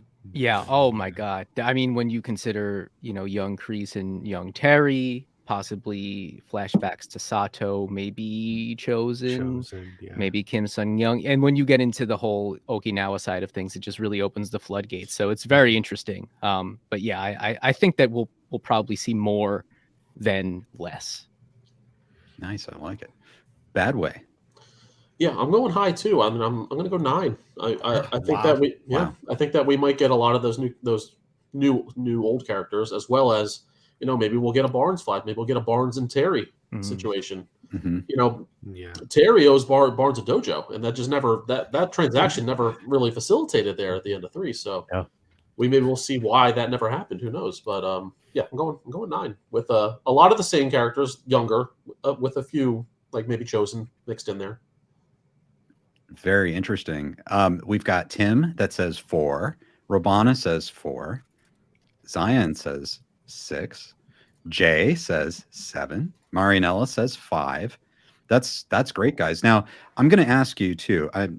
You may not have an answer for this, but do you guys think they would ever do a Miyagi flashback where he's on screen and talking? Yes. In fact, I think if they do it, it would be this season. Interesting. To set up a Miyagi spinoff. Yep. So we'll see. That's kind of what I was thinking when I made this question. Could it be Miyagi, one of them? But I dig it. I agree with you, Watch Party. I think that it's the perfect time to do it as they're trying to set up the spinoffs. Like if they have that actor already set up, I think it's a perfect time. Yeah. I have a quick question about that. Like, you don't think they would do like a digital Miyagi, would they? Would they hire somebody? So. No. Yeah, I don't think so. I don't know. It's tough though. They've done it in other things. They've done right? it in so many other things. I wonder if they would go that route. It's gonna be a lot more money too. I mean, Do you think that but do you think the actor, obviously you think it's going to be a different actor than kind of that stand-in we saw? I think it was season 2. Right. Yeah. Okay. That was just a stand-in. So very don't even know who it is actually. So I don't. That's really exciting. I kind of hope we see that. That's wonderful. Okay, Drew, what's your next prop? All right, I'm trying to decide whether I want to go, which way I'm going to go here. I'll go this way. Okay, so this is a tricky one because we definitely know the answer to this a little bit, but I'm going to say the amount of male ponytails that we will see in the season. So we know that Terry has one for sure, and I'm gonna set the line here. Okay, I'm actually gonna set a line like Badway did, and I'm gonna say 2.5. So Terry has one. Ooh. Are we getting anyone else with a ponytail? Oh wow! And it can't be like, it's got to be like a character, right? It can't just be not guy a in the background. Yeah, Okay. like not an extra, right? It has to be someone that has screen time. Like, and when it can be a background sensei, but they have to be part of like the story, if that makes sense. I know I'm making a lot of caveats here, but I'll say 2.5, and they have to be male ponytails, like on a guy. Because we know Sensei Kim has one, so that doesn't count. So, and I'm gonna say over. I'm taking the over. Wow. Interesting. Do you have ideas on who you think they are? Or do you want to? I think my guess would be that I think that there's going to be some other sensei like that wants to emulate Terry. The wetter your ponytail is, the tighter and higher it is, the more martial arts powers you have, as we've learned in this universe. I'd like to see some of the maybe you get Robbie wearing a ponytail at some point. I know his hair's shorter. Maybe you get Miguel wearing one. His hair's getting kind of longer. Maybe Barnes will have a clip on. I don't know. We'll see. But I think you could certainly get somebody trying to emulate that Cobra Kai style. And he's got the red logo now. He's got the chains and the necklaces that he's got. Why not have all of his students and acolytes try to wear a ponytail? It'll channel their inner Terry Silver. So I'll put mine in after, but I'm saying over 2.5. Over 2.5. Very good. Chris, what do you think? I think over. I think some of the Cobra Kai students will get like solidarity ponytails in tribute of Sensei. Initiation. In particular, I think Kyler could be a candidate. His hair's been a bit different in each season. Right now, we see in the trailer he's got like a little like puffy Kramer Shinsuke Nakamura thing going on. But I think I could totally see him growing it out and getting the ponytail. So yeah, I'm going to go over. And I think it would just be an absolute delight. Yeah. Yeah, set the line higher. Yeah, we need it. It's going to be over. And someone in the chat named Wiley, they brought up Stingray, which would be a fantastic candidate to come out of the hospital with a ponytail growing out. Oh my God! His hero Terry. Wow. Yeah. So I'm going over just for the surprise ones. I don't know. Yeah, we might get somebody. Maybe we see Dennis. Who knows? We know Barnes not so much. He's going to have short hair. Right. But yeah, I'm going to go over. Okay, that's great. Robana says probably 3, Anthony and Robbie as well. That's interesting. Yeah. Jay Wigan over Miguel last episode. Wow, interesting. Robana 3, including Terry. Morgan says over, I think 3, and then Zion says maybe Dennis. And it looks like Zion might have one there. Yeah, there you go. Yeah. No, well done. Well I like done. that. I appreciate that. Thank you very much. Aurelio says Dennis. Yeah. Yes. Wonderful. Great question. All right. Chris, we're at you, right? Well, I had to give my answer. Did you pick Yeah. I'm sorry. That's fine. I think I'm gonna go over to, like, I first think like under. No, they're not gonna upstage Terry Silver's, but like, it's kind of a broad definition. And yeah, I feel like they could slip in a couple male ponytails. So yeah, I feel like it could be the over. You gotta have one, Yeah. Wow. Okay. Very, very interesting. Yes. Chris, what's your next prop? Okay, so this is a yes or no question. Will Daniel share a scene with Bobby Brown and potentially the other members of New Edition? I don't know. That's but great. I think Daniel and Bobby need to meet in this series because of their fight in the tournament. Mm-hmm. I think they need to meet and they need to have some closure and kind of get on the same page. And I think that's definitely going to happen in this season. So I say yes. Wow. Okay. Wonderful. Badway. Agree. I think there's absolutely going to be at least some kind of stare down. Maybe See, it could be a no if they're like maybe they're across the room and they kind of lock eyes, you know. But then maybe they don't maybe talk to each other, because that could be a no, which then I'd be upset that I lost that. But yeah, I'm gonna say, be safe. I'm gonna go yes, because I think it needs to be. Do they need to be in the same camera shot, Chris, or is it like what Bowie said? They're across the room and they're in a cut scene where it's like he's looking at him and they cut to cut. Is it like same frame? Is that what you mean? I guess in that sense it could be open to interpretation. I'm thinking like a scene with dialogue. Okay. That's an actual interaction between the two of them, acknowledgement of the two of them. Yeah, because I think it's so interesting in the series, right? The other OG Cobras, none of them have interacted with Daniel, but none of them have interacted with Kreese either. It's really interesting. Watch party, what do you think?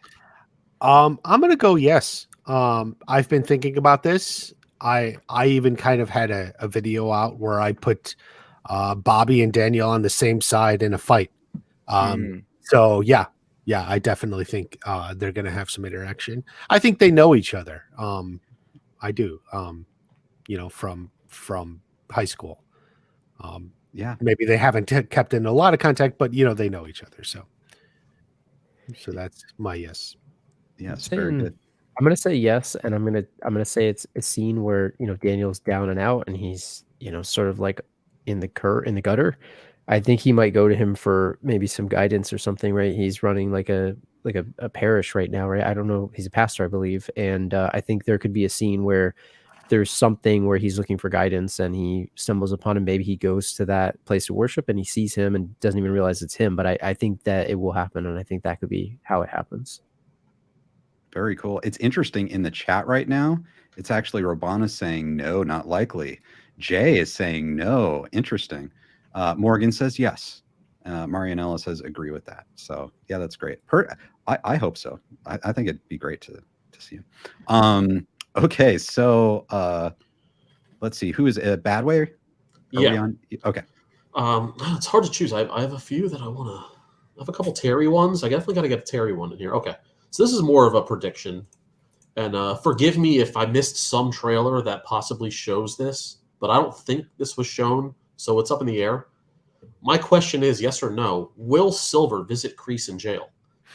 Ooh. And a follow-up to that, if your answer is yes, will he offer to get him out as long as he quote-unquote plays ball? Ooh. So will he kind of try to get him back in the fold kind of as an I own you now, kind of a reverse I own you? Now he owns him.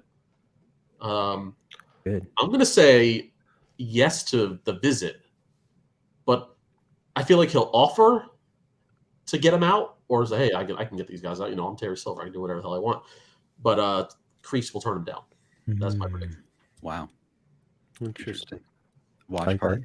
I'm going to go with no. I don't think he visits Kreese in jail. I think no one visits Kreese in jail. And I think that's part of Kreese's story in jail is I'm in jail. No one's visiting me. So yeah, I'm a no on this. Plus Silver kind of setting him up, visiting him in jail doesn't seem like the smartest move to me. Oh, so. he's cocky as all hell though. Yeah. You couldn't see him walking into there. He picks up the phone with the glass and he has that smirk on his face. Hey, buddy. That's why I'm going to say yes. And maybe again, it's me willing this into the universe because I want that scene Bad Way. Like you're setting it up in my head here and I can see it, like, especially with the glass. And like, I could see him doing it. Like, I own you now, John. I got you. Like, cause he held that against him for so long. It almost seemed like it was resentful that he owed him. And I actually think that could be a really cool scene, but I agree with you. I don't think he will offer to let him out. And I don't think he would also agree. I think he will go to rub it in and sort of say, I got you. More likely. Chris? This one is tough. I can envision this happening, like Drew said. I can totally see it happening.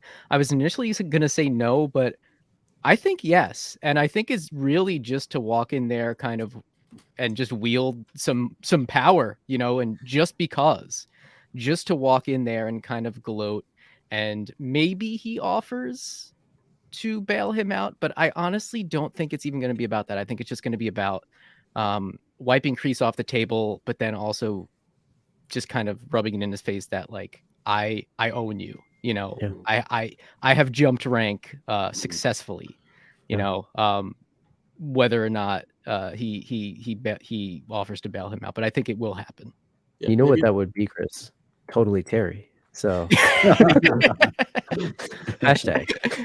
He walks in, the theme song plays. Maybe I'm just fantasy booking it too much, but it's episode 3. Cobra Kai's thriving. Dojo's all over the valley and stateside. Goes into Terry and says, "Terry, look what I did. This is all me. This could have been. We could have done this together. You had to step out of line. This is what happens." Yeah. Yeah. That's great. I love that. Kevin in the chat says no. Gamer Jack says no. Morgan says no. Jay says yes, but I think to torture him. Yes. Yeah. Let's see what else we have. And Kevin says nope. Oh. So interesting. You'll see. Now, you'll see. So guys, we have done 2 rounds. Do you have time for another round, or should we call it there? I'm good. I had 2 prepared questions. I did think of one more while this was going on. So if you want to do one more round real quick. Sure. Absolutely. Okay, watch party, you're up. Okay, so this is one I just thought of. Who is going to win the most fights? And I will clarify. Win is just be on the winning side. So like if you're part of a fight, maybe you get taken out, but your side still wins. That's going to count as being the win, being on the winning side. So, and I'm going with Chosen. Ooh, wow. Chosen. So he's my guess. Ooh. Did you have any idea how many? I want to say 4. 4. Okay. I want to see him fight. So we'll see. Interesting. I'm going to say, Terry. Can I ask you a question before that? Well, that fight that we saw between Daniel and Chosen, does that count? I'm not counting that. That's not really a fight. He was demonstrating a demonstration. It's got to be a fight. Like I want to beat you. And so okay, it's a good clarification. Yes. Yeah. Now it could be a fight in training. Like we're training, so it's an actual fight. But like what he did there, that's kind of a demonstration. I know it's kind of a blurry line, but yeah. I'm gonna say Terry Silver because he's got so many people on his side. Like to your point, like if you need to be on the winning side, like how many sensei fights are gonna be there? How many like just brawls? Like I'm definitely with Rabana. I'm saying totally Terry for this one. Cue the theme song. Fascinating. Chris, what do you think? I'm gonna say Sensei Kim. Ooh. I think she's just going to be handing out beatings left and right, whether it's in training or it's in actual fight. I'm going to say no less than 6. Wow. I like that. That's great. She bad. That's that. Whoa. Yep. She's going to be just fighting left and right. Bad way. Yeah, I agree with Chris. I'm not going to pick him, but I agree that she's going to be up there. But I gotta go Terry. Have to. It's going to be 5+, and this is his season. It's his season to win. His season, yeah. And I'm almost wishing and predicting that he'll come out on top at the end of the season, and the downfall will start in season 6. So I think we're going to see a lot of wins from Terry. This is his championship year. It's his to lose. Yes. He's number 1 seed. And I have a question about Terry. Let me just bring this up. Cobra Kai kid. Wait, where did Ken go? I don't know. Terry Silver. Yeah, we've been talking to Terry Silver. He's offered us all senseis in our own dojo. I'm running this game, and I'm very pleased with all of you that answered Terry Silver for this one. I do have a question though for all of you about Terry Silver. Do you think he's the type of guy that would fight himself, or would he try to get other people to fight for him? And would he prefer to stand in the shadows and let other people fight for him? Yeah.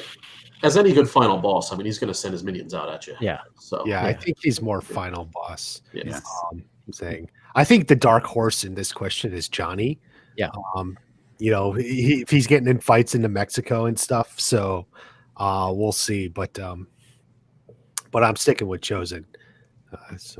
Yeah, if I agree with Badway on the Terry question too. Like he is definitely a final boss, especially if you've seen his outfit, the other outfit that he has coming out of the plane greeting her. I mean, that is like you can't get more final boss than that fight. You can't be fighting in that. Like he's right. He's looking there in style. He's got all of his minions for him and his fist fighters and all this other stuff. He's absolutely final boss. Interesting. Okay, wonderful. And yeah, I see Zion say 7+ on Terry. Yeah, that's Wow. great. That's fantastic. And great people, ponytail, Zion.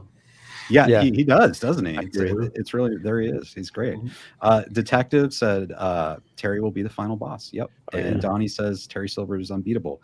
I mean, on this channel, of course, we're a little biased towards Terry Silver, but that's okay because we're right. So anyway, so Drew, what is your? Let me bring this up because this is Terry Silver's wife herself. Terry Silver lies to fight if he's sure he can beat them. Sends someone else to do his dirty work if he's afraid or needs to manipulate. Fascinating, interesting. Thank you for the insight from his spouse.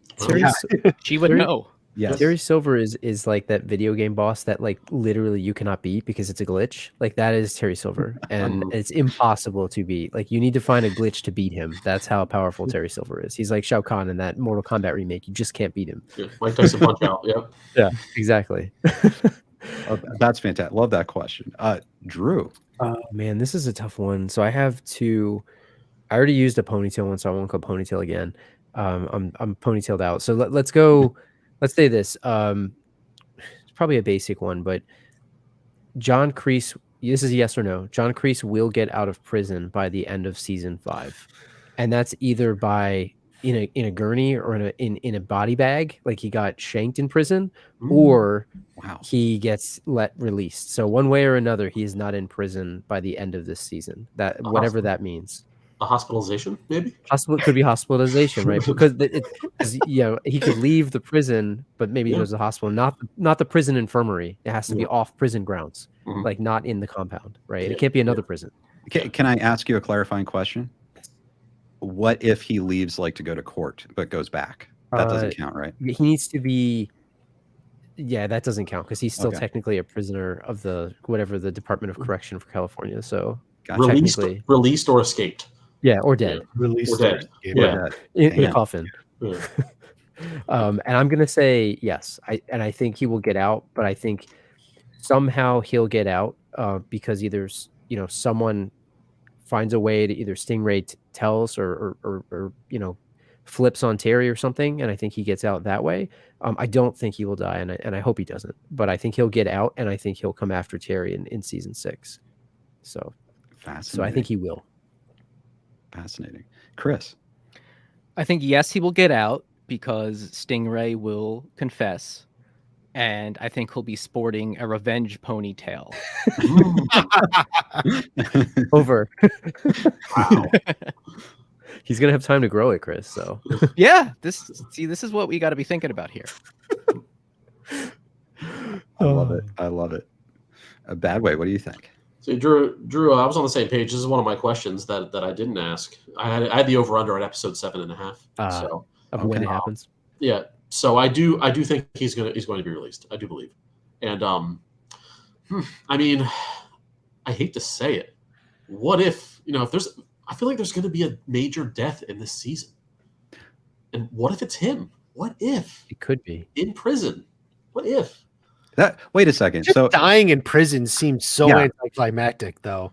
We don't know who Terry had on the inside there. We don't know. Yeah.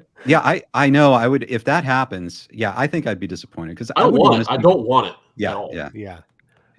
But I have a feeling somebody's going to die in the season. I'm gonna say yes. He's going to be released one way or the other. Yeah, I've considered like the Dumbledore theory where we learned that Dumbledore was actually going to die before he died, but like I've considered like it was Kreese dying all along, but I don't think they were going to do that. That feels like not something they would do. I have thought he would probably get out. I don't know how. Depending on, the legal system, they kind of, it's a little blurry or something, Right. So I have thought he's going to get out. Maybe he manipulates something or the other, but so I'm going to go with yes, he's out before the end. Fascinating. Yeah. In the comments, we have Marianella says yes. One Sweet Angel says this season is Tori's redemption arc because she holds a lot of power. She knows about what she did with what Terry Silver did. She has a bond with Kreese. you know, it's kind of fascinating. Yeah, I think Jay says yes. Cobra Kai Brick says yes. Yeah, that was the thing we talked about, Ken, the other day when we said that Tori might be the one to pull the strings. Maybe she's visiting him, and she's his person on the outside, and maybe that's what a way for him to get out could be with her, especially since Terry did her dirty with the cheating and stuff. And Robana, I'll throw this out here. I think Daniel will pay his bail. Certainly possible. Interesting. Watch party. I don't know. What do you think? Daniel paying the bail? No way. He'd want Kreese to stay in prison. Yes, I think so. Yeah, you're probably right. And thank you for the super chat life things. Really appreciate it. What if Kreese and Dutch reunite and break out together? Now he is a character many of us have longed to see return, and we know he is in prison somewhere. So he's in federal prison. He's in a different prison system. So Kreese is in state prison and Dutch is in federal. That's too bad. That's too bad. Wonderful. Great question. Chris. Okay. Yes or no? Will there be a new scene for this season? Not a flashback, not something from a prior season. A new scene this season inside Johnny's dojo, the original season 1 strip mall dojo in Reseda. Will we see a scene take place inside that dojo for some reason? Could be anything this season. I think yes. I think it would be weird to not have that dojo in any season. Can I ask you a follow-up? Do you think it's going to be early, mid, or late season? Ooh, good one. I think it'll be probably later in the season. Interesting. That's just my guess. Bad way? Yeah, I'm going to say yes as well. I'm going to say mid-season, maybe at 4 or 5. Yeah, I just think we got to have it, and it's a staple. So yeah, we're going to go for it. Cool. Watch party. I'm going to say no. I'm going to, and basically my reasoning is I think they used the set for the new dojo. So I think they basically disassembled the set and rebuilt it. So I'm going to go with no. Well, that just made me sad. Oh man. I'm going to pretend that I don't know the knowledge of that, and I'll say what else. I was going to say yes, and the way that I was thinking about it is either sort of like one of those stingers at the end where it's like Johnny and Daniel going back. They shut down Miyagi Fang and all this stuff, right? Or they were supposed to. You see the canvas bag or canvas sheet going over the sign. Maybe they go back to where it all started somehow, either in a stinger at the end to say, hey, we're going to have to take this back, or a scene where Terry just buys it and then disassembles it out of just spite to like shut the place down and just bulldozes the entire strip mall just to say, hey, screw you guys. Like, I own this place. Your old little rinky dink dojo. Bye. And then he's operating the steamroller himself. That's what I imagine. Does the Zarkarian's freaking out. Did outside of the dojo count? That's a good because question. They have the real practical in it, right? And I think they even had a set of the outside of the dojo as well. But that's a good point. I think when I phrased the question, I said inside. You were thinking the inside. I was thinking more inside the set.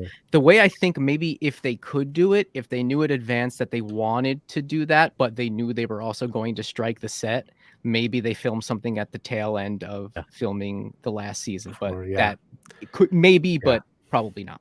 I mean, if they had to rebuild it, they always could. Like, sure. I mean, the popular thing is the tattoo parlor and Robbie's apartment were the same set, Yeah. So they can redo the set if they had to. So, but I'm going to stick with no.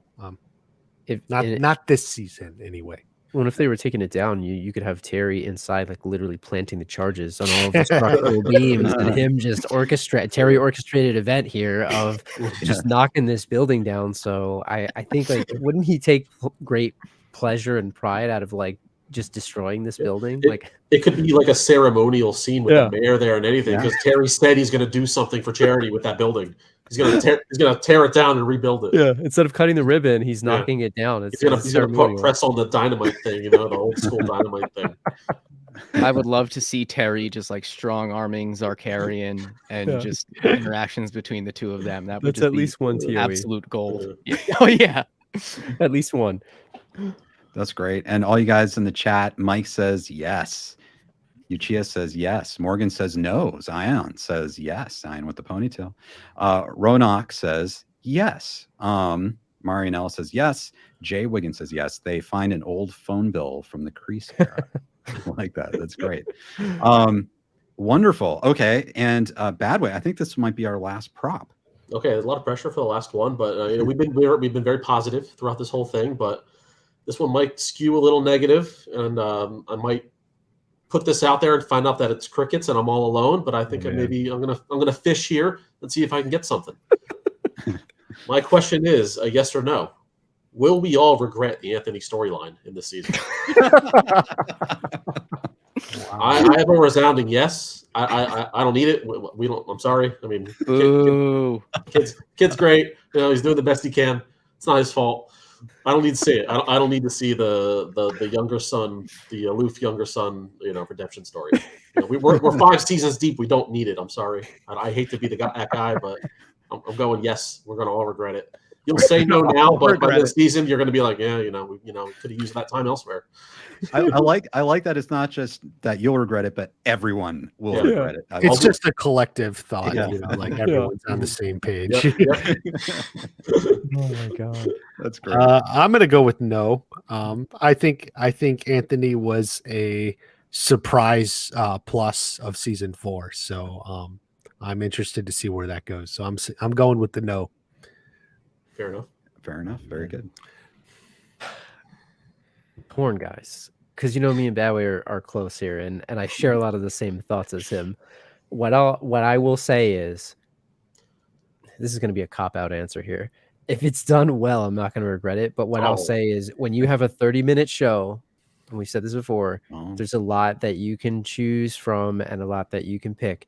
And I sort of agree with you in that there was a lot shown there. It was good, but when you have to cut certain things, and they cut certain scenes of like Terry at dinner with Kreese that built that character out a little bit more, where I think I would like that a little bit more, I can understand why we would say, yeah, we're going to regret it. If they do it right and they give us some character arc and character development, and it builds the legacy characters more, then I won't regret it. But if it's just him in a vacuum and all that stuff, I would rather see more Terry Silver scenes. So I don't even know what my answer is, to be completely honest. You copped out. That's great. Yeah. But I agree. Go ahead. Go ahead. Yeah, go ahead. Bad Way. I agree that it's not really hate towards Anthony. It's the time constraint factor. Yes. I want to see the other stories. If for all I care, Would you add Kenny to that then too? I mean, if their stories connected, really. I wasn't thrilled with the Kenny storyline either, but by the end, his heel turn, I did appreciate it. I did appreciate it by the end there. But I don't know, for all, if Sam was an only child, I'd be fine with it. Like if this Anthony character never existed in the history of the show, like I feel like that would be fine. I feel like we don't need Daniel and Amanda weren't sparring in the dojo. Okay, 12 years ago. Dojo. Here we are. Baby. It's a dojo baby. Regretting the season 5 storyline. Clear as day, dojo baby. You got it. But when's the hot tub baby would come in with Terry here? Oh yes, that's great, guys. Thank you. All right, Jeremiah says no. Tim says, oh yeah, 3 hours is coming up. The Slim Reaper says Anthony is not bad, so I guess that means we won't. Go Kerr Birds. says yes. Go Birds. Rabana says no, we need more Anthony love. Bad Way strongly disagrees with that. And Morgan says, nah, I'm not interested in Anthony's story. Wiley says he's the most neglected kid in the series. Yeah, and that kind of gets back to what Drew was saying. It's like if you have time constraints, like can you do justice? And but that was absolutely amazing. Thank you for playing prop bets. Thank you for playing along. Drew's tracked all that, so we'll be able to like revisit this after season 5 comes out. So sounds fun. Yeah. Yeah. I think we missed Chris's answer. Oh, did we? Oh, did we? Oh, jump in. No, I am so sorry, Chris. Yeah, well, I'll keep it short and sweet. No, I will not regret a second of it. I love Anthony and his pancake tacos, and that's the son of the Karate Kid. Well, if the pancake tacos come back, I'm changing my answer to yes. Ponytail. I'm changing my answer too. We never know about this. Listen, that's the son of the Karate Kid. I think we need to put a little bit more respect on his name. Show some respect. We need a ponytail, and then I'm all on board. Oh yeah, ponytail. And just remember the scroll. Remember the scroll. Scroll. Yep. True. Chris, do you think Anthony will be a less annoying character? Like, do you think they'll change his character so he's more mature and less annoying? Well, he's a LaRusso. I think that's a requirement to have a certain amount of annoyingness, and I say that as someone who is very pro LaRusso. No, I think he'll continue on to be Anthony, get a little bit more mature along the way, but still be annoying. Like, I mean, at this point, Johnny is still as annoying as ever, but we love him. We love him for it. Yes. And he learns along the way, and I think that'll be the same with Anthony. Wonderful. I love it. That's great, guys. That's fantastic. Thank you for playing. Will everyone remember these questions and keep them in your mind as we watch? And some of them are very specific, so we'll have fun coming back to them. Watch Party, thank you for joining us. Thank you for having me. It's fun to be here. Yeah. Yes, and before you go, is there anything that you can tell us about your upcoming content? Or are there things that we should be looking forward to from your channel? Yeah, I'm going to go live in an hour. We're going to have a countdown watch party. I think what I'm going to try to do is actually watch the first episode live. Obviously, Wow. Unfortunately, I can't play it, but I'll be there just talking, whatever. So I have seen the first 9 minutes, but so we'll do that through to the release, and then we'll watch the first episode. And then I'll be live again tomorrow, probably in the evening. Give some people some time to watch it with some reactions, and then more videos. And plus, if you're into podcasts, I will be joining Peter on Cobra Kai Companion. He asked me to join him for the season 5 recaps. So while Peter does the interviews, I'm going to join him as sort of the co-host of Cobra Kai Companion for season 5. So that's on the podcast end. Wonderful. That's exciting. Very good. So follow Watch Party's YouTube channel, and then also follow Cobra Kai Companion, and you'll get some great Watch Party content. Thank you so much, Watch Party, and great. Good luck on your stream. Have fun. Thank you very much, Terry. Still, I can call whoever. You can call me Terry. There, Totally Terry. You can call me Terry. All right. Take care, guys. Everyone. It was always good to talk to you, Watch Party. Take care. Yeah, thank you, Drew, Chris. See you, Watch Party. Yeah, great to be on with all of you. See you. All right, bye, Watch Party. And then Bad Way. Are you? Do you have to head out? Yeah, I'm going to be heading out here. I got work in the morning. Unfortunately, I'm not going to be able to enjoy the festivities and the 3 a.m. launch. I'm going to have to, plug my ears in at work all day, not go on social media, so I can race home and consume at 5 p.m. That's great. So. That's wonderful.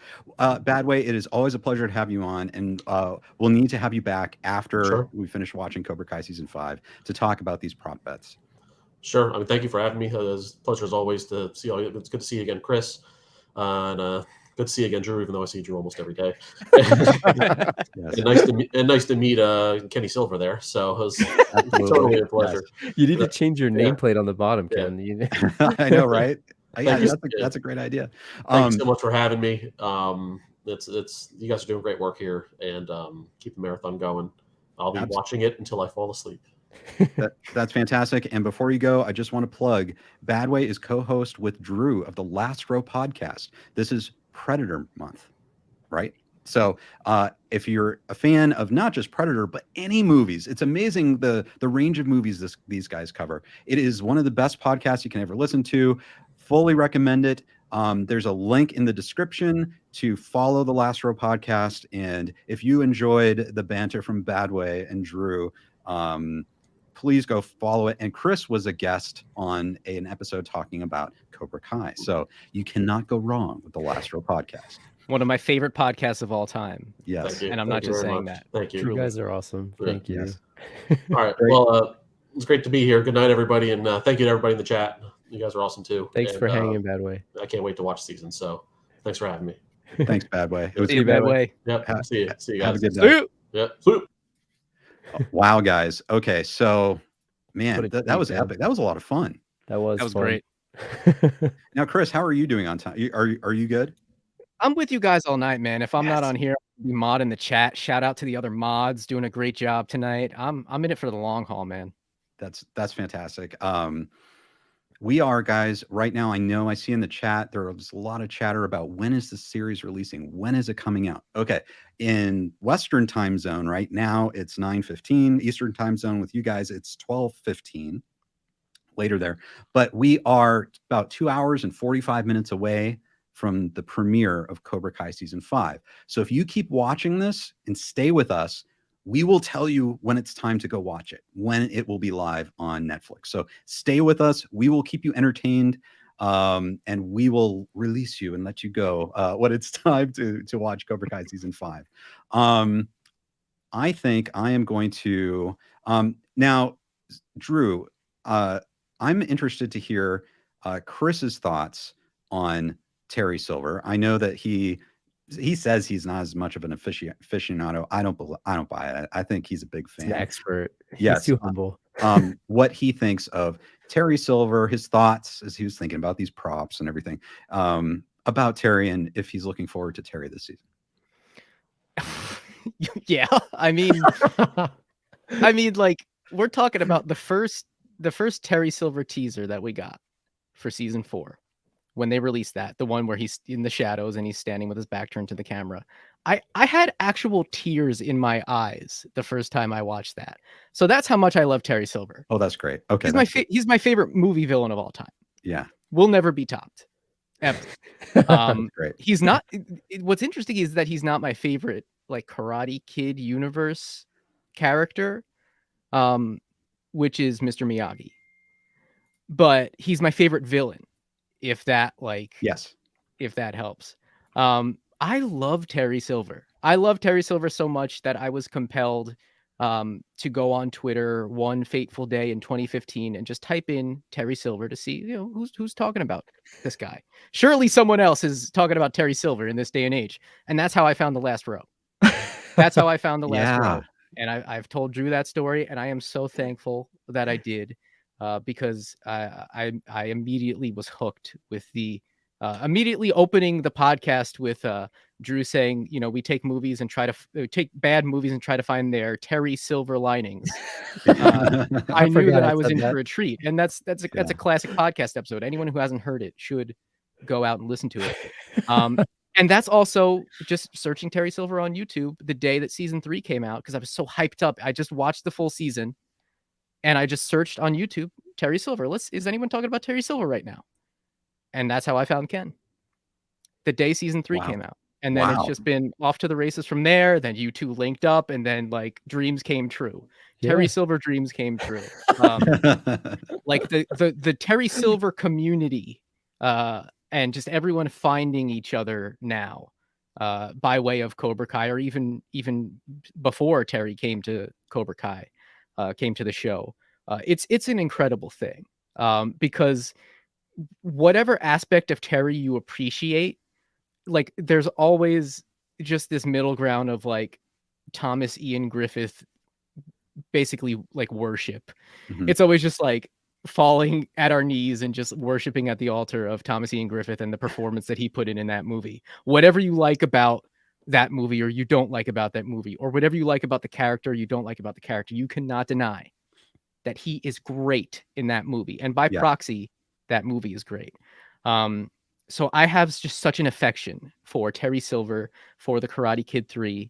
I mentioned this on a prior stream, but I used to put the DVDs on of the movies all the time when I was in school doing book reports, projects, whatever. I'd always have one of the movies on. And I think I put in Karate Kid 3 the most just because I just couldn't get enough of this Terry Silver guy. And that was very crucial to my my academics in high school. Right. So I love Terry Silver. I'm a dyed-in-the-wool Terry Silver fan. I don't necessarily want him to succeed because that would be bad for all the other characters that I love in the universe. But if he does, I would be just sitting there eating popcorn like Michael Jackson in Thriller. Yes. better believe it. That, Chris, that is awesome. It was wonderful to hear that. It makes my heart happy. And we are about to bring on someone who I think agrees with you. Let me just, thanks, James Among. Can't stay for the stream. Just want to say hi. Hope you guys are doing well. Thank you, James. It's great to see you. Great to see all you guys. Thank you for your comments. And let me introduce to you the one and the only Dave Schrock. Hey, Dave. Hello, friends. How are we doing? Doing great. Hey, Dave. See you, Dave. As you can see, I'm broadcasting live from Stingray's basement. Stingray's great. sister's basement. Sure, yeah. Yeah. That is great. It is great to see you, Dave. And I know that you're a Terry Silver fan, but you're also a Stingray fan, aren't you? Huge Stingray fan. I would be just as cool with Stingray owning the Valley as Terry Silver almost. Maybe a hot take. Do you think that could happen? Do you think that would be the poetic justice at the end? I mean, they got the actor to do it, so why not? That's kind of the way I'm looking at it. Indeed. Well, Dave, it's wonderful to see you. Dave is Dave Schrock is a wonderful filmmaker. Check out his YouTube channel, Mama Out of Bullets. He has done such amazing work in comedy, dark comedy, and all his stuff is just amazing, looks amazing. And he was also the director of photography for Cobra Cole, which some of you have seen, and we are going to be watching later tonight.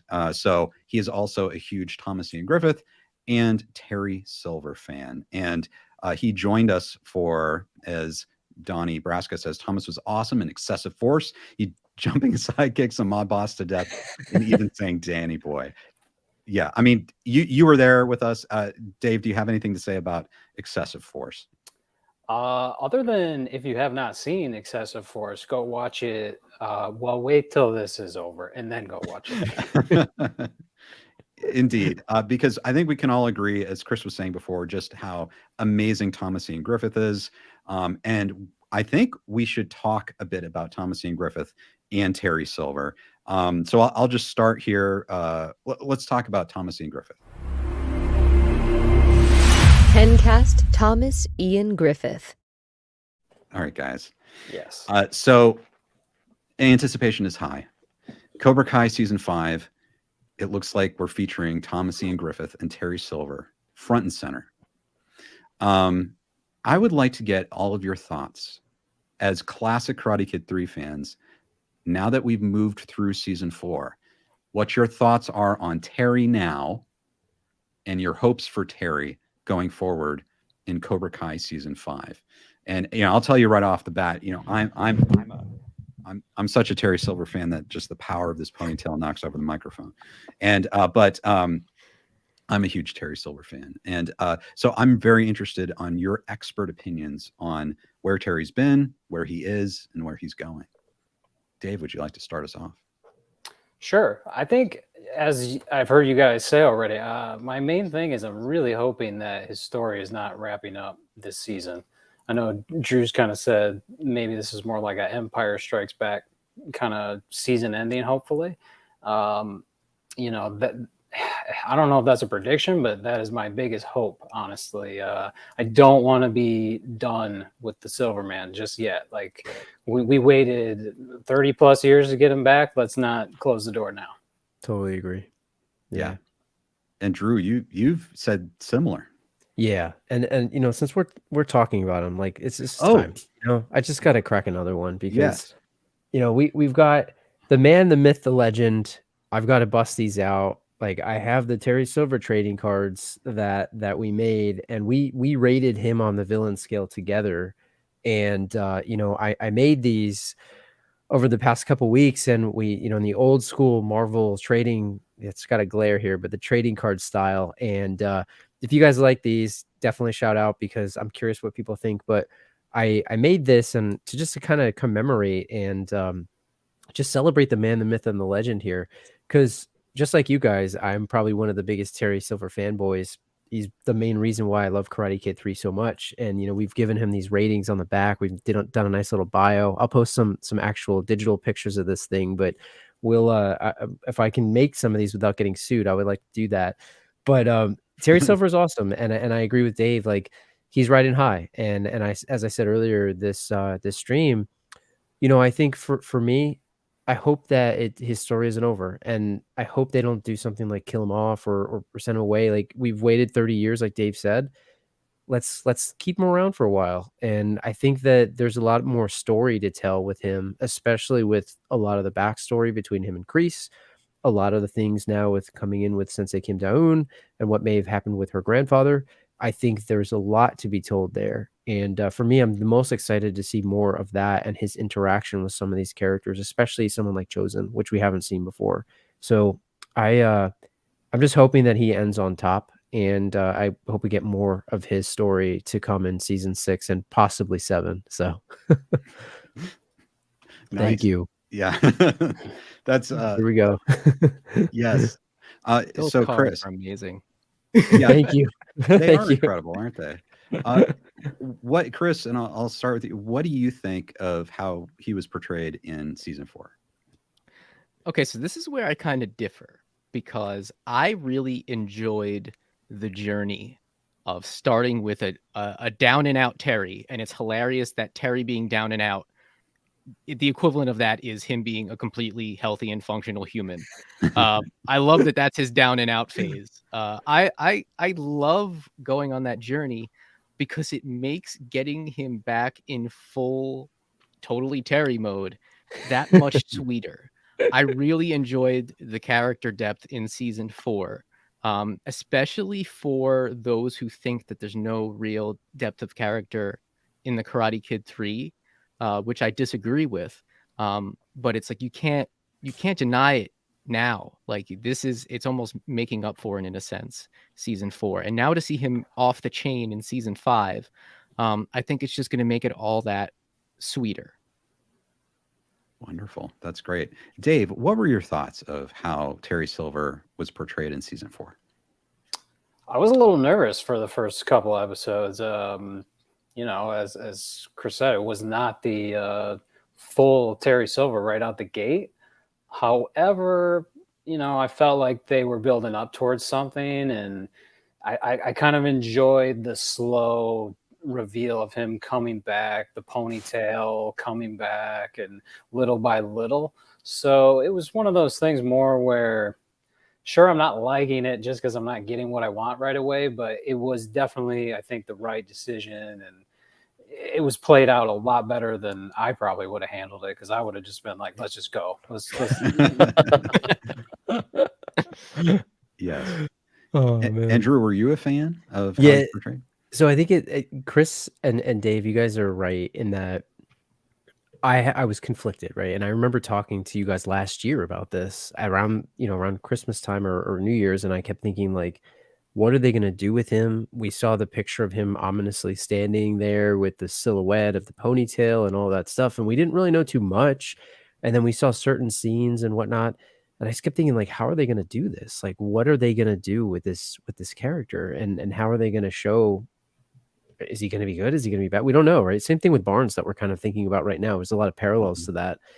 But I liked that there was a payoff. And I think, Chris, you're right in that it was the smart thing to do. And Dave, you said the same. Like, I would have probably went in just full on, but I think it was a slow burn. And I think it did make it that much sweeter. And I think your point was really good, Chris, because you wouldn't have been able to appreciate the triumph at the end if you didn't have where he came from. And I think, like, we talk about this roller coaster of emotions. The roller coaster that I had, and it's probably the lowest moment that I had as a Terry Silver fan, was when he was trying to bring in the beer and Kreese basically just, like, cut his life apart. It was like, oh my God, are they really going to do my boy dirty like this? Like, come on. Like, it was really, that was weird for me, because I always thought, watching Karate Kid 3, that Silver was the one that was on top. Silver was the one that was sort of the big bad. Kreese was, we said he's Ron Burgundy, like, looking on the streets of LA with milk, drinking milk with a beard. Like, he was down and out. He was in bad shape. And Terry was the one that sort of rescued him. And I know there was some talk about, oh, I owed you, you saved me in Vietnam and all that stuff, but you never really knew the context, and you didn't know as much about how much he actually did owe him.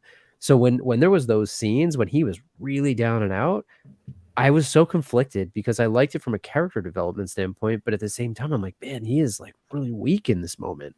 But like you said, that low gave you the high when he was drinking champagne at the end and masterfully pulling off the longest con potentially that he's done, and the way that he orchestrated those events, for lack of a better word. And I ultimately have to respect the writing, and I have to respect the creative choices that they made, and I don't think they could have done it much better than they did when you look at it in its entirety. During the moments, it was hard, and I don't know if you felt the same way, Ken, because like we were texting each other and you were like, you have to see how it goes, and you had seen it and you were telling me like you weren't sure what to say, and I remember thinking through that, and I don't know if you felt the same as I did. Yeah, a little bit. Like, the things I like about Terry, I think the things we all love about Terry relate to, if we were to ground that, and I did a video about this, in reality, it would be Terry Silver is a psychopath, because that would that condition, that type of antisocial personality disorder, would actually explain a lot of what Terry does in Karate Kid 3. And it's a way to kind of ground it and make it real and everything. And so I wasn't sure as I was watching, like, were they going to veer away from that? Are they going to make him like sensitive? Are they going to take away, the fact that he is like the consummate con artist? He's intelligent, manipulative. He just wants to control things. He's in love with himself. All those things that make a psychopath charming, all that stuff. But I think by the end of the season, you could look back and still interpret him as being a psychopath if you want to. I know some people look at him and say, oh, well, he really was changed. He was better. But it's interesting because this leads up to the next thing I want to talk about. And I'm going to ask you guys, have you seen the extended scene they released from season 4? Have you seen that? Okay. I am going to play that extended scene in its entirety, and I want to get your guys' reactions. This is the scene between Terry Silver and John Kreese on the balcony, and this is with added material. So I'm interested to get your reactions about what you think the added material does for Terry Silver and the show's understanding of Terry Silver. So let me bring it up now, and everyone, you can let us know in the comments too what you think.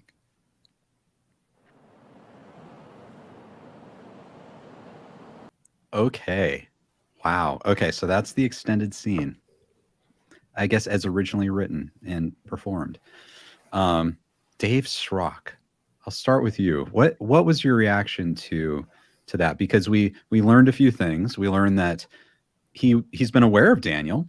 He's seen him on TV chopping prices. Like it's not like he kind of left. He was still there, still connected to Southern California, to the LA area. We learned that he lost his company. I guess it's implied it's Dino Talks. And then we had some interesting additional exchanges. We learned that he's actually maybe richer than he was before. Now, I don't know. What were your thoughts of this different scene and Terry and how they portrayed him? I honestly think it's a shame that they cut it down. Like this is two titans. You let them go at it. And honestly, performance-wise, I mean, God, I love Terry Silver, but which one is chewing up the scenery more? I mean, flip a coin. That is, that's a great scene. I love the wide shot from down low, looking up at the balcony. That's the first I've seen that, actually. So for me, my instant reaction is, don't cut Terry. Let's just make that a rule. If you've written him out and you've shot it, just leave it in. Right, exactly. That was right, guys. You got to cut Anthony. I mean, just kidding. I'm just kidding. If you got rid of the Kenny and Anthony storyline, think of how much more Terry we could get. Oh, you guys, just make it all about him. Like, we don't need anyone else. Yeah. Well, Chris, the Totally Terry edition. Yeah, exactly. An extended cut on Netflix. Exactly. So Chris, we know you're more of a fan of the Kenny Anthony storyline. So please disregard what we just said. That aside, what did you think of that scene and what it reveals? I'm really glad to have seen it now. I think if we had seen it originally still in the season, I think maybe it answered a few too many questions. I loved still having that air of mystery, even though we got some clarity on where Terry's at, kind of in that moment when we originally watched that episode. I think that maybe just would have been a few too many cards on the table. And I'm wondering if they cut some of those things because they decided at the last minute, you know what? Maybe we don't want to go in some of those directions. Or maybe it was just for time. But having said that, I am really glad that we've seen this now, because it's just a great scene. I mean, I could just watch that all day. Terrific. Yes. Drew, what did you think? Yeah, I mean, I'm kind of with Dave. But Chris, you made a lot of good points. Like, as I was watching, I had not watched this, by the way. That was the first time I've seen it, and I've been trying to avoid spoilers, so I haven't really looked at much of anything, just in case. But I think like seeing it definitely, and maybe it's watching it now, I love it, right? Because you get so much more, and it's not that much more. It's a few lines here or there, but it just adds a lot in. And I think like you could also see Terry knows what he's doing, and he's like he's on top there. Yeah, like he's sort of bullying Kreese, and like you said, Dave, they're like two titans kind of going at it. It's like which one has the upper hand, which one's really in charge. But like the fact that, and a couple commenters call it out, and you said it, Ken, the fact that Terry knew what Daniel was up to, like he knew, like that was interesting. I love And that thought line. yeah, like chopping prices, like I like that. It showed like he knew and he just didn't care, because it's like whatever, like I don't need that. And the other piece about losing the company, because that was a thing that I've always wondered about, like what happened to Dino Talks? Like, is he still there? Is he not? So I don't know if does that assume that he still has lost it, or did he buy it back? Because there was the shot of the newspaper, I think, that Dimitri had on the tablet. They called him a philanthropist, right? It didn't say anything about Dino Talks. So maybe that answers the question. He doesn't actually have Dino Talks anymore. I don't know if it's official. Maybe he bought it back, but he's certainly rich, and he's certainly richer than he was based on what he said. I'm always going to want more. So I'm always going to go for the side of like, keep it in, because I think it's, they acted so well in that scene, and it's like, it's a shame that you have to cut it. But I don't know. Do you guys think it was to create more mystery, or do you think it was from a length thing, or do you think it was a bit of both? Like, I don't know why they would have cut that outside of maybe like what Chris said, to try to not answer too much. I don't know.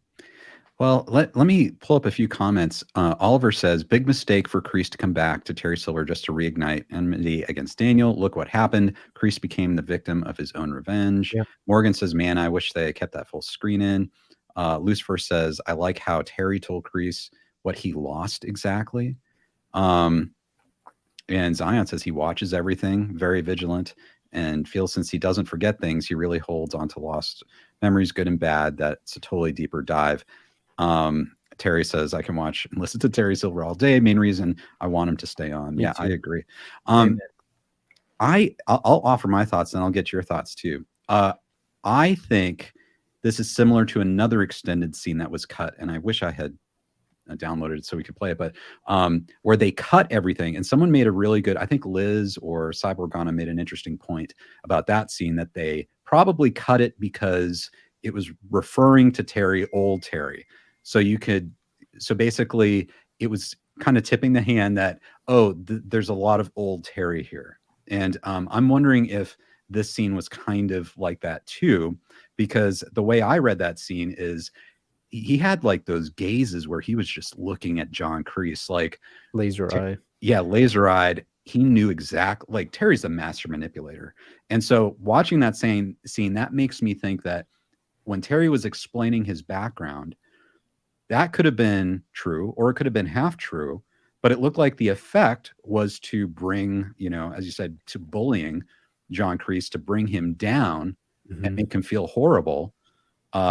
Because not only did John Kreese abandon him, but now Terry's life is better now that John Kreese is gone. And he said, now you're going to get out, or you're going to crawl out, And so it's, to me, it shows that classic Terry Silver from Karate Kid 3, that he is not totally tofu Terry and like a tree hugger. There's still that old Terry in him. And I'm wondering if they were trying to keep it more of a mystery during that first part of the season. I don't know. What do you guys think? Dave, what do you think? It's possible, yeah. It was for mystery. I guess just in watching it now, I'm all for adding as much weight to any character as we can. So it feels like seeing it that maybe I was missing out on it now. But I guess I'll say, in terms of like the dynamic between the two, as far as I remember watching that scene as it aired, I felt like Kreese was just kind of digging Terry like that whole scene, and like almost like Drew said, it's like, ooh, like you're watching your parents fight or something. But this version, I felt like they were completely even, and it also made Terry kind of say, yes, I am aware of everything that happened, and I chose to kind of be in the life I am now. Whereas the season kind of played out more that Dr. Jekyll, Mr. Hyde thing came out of him and was awakened when he karate kicked a wine bottle across the room. So I feel like maybe they were trying to build up that more by cutting it out. But, I'm all for leaving the 3-hour length version in if they got it. One thing as I was thinking as you were saying that, Dave, is especially the point that you made around them being even. I think, and this comes back to what you were saying, Chris, earlier, in that they wanted to maybe not give you too much of like where Terry was going. And it ties back into the line that he has at the end when he's with him at his house when the cops come. What does he say? What's my biggest weakness? It was you, John. I cut it out.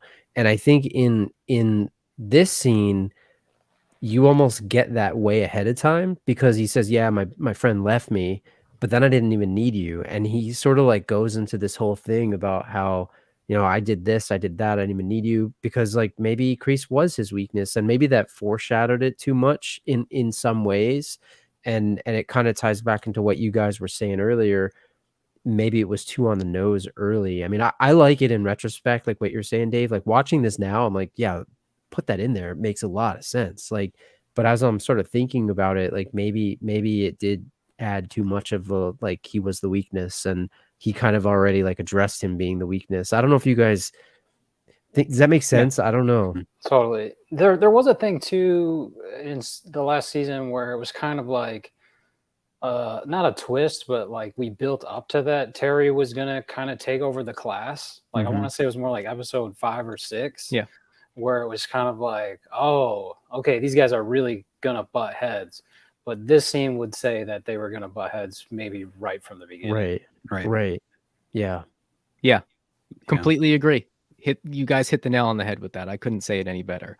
I love seeing it now, like I said, but I think the viewing experience the first time around might have been a little bit different, and maybe be able to kind of see where they were going more with the Terry character had that been in the season all along. But I it's a great scene, like I said, and I will personally always thank Cheyenne for the tofu. I don't know about well, and that's the most interesting thing about filmmaking and stuff. And you guys are in the industry, so you know a lot more than me. But like when it comes to the discussion, like I'd love to be in the room when they were looking at that and trying to decide, like, should we leave this? Should we cut it? Like, I would love to be a fly on the wall during that process, because the creative conversation and the creative decisions and like where people saying like, we got to leave it. We got to not leave it. Like, I just have that part's so fascinating to me about how you make the movie or how you make the scene, because there's so many subtleties that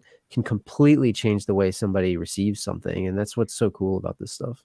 I hope that eventually we get maybe like an anniversary box set of Cobra Kai, and they do what I'm sure they've done this for other movies, but on the Back to the Future box sets, they'll have the directors commentating over deleted scenes actually, and say, all right, so here was a scene where George buys the peanut brittle and we just felt we didn't need it, but that's why he's pouring peanut brittle into a bowl in the next scene. And like, but you actually get like insights as to why they cut things and where they might have been going with it. So I would really hope that eventually we get the big three sitting down and just kind of commentating over a lot of the outtakes, because to Drew's point, that would be just amazing to hear the insight.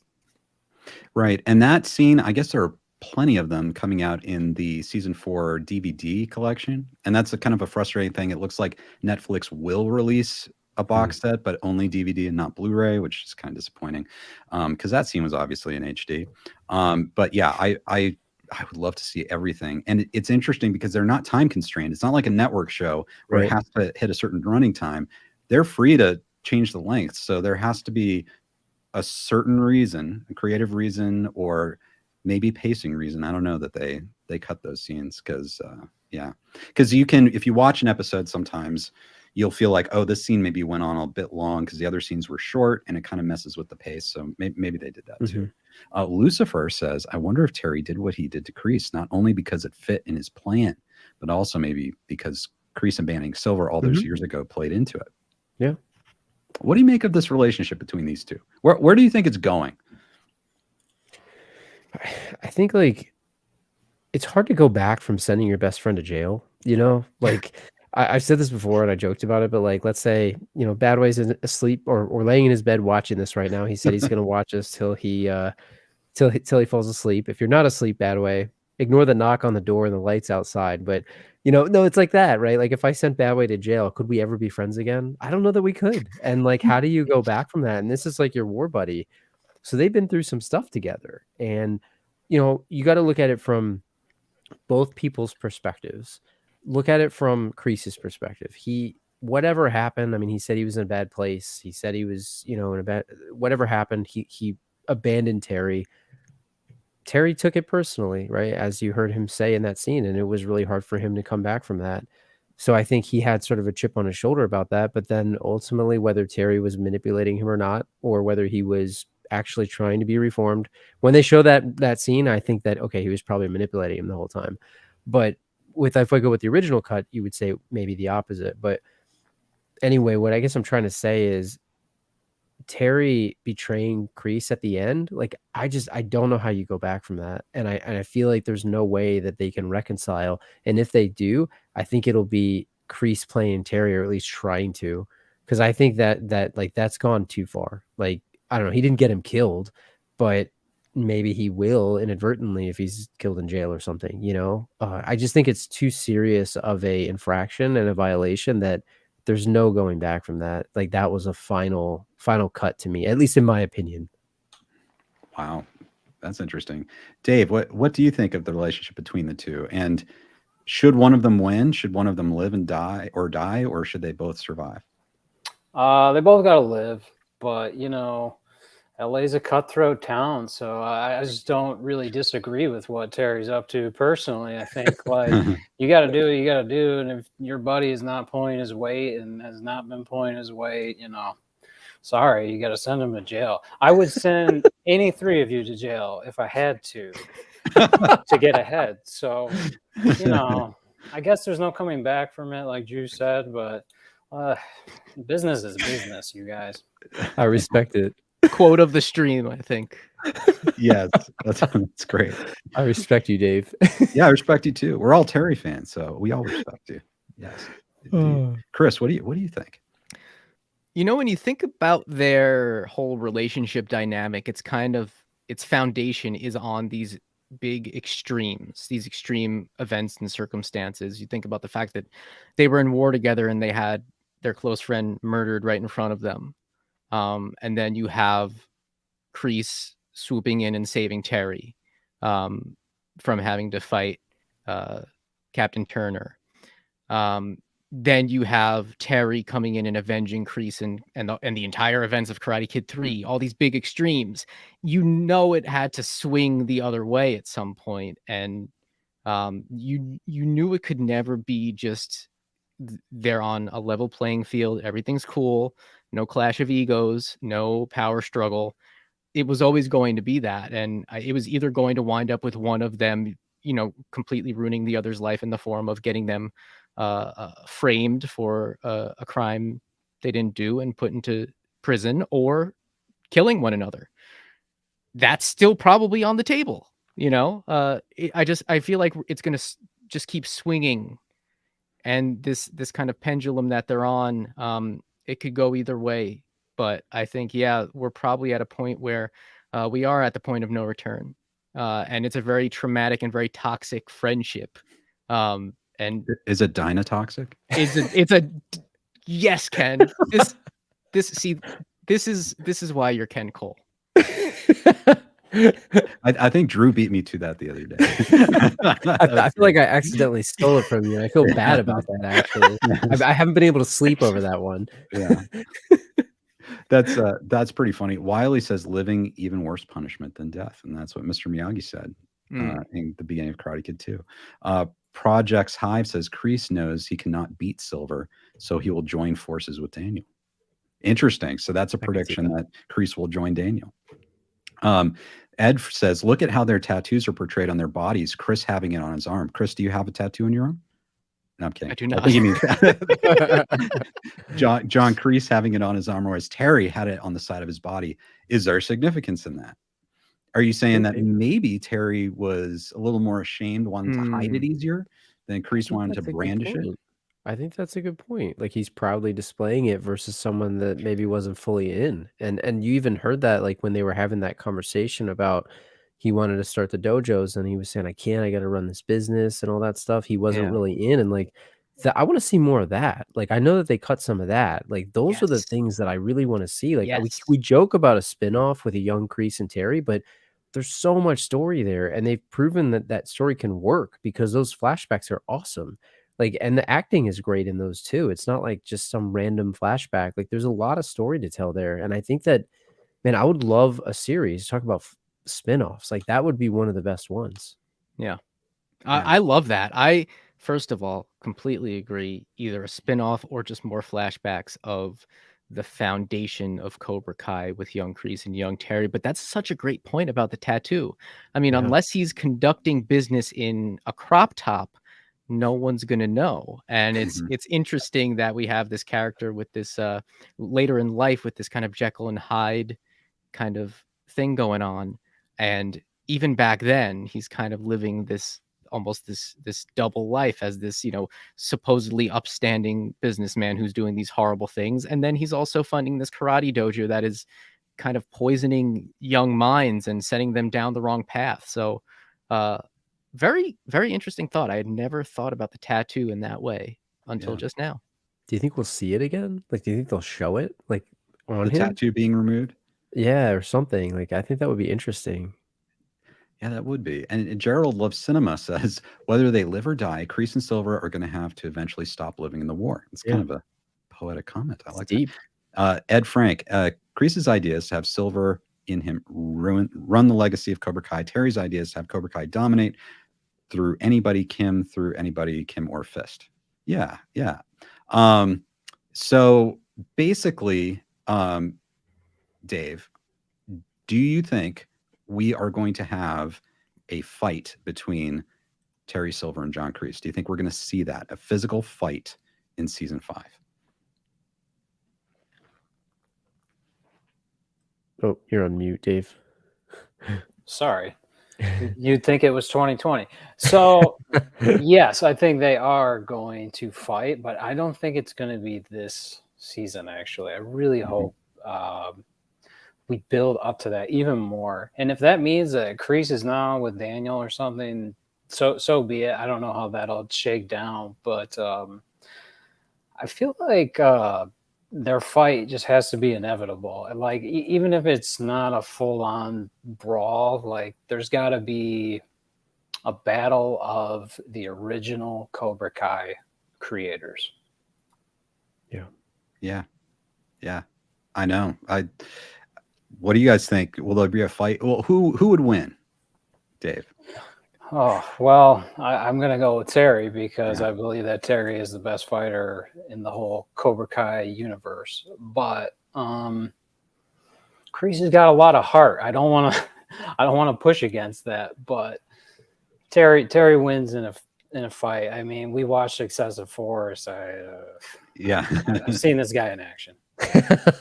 Yes, indeed.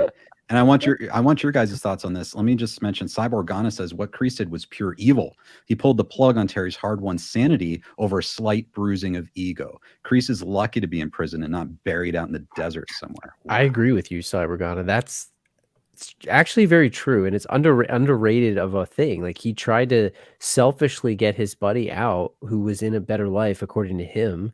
Like, he knew he was in a better life, and he tried to pull him back out of that just so that he could terrorize some teenagers again. Same thing, second time. And according to him, and as far as he knew, Terry was doing okay, and he wanted that back, and was kind of selfish. I agree with that. Yes. Wiley says Kreese would win. And Lucifer says Terry Silver would win as he beats up a stronger Johnny than the one who beat up Kreese in season 3. Yes. That's kind of why I've done fighting videos. It's kind of been my process, is like, how can we tell? Well, it seems as though Terry would be. But though you could say that Terry cheated. He blindsided Johnny to give himself an unfair advantage. Well, guys, we are almost 2 hours away from the premiere of Cobra Kai season 5. It's almost here in 2 hours. Again, we're not doing spoilers. We are going to be moving into the 10 p.m. hour, and we're going to be doing some trivia. Now, Dave, do you have to head out? No, I do not. You want to stick around for some trivia? Sure. I probably won't do that well, but let's go for it. Yeah, that's great. Don't sell yourself short. It's going to be classic Karate Kid trivia. Chris, do you want to stick around for trivia? Yeah, if I haven't worn out my welcome, absolutely. Chris, no one here ever wears out their welcome. It's such an amazing, it's a brain trust. We'll call it a Miyagi-verse brain trust. You guys in the comments are included. This is really amazing. I'm starting to get even more hyped. I can't believe it's 2 hours left. Stay with us, guys. Everyone asks, when is it releasing? The answer is it's releasing. Cobra Kai season 5 releases when this live stream ends, and we will let you know when that is. So stay here with us, play along with us, and then you can go and watch Cobra Kai season 5. So we are going to take another break, a human needs break, about 9 minutes. And stick with us, guys. We've got, during that break, you're going to see a commercial for Dino Talks. Maybe Dino Talks wasn't the company that ended. And then after that, you will see Cobra Cole. Okay. If you ever wondered if Tom Cole has any connection to Willie Cole or Terry Silver and the Big T, and maybe me, because my name's Ken Cole, watch Cobra Cole. Okay. And a lot of people have asked this. It stars David Shatraw, who plays Tom Cole on Cobra Kai. So this is like the ultimate thing to prepare. And it's interesting. Also, think about Terry's story. We just saw that. We just talked about how Terry kind of lost his business and fell on hard times. And just think about that as you watch Cobra Cole and the ways people talk about the Big T, as we call it. And Dave Srock, who's in this chat right now, he's right there in the upper left. He was the cinematographer, director of photography for Cobra Cole. And I think you guys are going to love how this movie looks. So stick with us, and we will catch you on the flip side. And here we go. And guys, enjoy, have a good break, and we'll see you on the other side.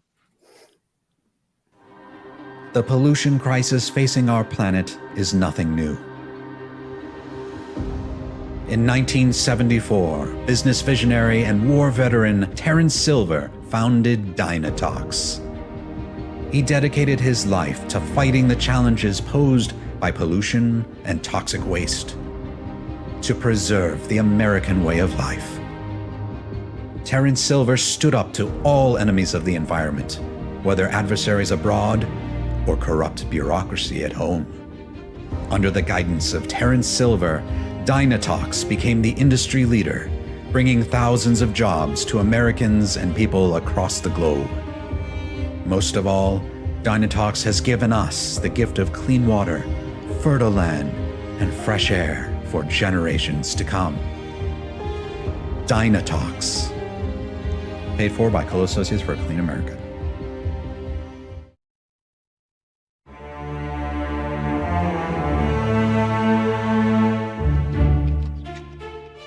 It's been amazing working with you, for you, but I need to resign. Move on. Get out of your hair. Oh, damn it. Don't talk about the hair. Now's a good time for you to cut me loose. You don't need me anymore. You are doing great.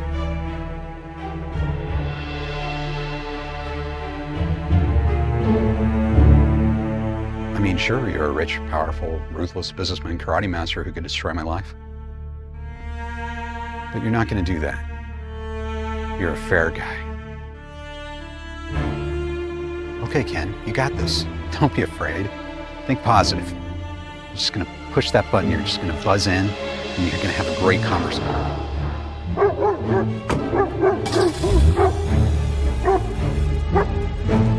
You can't do this. Nope.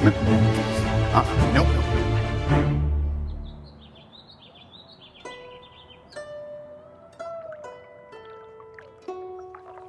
Focus. The universe is one with your chi. Steady.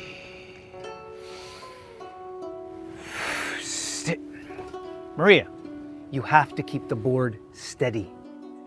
Yep, my name's Marissa, sir. Call me Sensei. Yes, Sensei.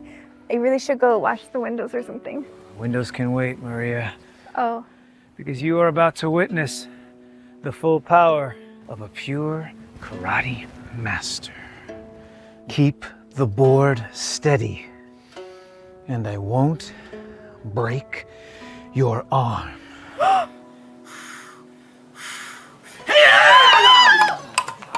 Maria! Dojo etiquette, please. My name is Marissa.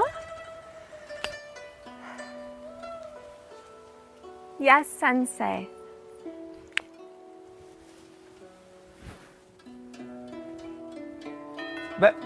Doorbell.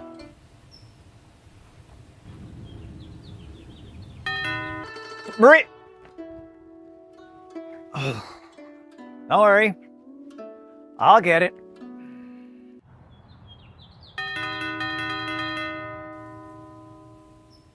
Maria, door!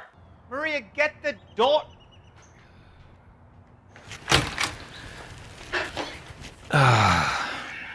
Look who it is, my favorite cousin. What do you want, Kenny? I just need 2 minutes.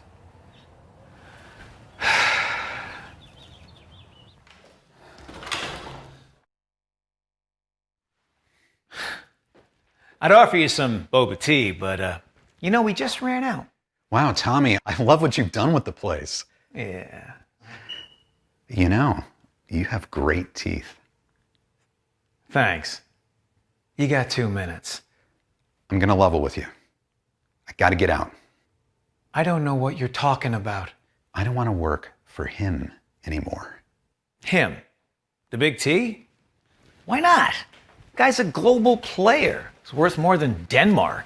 I mean, yeah, he's a little overrated, bad business skills, and he's a complete dummy when it comes to franchises, but look, just shut up, suck it up, do your job. Yeah, but he's mean. Oh, no. It used to be a good job, but now I get no time off, and his staff is rude. Rudeness is underrated. You got 1:30. Fresh fruit, Sensei? Yes?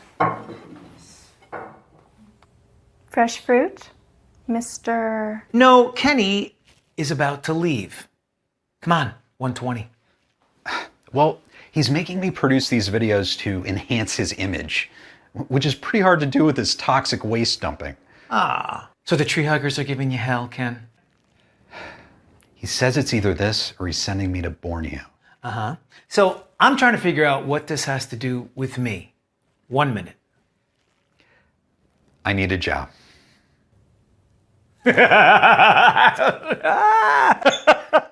After I quit, I'm going to need a job. Your business is doing great. I can help you sell. No, Kenny. No. You can hire me. Kenny, I'm going to say something to you that even your own mother, God rest her soul, would agree with. You're bad news. I don't want you near my business. I don't want the heat you bring.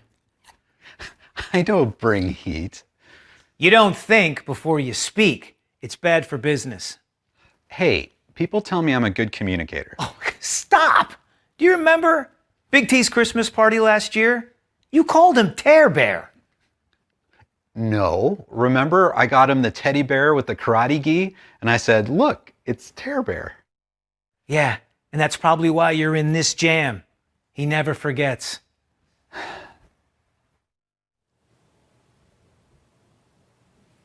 Look, Kenny, I get it.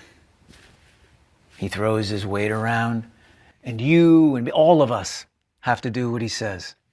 It's no fun. Nope. But it doesn't have to be like that.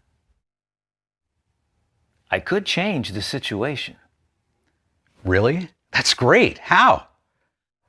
Well, that's where you come in, Kenny. See, I think everybody's got a dirty little secret, even the Big T. And you've been working with him for a long time now, so you gotta know something embarrassing, something that he would hate for the world to know.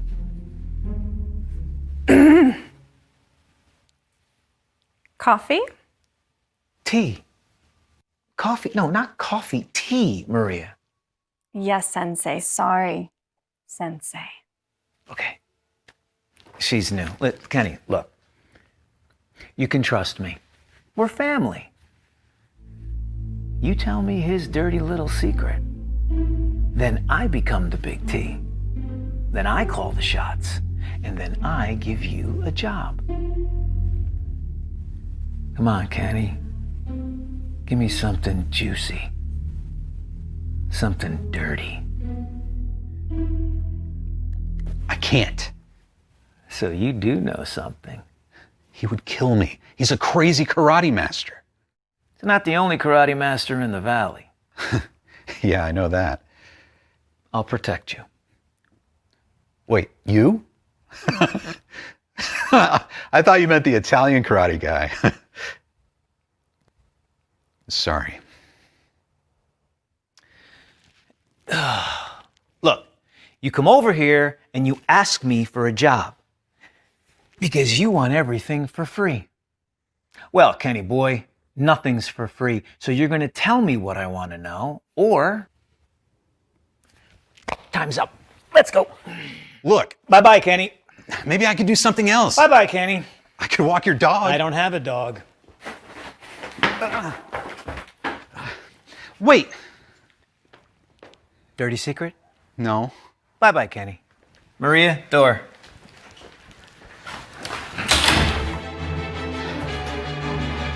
Damn it.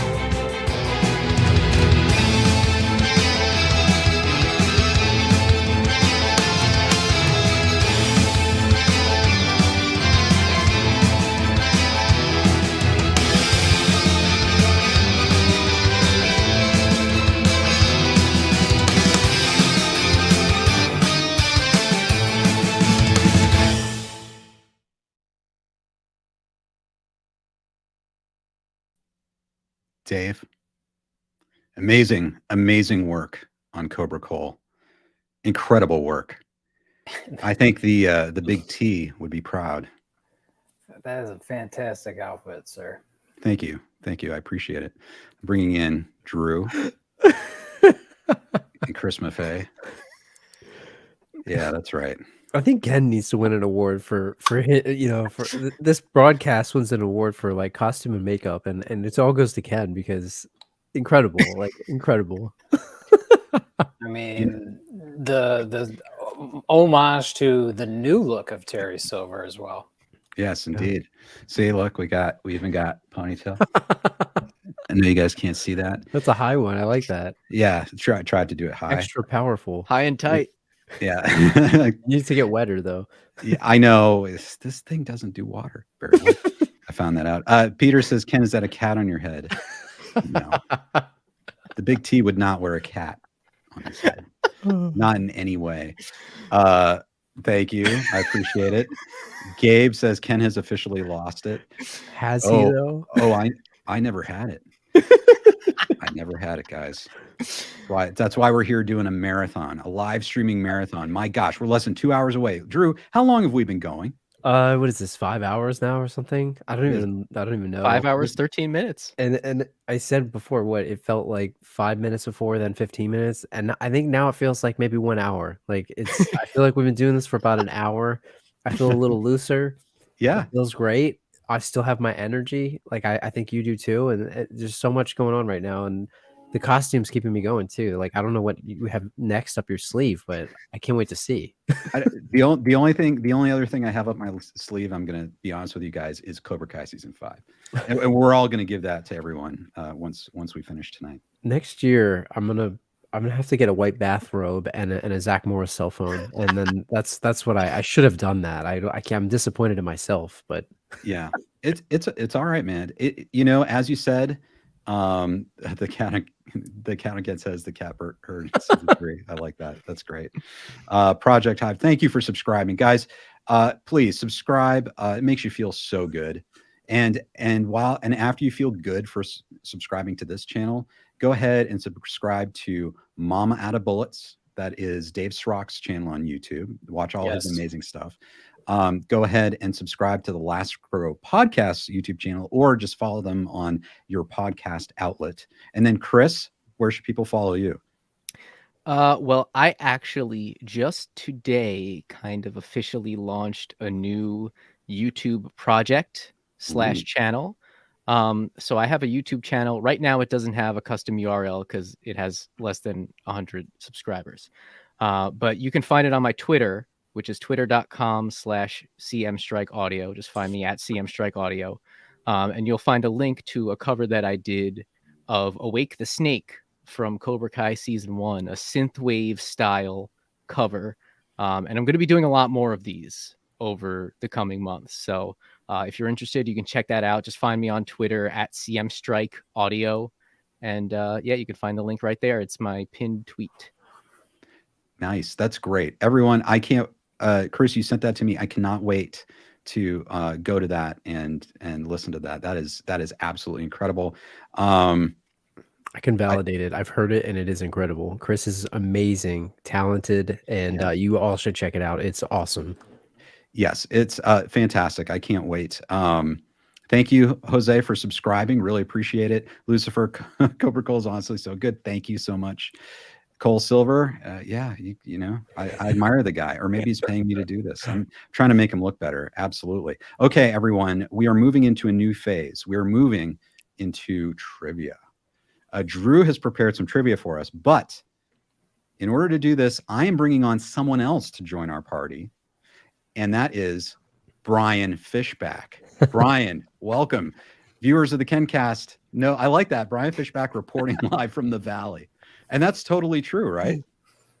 Who said that? Oh, hey. I thought we were just going to talk about the new iPhone 14. Oh dear. No, I'll play along. Excellent. Good evening, everybody. Hey, Brian. Up, Brian. Here's Brian. So Brian, are you ready for some classic Karate Kid trivia? I am. How are my levels? Do I sound all right? I think you sound great. Everyone. I turned my air conditioning off so you don't hear it roaring at us, but I'm turning my fan up. Do you hear it? Not at all. Not really. No. Okay. Nope. Cool. You sound great. Awesome. Cool. Let's do it. Okay, Drew. I guess I should keep score, right? I don't know, Ken. What do you think? Should I keep score? If you feel like keeping score. All right, I'll try my best. You don't have to. If we go off the rails, we'll see what happens. Okay, so before we get going, Drew, explain this. Explain what's going to happen here, so everyone in the chat and watching can play along. Sure. So I pulled a bunch of trivia. I'll say from reputable internet sources. Now you guys can decide whether they're reputable or not. After I won't tell you where they are, so people don't cheat. But I did pull some trivia, and they're all true or false questions. So these are things that are about the production of the movies, or maybe some things about the characters. And I did Karate Kid 1 through 3. I don't know how many questions I have total. It's probably like maybe 10 or 12 or 15 or something around there, 10 to 15 questions. We were pulling this together sort of like right before the stream. So I apologize in advance for any mistakes, but basically it's a true or false question. You have to decide whether it's true or false, and then I'll give you the answer after. Any questions? Did I explain that right? Ken, you know the game, right? Yeah, it's great. Yeah, I think so. Anyone have questions? All right. Are we just going to shout the answers out? Or is it one by one? We'll go one by one. Yeah, let's go one by one, and then that way I can track it. And then Ken, you can play too. All right. Thanks. All right. So Ken didn't see the answers to these, by the way, just for the record. And then everyone in the chat play along too. So you guys put your answers here. I won't be able to keep score for you guys, so it'll be on the honor system. So, all right. So basically, we'll start with this one, and we'll go through these. And I mixed them up in order, so we're not going to get all like Karate Kid 1 together. So the first one is true or false.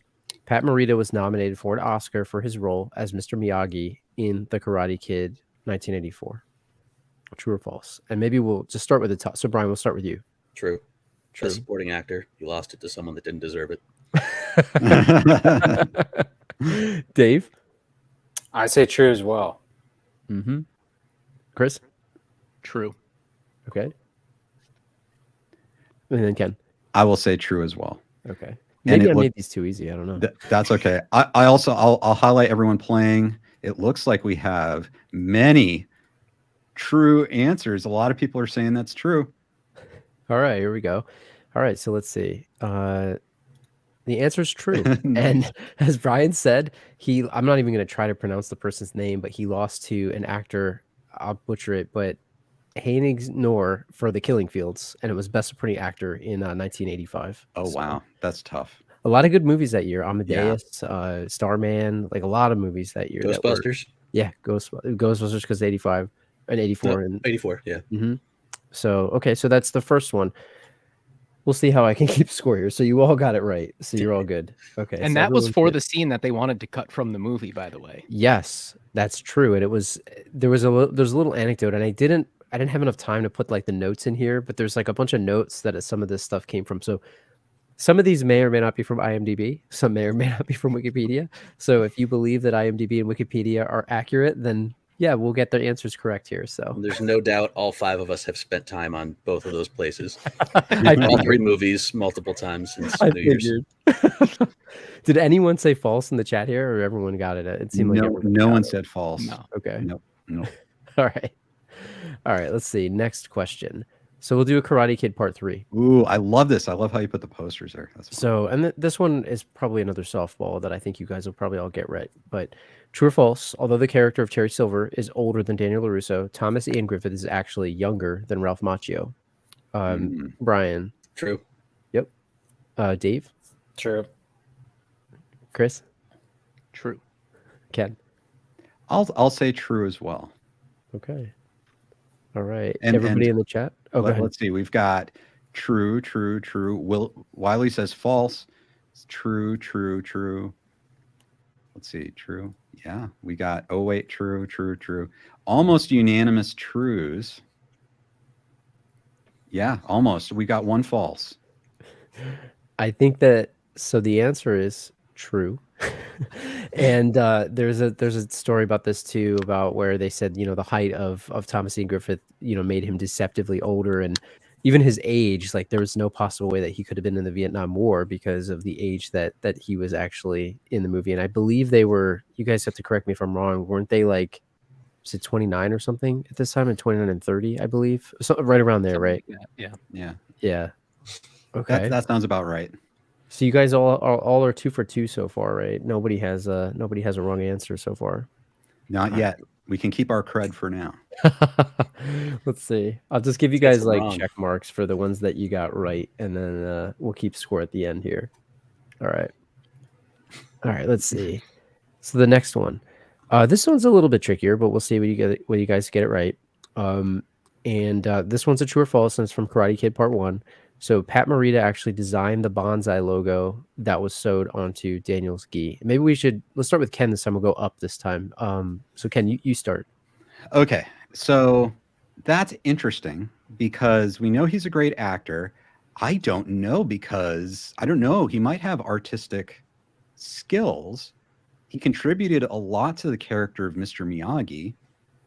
And that would be kind of a creative thing to do, would be like, have Pat Morita come up with what it would look like. That's an interesting idea. I don't know, but I am going to just say false. But I don't know. Okay, so you're going false? I'm going false. Okay, Chris? False. Okay, Dave? I go false as well. I feel like that's something that would be more publicly known if it was true. Brian? Not a chance. Never heard of it. No? Never heard of Okay. it. Someone made that No. up. Okay, let me. Oh, sorry. That's okay. Oh, sorry. But let's. Okay, that's true. It's interesting. We've got Wow. in the chat. We've got. Wow, we've got some people called it. Good job.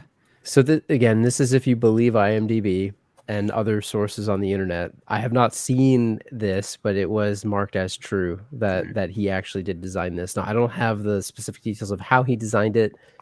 Could have been in the writer's room or something, but apparently according to IMDb and I believe other TV tropes websites and stuff, I found that this was true. So you guys can fact check me, but it says true on the internet. So it's got to be true, right? That is amazing. I have learned something. That's pretty cool. Yeah. I'm going on IMDb right now to change it. Yeah. The animating gamer says Pat is literally the legacy of Miyagi-Do. Yeah, totally. But I think that's cool, right? It adds a lot more to Mr. Miyagi and Pat, right, from the legacy of the show. And I agree with you, animated gamer. Yes, very good. Great job, guys, who got that in the comments in the chat. So you heard it here on the KenCast that this is this is true. That was a good one. All right, let's see. All right, so all you guys picked false, right? Yeah. Okay, so you got it 3 wrong. questions. So you're all tied at 2. All right, let's see. Next one. Okay. Ooh, yeah. So, true or false? Karate Kid Part 3 this time. In the original script, Daniel was going to convince Mr. Miyagi to open a dojo instead of a bonsai shop. True or false? Oh man. We'll go up again and then we'll switch back to Brian and again, but let's start with Ken. Okay, this is interesting because I have been on a quest to try and track down the original script if it exists, the one that existed before Terry Silver came in to the picture. That is very closely guarded. I've heard it does exist, and I have to go to a certain place in Los Angeles to look at it, but I can't take it home. So that would have been really interesting. I think that makes sense, actually. Like, that would make sense. I'm going to go true. Okay, true. How about you, Chris? I'm going to say false. I just think that with Daniel knowing Mr. Miyagi at that point the way that he does, I don't think there's any chance that he would think Miyagi would go for that. So I'm going to say false. Okay, false. Dave? I'm gonna say true as well. I'm gonna side with Ken because I feel like he's really researched the script more than anyone. But He's dressed like Terry Silver right now too. I don't Yeah. know if he has powers. yeah, Okay, Brian? I don't know this for a fact at all, but I'm going to go with false. Okay. Wow. Okay, guys, what do you guys think? Okay, we've got true. We've got a lot of trues. Who else? We've got someone says false. Yep, Jose says false. My man, And Jose. Marianella says true. Okay, thank you guys. All right, Drew. What Ready is for the it? big reveal? Yes. False. I made this up personally. Now maybe it is in that vault that exists. I don't know. Like I'm imagining like Ken, like in National Treasure, like Nicolas Cage, like going in to steal we make a movie of Ken stealing the Karate Kid 3 script like National Treasure. I'll be your accomplice. But I made this up. Originally I was gonna say like a restaurant, but then I thought that was too obvious. So I just felt like bonsai shop and dojo, maybe a different way that it could go. Now if it's in that script, I'll retract my answer, but I made this up personally. So Drew, that was a really good one. And could this reveal your subconscious? Is this subconsciously how you feel like you would improve Karate Kid 3? it would be interesting to it would take it up a notch, right? It's another way for them to actually go after Cobra Kai at that time. So, and Daniel wound up doing it with Miyagi-Do. So it's ahead of his time, maybe Mr. Miyagi, and Daniel wanted it back then. And he got his wish in the future. Fascinating. So let's see. I'm trying to make sure that I got you guys right. So Brian, you said that was false, right? And Jose did too, wherever you may be. Yes. So, and then Yes. Jose, on right ours, along with Brian us. and Chris, and then Jose, and then Dave and Ken, you both said that was true, right? So it's Brian, you have 3, Dave, you got 2, Chris, you have 3, and Ken, you have 2 right now. Okay. All right. Let's see. Wow, this is tough. Okay. Oh, part 2. So this is a Karate Kid Part 2 question. So true or false, the Karate Kid Part 2 earned more at the box office than the Karate Kid 1984. And Brian, we'll start with you this time. I should know this answer because I spent a lot of my formative years reading these kinds of statistics. Man.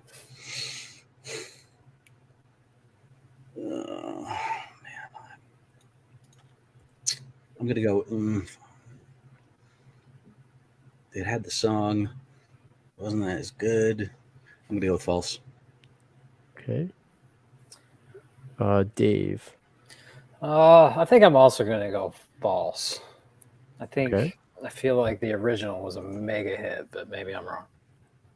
Chris? I'm going to go true. I seem to remember hearing somewhere that the original found more of its audience on home video than it did in theaters, and that part 2 wound up grossing more at the theater. So I'm going to say true. Okay. Ken, how about you? Yes, I am also going to go true. Okay. I think this is a thing that would surprise a lot of people because people seem to remember the first Karate Kid more, but the second one was really, really popular. And people don't realize it now. It was massively popular. So I will say that's true. And then in the comments, obvious, I'll go down here. Project Hive says false. All right. We got a lot of trues. We got some falses. True, true. True, my favorite movie, but I want my honor. Nice, that's great. Terry Silver's wife says true. And then Jose says that's true as well. I feel Okay. like I need like the Jeopardy music in the background or something, Yeah. you know, like then we'll get sued. But Yeah. okay, so here's the big reveal. True. And this is a tricky one. So you're right. And I think Chris, you said it about the home video piece. So I have the numbers up here. And again, this is just a quick Google search and IMDb said this, but Karate Kid Part 2, the box office that came up on Wikipedia was around 130 million. And the original was around, when you look at worldwide box office, it was about 90 million. So it did make more. And it's surprising because I would have thought the opposite as well, just because, it's very different. The first one was a hit, but I think you guys are right. So let's see. So then, Brian, you said I was wrong. Okay, so let's see. So then Ken and Chris, you guys are catching up here. But Okay. just to kind of clarify what happened there. Well, not to clarify, just another fact. I mean, look at the box office receipts for Jurassic Park movies, even adjusted for inflation. Mm-hmm. Best one was the first one. These Jurassic World ones, what have they gotten? They probably crush it, even adjusted for inflation. Yeah. Does it mean they're better? True. No. Yeah. True. Yeah, they ride the coattails. Yeah, exactly. Yeah, I agree. I guess I'm just bitter for paying to see some of them in IMAX. Can't blame you. Nice job, guys. Look at that animating gamer.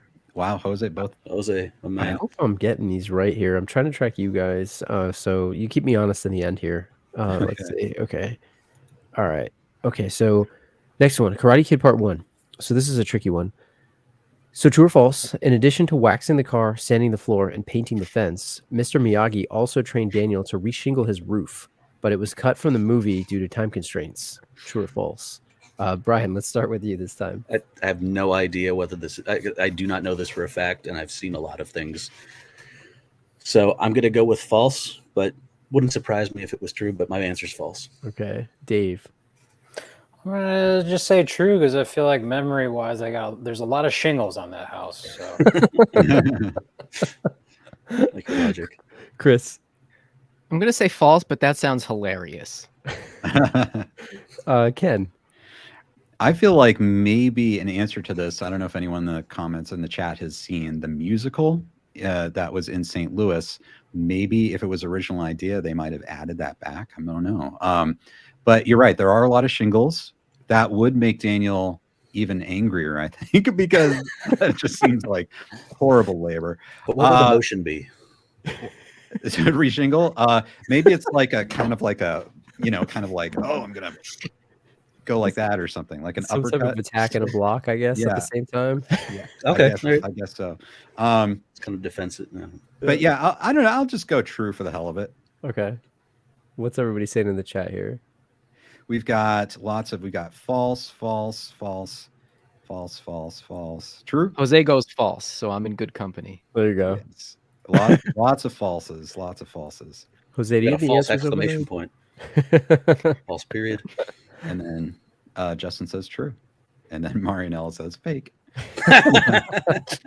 Well, guys, let me tell you, I think Jose has the answers over here. This is a classic last row My man. misdirection. This is I totally made this one up. Now maybe it was in the script somewhere, but I just thought it would be kind of funny. I was trying to think of like what are chores that he could make him do, and I thought like reshingling the roof. Like to Brian's comment, like what is the motion for that? Unclog drain. Yeah. You see, Unclog Drew. the toilet. I feel like I have an unfair advantage just of all the years of listening to you guys do plot fiction. I kind of have a grasp on how you like to write your false questions. I channeled my inner Kevin Badway to pull some of these together. But so let's see. So Brian, you got it, and Chris, you also got it, and then Dave and Ken, you got that wrong. So yes, Chris, you're in the lead, 5. Dave, or sorry, Brian, you're next with 4. Ken, you have 3, and Dave, you got 2. All right. If I got any of those wrong, just yell at me. Jose is 6 for 6. And Jose 6 for 6. Jose actually leads all of us. Jose, do you have access to this Google Doc here? You paid off the ref. So Terry Silver in the back room. Guys, I'm going to step away for a second. Keep going. Okay. Playing the next one. All right, let's see. Okay, All right. Jose plays as Ken. Yeah. Okay, let's see. All right, next. So another Karate Kid 1984 trivia item here, true or false. Kyle Eastwood auditioned for the role of Daniel LaRusso. When he failed to get the part, his father, Clint Eastwood, banned all Coca-Cola products from the sets of his movies. Columbia Studios was owned by Coca-Cola at the time, in the time of filming. Brian, let's start with you. It's oddly specific. I'm going to go with true. I like your reasoning. Dave. My reasoning is I think Clint Eastwood is a weird individual. So true. Okay. Chris. I go true because I heard this on one of my other favorite podcasts that did an episode on the Karate Kid. And this was a trivia fact that they brought up. So I go true. Ken, I'll give you a second to read the question. Kyle Eastwood auditioned for the role of Daniel LaRusso. When he failed to get the part, his father, Clint Eastwood, banned all Coca-Cola products from the sets of his movies. Columbia Studios was owned by Coca-Cola at the time. True or false? Oh my God. That's like ultimate conspiracy theory. Wow. Is Clint Eastwood basically like Terry Silver? My goodness. He might be. No ponytail, though. No veteran. No ponytail. My God. Yells at chairs. Clint's got nothing on Terry. You know what? I'll just say I'm going to say false. That seems like a little too much. All right. What is the chat saying here? What did Jose say? That's Jose went true. Well, Jose went true. Okay. So we've got false, false, true, false, true, false, true, false. Jose, true. There you go. Justin, true. Carrie, true. Wow, 100% true. True. Uh-oh. This might be true. I don't know. We'll see. Guys. I think the answer is true. True. So again, according to IMDb, and Chris said that this also was confirmed on a different podcast. And as Dave said, it is oddly specific, isn't it? It is weird, right? Or Brian, you said oddly specific too as well. So it is true. Petty, so petty. Yeah. How Totally LA is petty. that though, Daddy? I didn't get the part in a role that I can hack it in. Sounds like one take Clint. I'm gonna ban Coca-Cola from all their sets. What do you think of that? If it's on IMDb, it's got to be true, right? You'll notice though, no one has ever heard of Clint Eastwood since. So probably a reason for it. Well, that's because he fell in the ravine at the end of Back to the Future 3. Yeah, there you go. Oh, right. So let's see. So Chris, you're in the lead with 6. Brian, you're in second place with 5. Dave and Ken, you're tied at 3 here. Eastwood ravine. Wow. All right. How you guys feeling? Is this good? Are you good? I'm kind of nervous. I feel like I don't know as much as I should. How's everybody doing in the chat here? We'll keep it going. I have a few Jose is more. cheesing. Yeah, Okay. like, let's go. So I probably have, let's see how many more I have. Let's see. Okay, so This is another Karate Kid Part 2. Martin Cove, true or false, Martin Cove actually broke his wrist when filming the scene where Kreese punches through the car window. True or false? We'll start at the bottom. Chris, we'll start with you. I'm going to go false. I feel like he did get cut up pretty badly doing that, but I don't think I ever heard that he broke his wrist. So I'll go false. Dave. I'm just gonna say true to see if I can bank some points. Ken? Yeah, I'm with Dave. I'm going to go true, and I'm going to say that he broke his wrist, but he kept on filming takes. Okay. Because he's tough. Brian? I'm going false just because I've listened to a lot of his interviews, and I feel like that never came up. I feel like it would have stuck in my head if I heard that. But again, I don't think I know. I don't know this for a fact. I'm going to say false. Okay. All right, chat. We've got false. Lots of falses. There's Wiley says true. False. I need to know where Jose stands. We are going to get to Jose. I think he's delaying his false. Okay, here we go. He goes false. Does he say honk? All right. Pretty sure. Okay, interesting. Yeah, I feel more confident now. All right, guys, you've got your Drum answers roll. in. Drum roll, please. What is it? False. False. So I think, Chris, you said it. He did, according to IMDb and whoever put that in there, but he did injure his hand, and it was real blood. He cut his hand, and that apparently was real. I don't know how much of it was real, but he did cut his hand, but he did not break his wrist. So sort of a tricky question, but he did break the window, and he did cut his hand. So I believe that there was some real blood there. Nor did he break character. That's pretty awesome. Yeah, that's. I mean, that's what I've heard. He would have to confirm it, but it said it in there. So production question for you guys. I know that was that scene filmed during the filming of Karate Kid 1. I was going to ask that too. I thought I've heard that before. That was an original ending. It was supposed to be in it, but did they ever film it? Right. They filmed it at that time. I don't think they did. I think they that didn't. was in the bonus features of the DVDs. I'm pretty sure they said that it was written, but then they took it out and then they filmed it originally. They filmed it for Karate Kid 2, not for Part 1. The key, if you want to know when stuff was filmed, the key is look at the gray in Pat Morita's hair and see, because it changes over the course of the 3 movies. So take a look at the gray, and I think you'll find that the gray in that first scene matches the gray in the rest of Karate Kid 2. Also, look at the shade of hair color that Chad McQueen has. You can kind of see him. He's wearing a ball cap and he turns around, but it's not quite the same color as it was in Karate Kid 1. That's a good tip. Yeah. I just wish the stuff I knew actually helped me in this trivia game. I mean, what I'd love to see at the end of all this is that if any of you have just like a total brain buster of a question to ask the rest of us. The last one's a good one, but I think you all get it. I won't give it away yet, but I'll save it. Okay, let's see here. Okay, so here's another Karate Kid Part 3 question. So true or false? Although the Karate Kid Part 3 was not received as well as the previous films critically, it was still nominated for an Oscar for Best Makeup and Hairstyling, ultimately losing to Beetlejuice.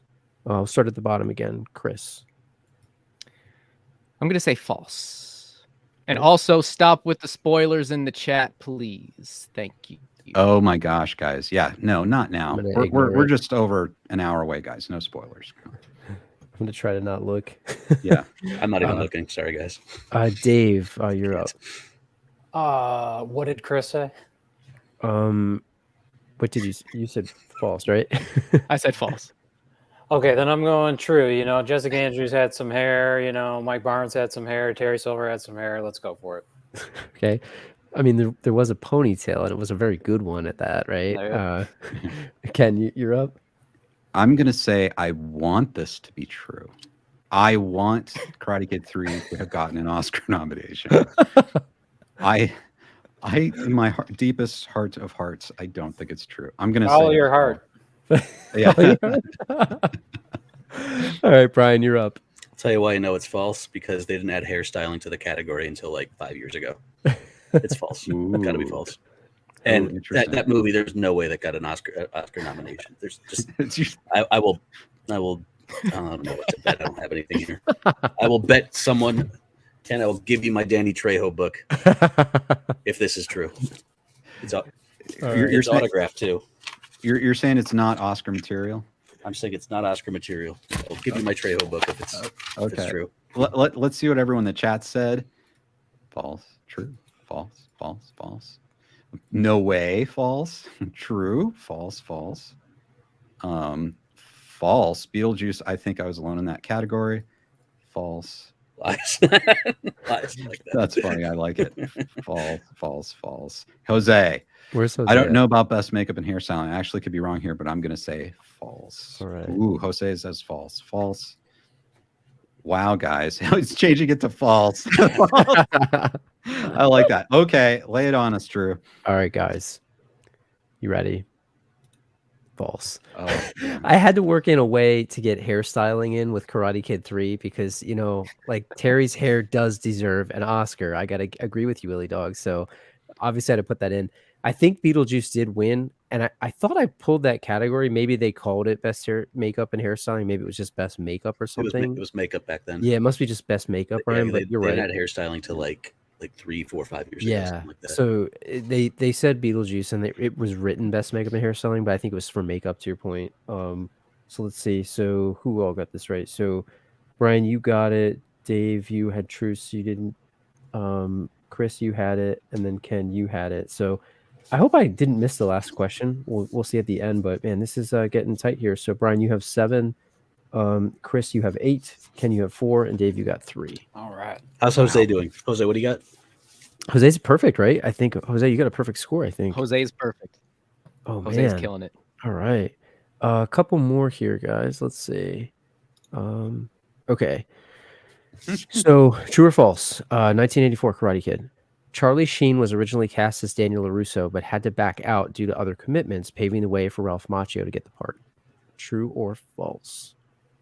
Let's start with you, Brian. False. I feel like I would have heard this.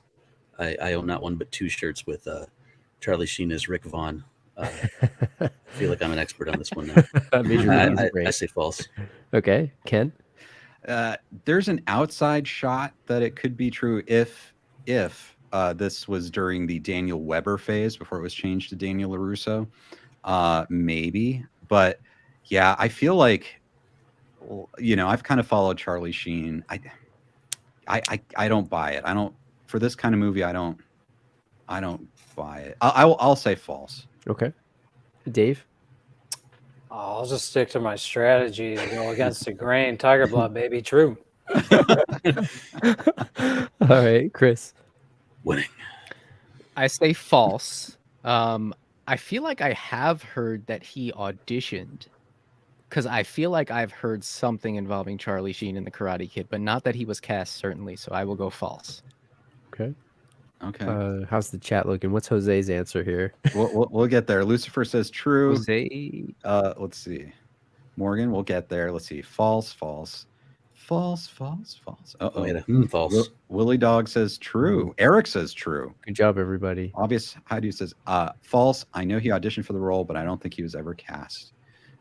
True or Terry Silver isn't the best character.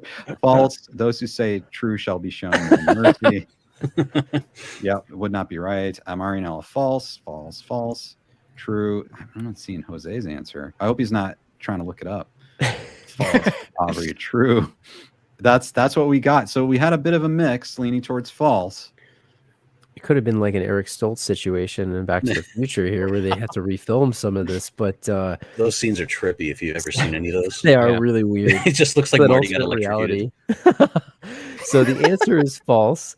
And sorry, you guys said this right, and I think some of you guys said this in the chat, but Sheen was considered for the role. I don't know whether he actually auditioned. There was a whole bunch of other actors too that I saw that were part of this, but yeah, definitely agree. I don't think he would have been right, and it was before they named the character LaRusso, to your point, which was Still done Daniel Weber. as a result of trying to make him, I think, of Italian descent, I believe, right from Ralph Macchio's background. So, yeah, his quote was, or at least went at the 30th anniversary or 20 in 2014. That would have been the 30th anniversary. Yeah, at the 30th anniversary, Daniel said something like, "We got to get some We got to get some vowels in this guy's name. Those were his words.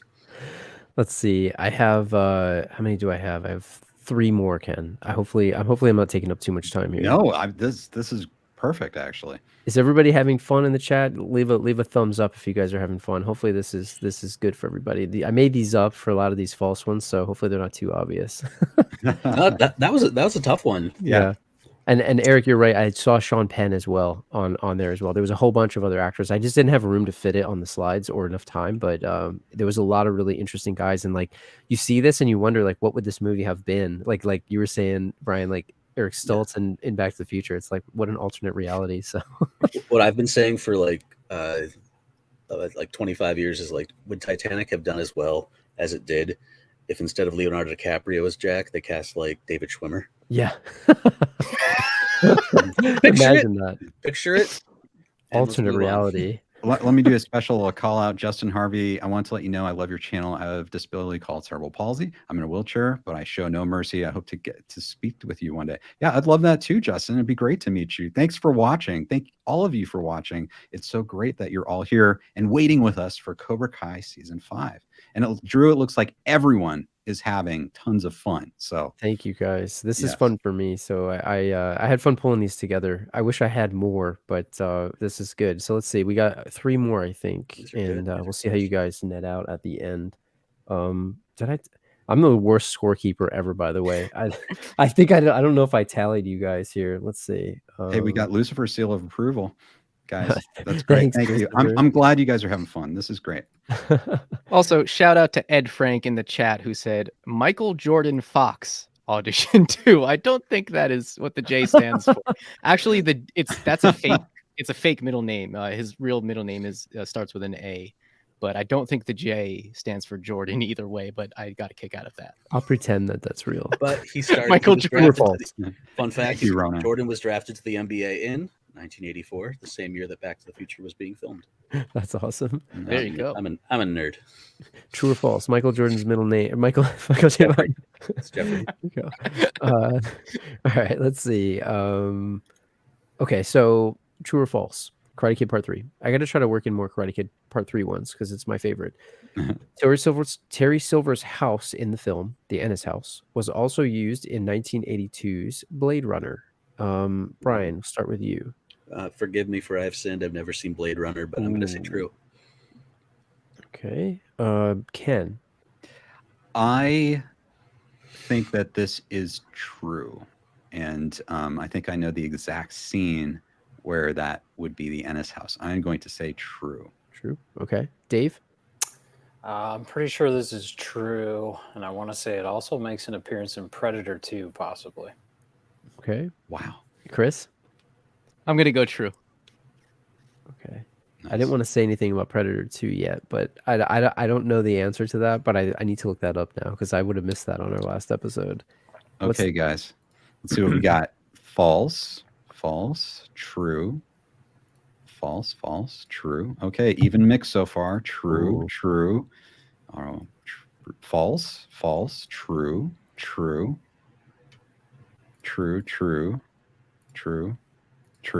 Jose says true. True. Wow, nice guys. True. Okay, so a bit of a mix. Oh, here's some more falses. Okay, so a bit of a mix, maybe leaning slightly towards true. All right, I hope you guys are keeping score at home. So it is true. It's also used in a couple other movies too. Pardon me because I forgot what I thought I put this in the notes, but I missed it. But yeah, it is true. It was used in Blade Runner. I don't remember the exact scene. Are you thinking the interrogation scene? Is that what it was, Ken? No, it is the it's been a while since I've seen Blade Runner, so correct me, guys. But I forget the name, but it's the head of the corporation that makes the replicants. When he's in his house, the guy with the big glasses, yes. Where he's killed by Rutger Hauer. That I believe is the Ennis house. Yeah, that's cool. Okay.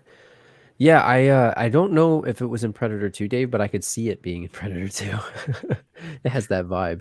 Which, if you guys are watching right now, they just did a Last Row podcast episode on Predator 2. Yes. Yeah, if you guys are interested in that, check it out. We did Predator Month. It was Predator 1 and then Predator 2, thelasrowpodcast.com. Check it out and let us know what you think. Let's see here. Okay. All right, next one. So this is the second to last one. So 2 more. And actually, I'm a bad scorekeeper here. I need to score you guys off on the last one. I didn't even do that. So you guys got true. I'm just keeping track of my score based on Jose. I know I have one less than him, and he has a perfect score. So okay. I think you guys all got this right on the last one. So let's see. Okay. All right. So then this last, I should have numbered these. So true or false, Glory of Love was originally written and composed for Rocky IV in 85, but Sylvester Stallone rejected it in favor of Hearts on Fire. True or false? Chris, let's start with you this time. This is false. Okay. Dave. I'm going to say false because I don't see how Glory of Love works in Rocky IV. Okay. Ken? Okay, so the interesting thing here is that You're the Best Around was meant to be in Rocky 3. They rejected it, and so it ended up in The Karate Kid. Glory of Love. Was that Peter Cetera, I think, and who wrote that? What was this? The producer might have written that. All I know is that there was a rift, and we were talking about that with Vince DiCola before the concert. There was actually a rift between Bill Conti and John Avildsen, and that's why he did not score Rocky IV, and it went to Vince DiCola. So it's kind of interesting that maybe a Bill Conti connected song, Glory of Love, might have been rejected by Stallone, because Hearts on Fire was written by Vince DiCola. So I will, you know what? I'll say it's true. I hadn't heard of this before, but I'll say it's true. Okay. Brian?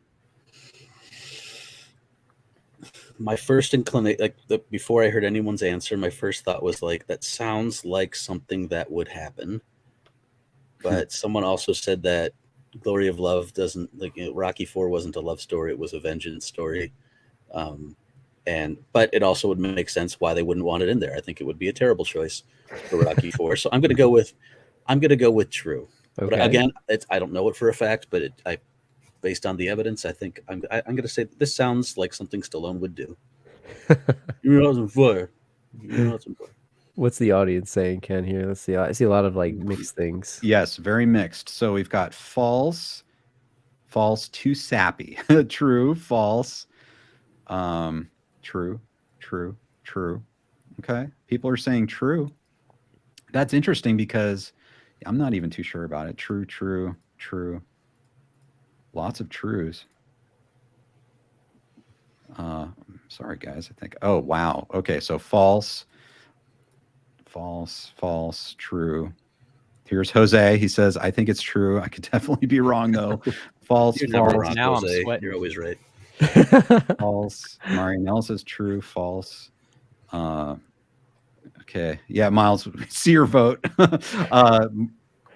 Okay. So kind of a mix. On that.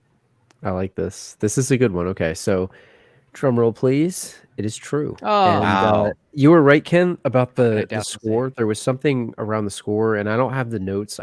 Again, pardon me, I don't have them in front of me, but there was another piece about the actual orchestral score and the mix between Rocky IV. And I agree with you guys. I don't know how this song would actually work in Rocky. It doesn't make any sense. So I can't disagree with Stallone there. But at the same time, it is also a Stallone thing to do.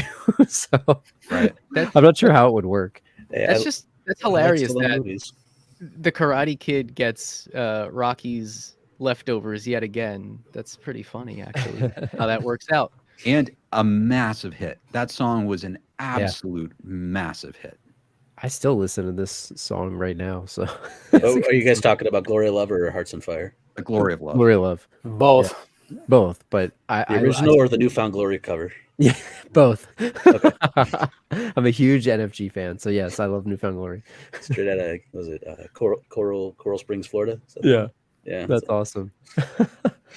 All right. Let's see. How's everybody doing here? Yeah, it is a comfy song. I love it. I think we're doing great. Do you have one more? I have one more. This is the last one. So should I tell you guys up? 63 minutes still is. Oh, we've got someone else. We're gonna let her enter now. Tig Daly, Christine. Hey, Christine. Hey, how's it going? Hey, good. How are you? Oh, good. You want to play some trivia with us for this last question here? Sure. Christine, Sorry, you came I wasn't in. sure if I was going to go on at 11 or it's 2 minutes. So I just popped in. Christine, you have perfect timing because this next question is absolutely up your alley, as I know it should be, and I think it's a good question. We'll see. Let's see here. Here, let me do the scores real quick. So, Brian, you have 10. Dave, you have 4. Chris, you have 10, and Ken, you have 7. So it's a tie. So we'll see if this is a tiebreaker for Brian and Chris here. Let's see. Unless I screwed up those scores. Okay, so I think this is probably the most important question of the night. True or false? Karate Kid 3 question.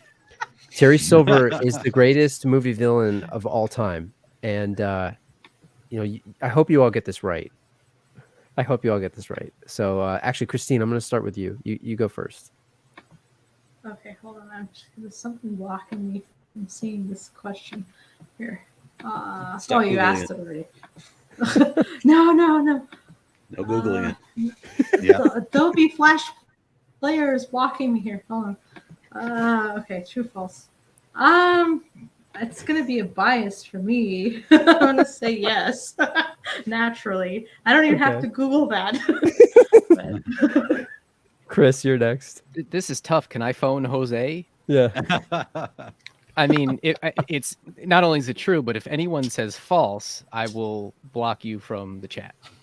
We'll have to open up dojos all over the valley of wherever you live, and teach you a lesson here. So, how about you, Dave? Absolutely, with excessive force. Ken?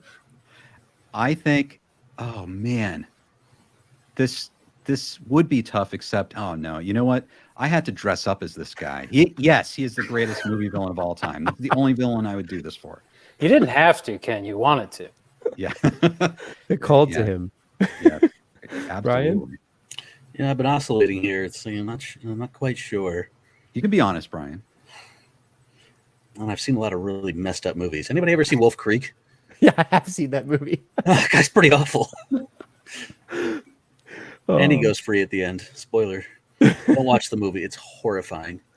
I mean, All right, there's too many villains. Give us some A and B and C. Know thy audience. No. Tonight, Terry Silver is the greatest movie villain of all time. I'll even say television villain because Cobra Kai is TV. I'm going to go with true. Yeah. All right. Just because I'm in Ken's house. How's the chat? That's very nice. All right, Drew, before we get to the chat comments, I just want to point out, guys, we are 1 hour away from the release of Cobra Kai Season 5. 1 hour, okay? People are asking this in the chat. We're 1 hour away. Stay here. Watch with us here. We're going to have a few more people. We have Christine that just showed up, Thomas and Griffith Daily, Tig Daily on Twitter, and we are going to be having Peter from Cobra Kai Companion Podcast that will count us down to the final minutes before the release of Cobra Kai Season 5. Okay, so let's go back. Let's see what you said. We've got true. Jose says true. I love this, guys. It's like, Cameron says, well, yes, but actually no. Blocked. That's like, no. We respect your opinions. Terry Silver's wife, like the perfect wife she is, says he's perfect. Yep. True. But what about Palpatine? What if they're the same? What if they are? True, no biased. Okay, false second best. Okay, 2008 Joker's first best. Well, that was a great villain. Yeah. But I don't know. I'd say Terry even does things that the Joker doesn't do. True. Elaine says, if anyone says false, I'll show no mercy. Please, I really want to answer this. Oh, yes. What was the I don't get it, Miles, but I like it. More true. Responded. I love that. Willie Dog, Chris. I don't know what that, but yes, it looks like we have mostly trues. I'm you guys know me very well here. If you've been around Ken's channel, you guys know me. I mean, there's only one answer that could possibly hear, and it's true. I have to. I'm the ultimate Terry Silver fanboy. it's definitely true, and you know, it is what it is. But I think you guys all got this one right, and Christine, that's why I say you came in at the right time.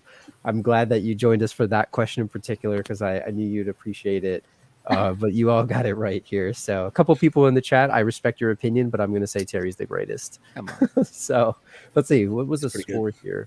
So I have Brian, you have 11. Dave, you have 6.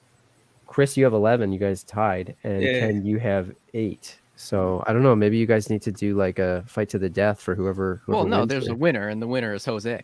Yeah, that's right. Jose did clearly. win. Yes, congratulations, Jose. And I think Animated Gamer was doing pretty well. Wherever you are. Yeah. Yes. Yeah, where are you, Jose? Yes. Thank you guys. That was a lot of fun, and thanks for humoring me and the Terry Silver fanboy in me for letting me put that last question in there. But that was a lot of fun. Hopefully they weren't too hard. It was a good question. Awesome. Those are great. That was amazing, man. That was absolutely incredible. No, it really got us thinking. Like those, that's not an easy thing to do, and you keep that with this crowd, and you got us to really pause and think. Thank you guys. That means a lot. Thank you. That was fun. So, okay, guys, it is. It is less than an hour. It's less than an hour away from the release of Cobra Kai Season 5. Everyone who's here right now is part of the Miyagiverse Brain Trust. I think we all have high respect for Terry Silver, as you can see, and we want to stay with you to the release of Cobra Kai Season 5. We will count down with you. We will let you know when it releases so you can go watch it. We're glad that you're here. Now, everyone who's here joining me here in on the stream, if you need to go, that's fine. I know it's getting late in some places. If you don't need to go, you're welcome to stay, however long you want to stay. So, everyone's going to stay? Actually, I'm going to dip out, Ken. It is getting past my bedtime as I am an old man. But it has been fun hanging with the KenCast kids, and I appreciate you having me on. And Drew, those were great questions. I enjoyed that as well. Thank you, Dave. It's always awesome to talk to you. Thank you, Dave. Great to see you. Amazing work on Cobra Cole. Everyone check that out. Go to Dave's YouTube channel, Mama Out of Bullets. Check out his short films. Amazing filmmaker. It's always an honor to have Dave Strock with us on a KenCast. Thank you so much, Dave. Thank you so much for having me, and I'm going to see if I can get out of Stingray's basement. You guys have fun, all right? Oh. Bye, Dave. Bye, Dave. Bye. Bye, Steve. So here's just a prediction. We'll put it on the record here. How long until Mr. Hauser gets nominated for an Oscar someday? Man, how many years? Jeez. He should be. I mean, he's Not even very an long. amazing. He's amazing in comedy. Like I was saying, I don't think You Should Leave. He's got like some of those with Tim Robinson. Like he's got these amazing character parts that he plays. He's an awesome actor. Amazing. I think within the next decade we'll see. Not that the Oscars are the barometer, but I think we're gonna see a lot of him. He's so. I was blown away by how great he was in Richard Jewell. Yeah, he was really good in that. I will say, I don't know if anyone else agrees with me. It almost seems like the prestige component of the Oscars is shifting to the Emmys. It looks like a lot of these prestige shows, you see all the people who used to line up for Oscars, they're now lining up to win Emmys in all these shows. And man, I just saw Paul Walter Hauser in Blackbird on Apple Plus. Oh my gosh, he played the serial killer Larry Hall, a real life serial killer. It was a true story. Creepy character and unbelievable. It's just like, it's amazing what he can do with all these different parts. I am a huge fan. I don't know about Oscar, but I say he'll be up for an Emmy. Here's just a question to pass the time, because time seems to be moving backwards right now. Just because I want that hour to come. But when Cobra Kai first came out, when I would talk about it, I would call it a movie. You got to check out this movie, Cobra Kai, during the first year. That's what at least I would. Did anybody else do that? No, I don't know. So, and let me throw that to Christine. Christine, when did you first come in? Because a lot of people are meeting you for the first time, and so tell us about, like, when did you obviously fall in love with Thomas Ian Griffith, because you have Tig Daly, that's your Twitter handle. And but when did you first start really getting into Cobra Kai as well? Well, I mean, I was back when I was younger watching Karate Kid 3, Karate Kid 3, Karate Kid in general. I was always kind of, really into Miyagi and everything. And then once I watched Karate Kid 3, I'm like, this is an interesting dynamic with the quote unquote villain.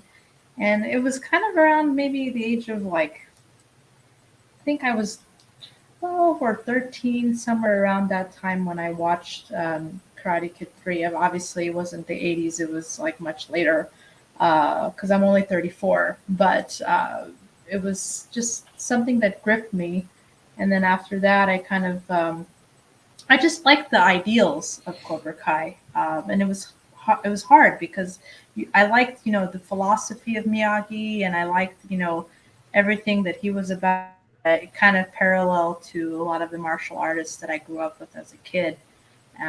But then it's certain aspects of Cobra Kai, the strike hard, strike first, whatever, all that stuff just kind of sang to me in a lot of ways because I grew up with just a lot of bullies, things like that. So a lot of the stuff that they were teaching, I was just kind of not cowardly, but I just didn't feel like I had it in me. So I didn't have the strength to just, tell people no, screw you, you're hurting me. I don't care. I didn't strike first. So a lot of times I got hurt. Right. So because of that, I don't know, I always just had Cobra Kai in my mind, in the background. But obviously, you get older, you start pursuing other things, you kind of just give up. And, when Thomas Ian Griffin obviously wasn't doing any roles after 2008, I kind of just sort of pursued other things and kind of got involved with other films and, other TV. But then all of a sudden, Cobra Kai, I hear about it when it comes to YouTube. And I just, didn't have, the funds to shell off for YouTube Red at the time because, with Netflix and Amazon, and it was just too much financially. So I just never bothered with it. I'd heard about it, but it was just something in the back of my mind. I'm like, you know what, maybe it'll stream somewhere. Eventually I'll get it. And then sure enough, I think it was by season 3, I think it's when they got to Netflix. I forget. Mm-hmm.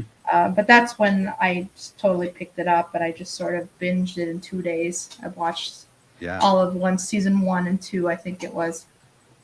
And then I got into it. And then, but it's while watching it, it's always kind of, there are little hints here and there. I think we mentioned once before in another podcast that we did, Ken, I remember mentioning, there were little hints towards a return of Terry Silver, but there was still part of me that was in disbelief because I figured, maybe because I think Thomas Ian Griffin had found his niche with writing, and I think he just didn't want to do movies. I mean, I didn't know. I mean, obviously I don't know him. I didn't live in his head, so I don't know what he felt, but I just sort of thought to myself, maybe it's unlikely that he'll try. And then I was reading somewhere where, in I think 2018, the big 3 kind of came to him and were saying, I would love it if Terry Silver came back. And he was kind of no, I'm on the fence about it. And then the rumor came to light. Let me jump in Go for ahead. a second. About every 10 minutes, I'm going to remind people where we are. We are 49 minutes away from Cobra Kai season 5 premiering. And Christine has been with us on KenCast before, not only to talk about Terry Silver and Thomas Ian Griffith, but to also talk about excessive force. We're hoping to do more movies with Thomas Ian Griffith in the future. And I also want to bring Brian in on this because, Brian, we've talked about your history loving the Karate Kid movies. And, I know that you have respect for Thomas Ian Griffith and everyone involved. You have interviewed Martin Kove, correct? And you have also, written a lot about the music. And so let me throw a music question at you. What are your hopes for the music of Cobra Kai season 5? That I'll love it. Yeah. That's my hope. My hope is that I'll love it as much as, and I already know I did because I'm 2 episodes in. But that's right. Now here's the thing, guys. Brian was actually at the premiere last night as well. I still have mine too, Brian. It survived 2 showers. That's great. Oh, I meant to say bath. I thought of that in the shower. I was like, never mind. Sorry. Continue. Thinking of dumb jokes to waste your time. That's also, I just have to say it's my first time here. I just love this place so much. I feel comfortable here for sure. But so Jose, where are you living? Yeah, exactly. We'd love to know, Jose. Chris Maffei, you are also into the music, as you were talking about sooner. What are your hopes for the music in Cobra Kai season 5? Ooh, well, I feel like season 3 and 4 especially got way more orchestral, but I really loved what they did right at the end of season 4 with that just awesome scorcher of a rock track, right as Chosen kind of makes his appearance. I hope they go in that direction a lot with the season 5 score. I know that we have some kind of out of left field stuff with Once Upon a Time in the Valley, but I'd really love to hear a dark rock bass for this season. I think it would be very fitting. Yeah, man, that sounds great. Drew, do you have you've got basically Chris Maffei, obviously expert, Brian Fishback, expert. He actually hasn't even seen Star Wars, but he has seen and loves the Karate Kid trilogy. Look at my top songs from 2022. Oh, jeez. It is all Quiver. Yeah, that's wonderful. Oh my God, that's familiar. Yeah, that's incredible. That's awesome. We have Brian, who's a journalist, right? He's written about music. We have Chris Maffei, who makes music and is an expert, and we have Christine. She is a connoisseur of Thomas Ian Griffith and Terry Silver. Is there anything that you would like to know while we have their brains here with us about anything? I guess for you guys, like, maybe it's not music related, but I've sort of talked to Ken a little bit about what I hope happens and what I hope doesn't happen. The one thing that I guess I would ask each of you is, like, maybe what's one thing that you're hoping for the most out of season 5? What do you want to see the most? And maybe what's one thing that you I see Brian, what's one thing that you don't want to happen, if there's anything there? So it's sort of like a two-parter. I can tell you guys mine at the end, but I would love to know from each of you, like, what's one thing you want to happen, what are you looking for the most, and what's something that you hope doesn't happen? I don't know if should we start with Chris? Do you want to start? Well, one thing that I really do want to happen, and maybe not more than certain other things, but the first thing that pops to mind is more exploration of the roots of Kreese and Terry starting Cobra Kai. That one flashback we got last season, although it was just one, it's one of my favorite moments of season 4. So I can only hope that we explore that a little bit more. As far as what I don't want to happen, that's tough. I mean, that could go in so many different directions. Characters dying. Maybe like Miguel re-injuring himself again. For the second time. I don't know. A lot of the tropey stuff that they always subvert anyway. That I feel like I don't have to worry about. Yeah. How about you, Christine?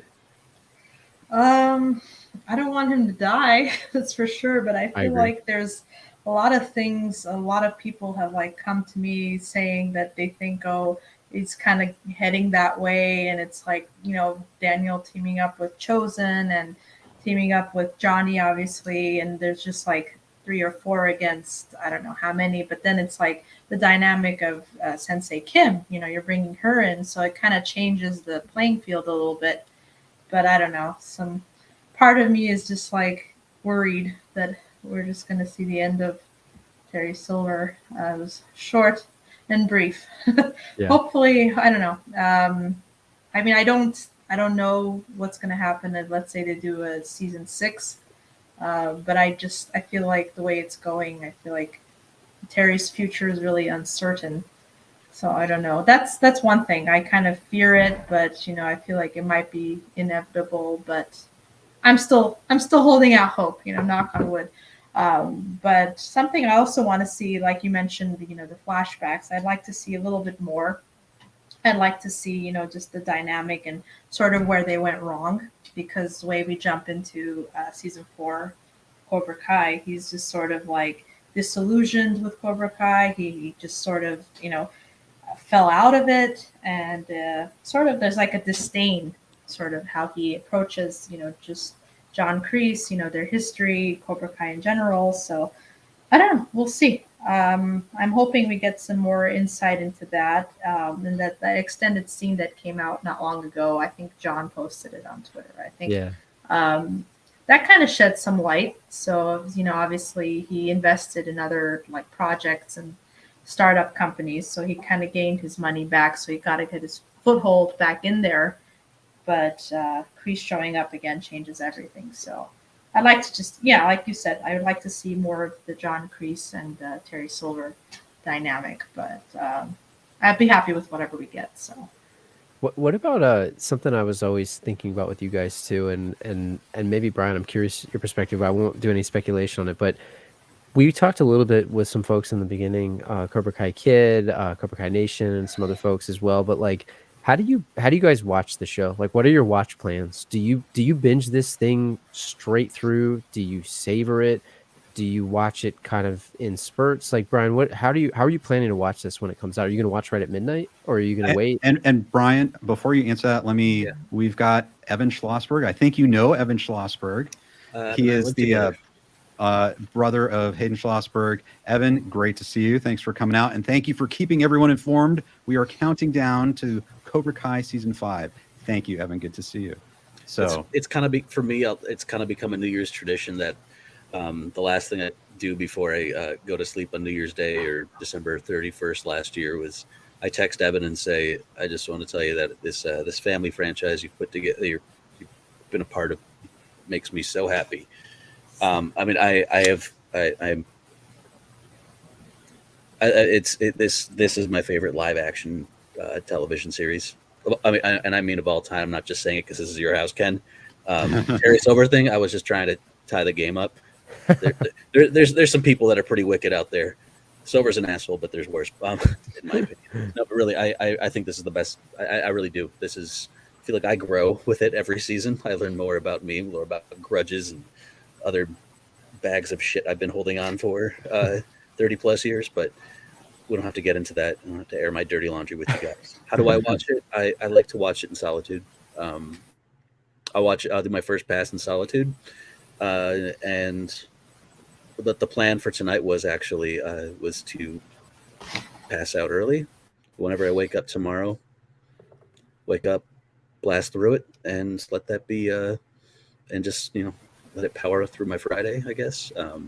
And then for the next, I don't know how many months, years, when we'll wait for season 6, I'll just watch it. But throughout the year, I like to like a mad scientist. I like to bounce around between episodes. Like on just any random day, where it's just like I don't want to watch anything else. I don't want to do anything. I want to turn my mind off and go somewhere fun. And I like. I don't know. I've said too much. Or not. No, I like it. I think it's interesting. I love it. I love this. I think it's really great. What about you, Chris? First of all, cosign Brian. I feel the exact same way. And it dethroned a Seinfeld, which I thought to be impossible. But oh man, this show just hits me just everywhere. It's so good. But yeah, I just binge it straight through as soon as it comes out. It's been this way since season 2. And I watch it with my wife.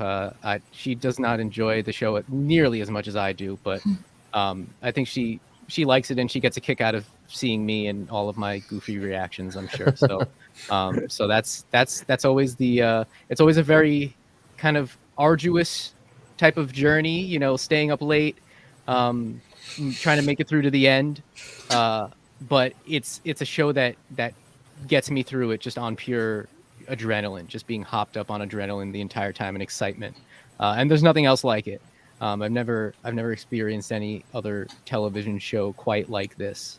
The closest thing I can compare it to is staying up until like 3 or 4 a.m. to watch Japanese pro wrestling air live. But Cobra Kai, in that respect, has even taken the place that pro wrestling used to occupy in my heart, which is, again, another thing that I never thought would be possible. So I love the show, and I cannot wait. These next 40-something minutes cannot go by fast enough, because I just can't wait to devour the whole thing. There's a lot of nods to pro wrestling in Cobra Kai. Yeah. Oh yeah. I forgot which one, if it was Chris or Mitch wears the with the WrestleMania 3 shirt, and there's others in it. Yeah, there's an Ultimate Warrior T-shirt, Chris Jericho reference. Johnny makes a Roddy Piper reference. And Jericho was on the Cobra Cole, or Kicking It with the Coves podcast. Yeah. And did you guys hear the episode where he said something like, "Call my people, put Chris Jericho's song Judas, put it in Cobra Kai." If it shows up in season 5, I swear I had no idea, but I think it would fit nicely.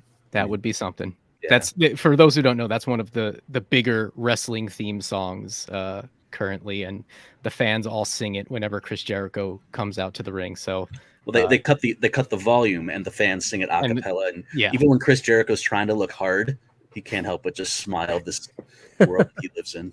Yeah. Okay, guys. Guess what? We have someone else joining us. I'm going to introduce you to. This is Cobra Kai Wisdom, Mike. Hi, Mike. From Cobra Kai Companion Podcast. Good to see you, Mike. What are y'all doing up? It's a school night. Right. I took off tomorrow, Mike. Oh, so did I. Had to. It's a national holiday. It's my religion. Exactly. So obviously you have been doing watch-alongs, rewatches. You've been on a Ken cast before. What is going through your mind right now as we are approaching the release of Cobra Kai season 5 in approximately 35 minutes? I just can't believe we're here. It in some ways has flown by. In some ways it feels like it's taken forever. It's just crazy that we're literally counting minutes and seconds now. I can't wait to see where the story goes from here, and see just my favorite characters come back. Seeing all the actors at the premiere and the big three and everyone together. It's full blown Cobra Kai mode now, and it's super exciting. Yeah, absolutely. Since you just got on here, what is your one wish for Cobra Kai season 5? I just want to see, and I know a lot of people have said, I just want to see Terry Silver in all his glory. I think this is going to be his moment that us Karate Kid 3 fans who've considered it a guilty pleasure for 30 plus years are going to be like, see, it's a great character. He's a great actor. It's a great character. And now he's got some amazing writers behind him. And we're going to see the Terry Silver that we've all wanted to see. It's not on drugs. It's not over the top. It's got the big threes writing behind him. And it's going to be him in all his glory. And it's going to be a sight to see. Oh yeah, I totally. Obviously, you can see. I totally agree with you. I saw that. I love it. Yes, indeed. Ken, are you going to watch the whole season like that? You know what? Maybe I should. I'm going to go to sleep like this. I'm going to wake up and finish off Cobra Kai season 5. And the thing is, I know everyone can agree with that. Christine, do you feel the same way about looking forward to Terry Silver? Is he going to win? Christine, is Terry Silver going to win? I'm hoping and crossing fingers, toes, whatever, everything. I hope so. That's all I can say. I don't know, because I don't know, and I actually can't watch tonight, and I can't watch tomorrow because of work, and just I have also a Duran concert, so there's that. But yeah, so unfortunately I can't watch when I watch. It's like I have family that I watch with, and they kind of want to watch together, so they're all fans. I've kind of converted everybody, so because of that, it's just they want me to wait, and they'll be pretty pissed off if I just watch on my own. So I don't know, I'm the good relative, but much better person than me. Yeah. Oh yeah, I should. Even though I told them, I said I may just sneak it in at one point because you guys are just difficult. Their schedules are difficult. But anyway. Let me thank you for the super chat. The Lady Eternal, great to see you. Thanks for the great countdown coverage. It's our pleasure. For the group, other than Terry Silver, what is your favorite aspect of Cobra Kai? Let's do some lightning rounds here. Okay, so Cobra Kai Wisdom, we'll start with you. Other than Terry Silver, what's your favorite aspect of Cobra Kai? My favorite aspect is the relationships between the different characters. It all starts with Johnny and Miguel. Anytime we get Johnny and Miguel moments, it's just TV gold. And it's one of the purest reminiscence of Daniel and Miyagi, which is crazy when you're thinking about Johnny Lawrence, that someday he would be our new sensei. I really love those relationships. And in season 5, on top of that, I am now also finally looking forward to his relationship with Robbie and how that interplays, having to have two different father-son relationships at the same time with two sons who hate each other. And I think that's going to be a big prominent storyline in season 5. Wow, that's great. I love that answer. Okay, Chris Maffei, what are your favorite part about Cobra Kai other than Terry Silver? I agree with Mike. When I was on the last row a few years ago, I said that my favorite thing about Cobra Kai was the dynamic between Johnny and Miguel. But I think now, just kind of with more of a wider view of all the seasons that I've seen so far, I think it's more of just the whole the different but same theme and the shades of gray, and things kind of circling back and going full circle. History repeating itself. Try and you'll succeed. Yeah, that whole thing. That's kind of just the thing that I take away the most about the show, and the thing I love the most is kind of the different but same aspect that we see reflected in so many different characters and dynamics, not even just Johnny and Miguel. Absolutely. And Jose says Chris secretly has a ponytail under his hat and is actually Terry Silver. So that's great to know. Drew, what is your favorite part of Cobra Kai that is not Terry Silver? I'm gonna build on what Mike and Chris said. I think the biggest thing that I've really appreciated is, like Mike said, the relationships between the characters, and then what Chris said, sort of like the dynamics and whatnot. But I would say actually Johnny Lawrence. So for me, like, I always loved Johnny growing up. I thought he was one of my favorite characters. He was really interesting, and I felt like there's a lot more to his story than we got back in the 80s. And I think the way that they've been able to write a really compelling, backstory for him and make you see things from a different perspective, I think they've done a really good job with that. And I think it's just a broader theme of like taking legacy characters and filling in some of the gaps that we didn't know that we wanted or even needed at that time. And I think they've just done a great job with that. So that's me in a nutshell, I think. Wow, that's great. Okay, Brian, what is your favorite part of Cobra Kai, not Terry Silver? Such a hard question to answer, so I'll give you a simple answer. It's a show about not letting the mistakes of the past determine your future. Everybody in the show, literally everybody, has made one.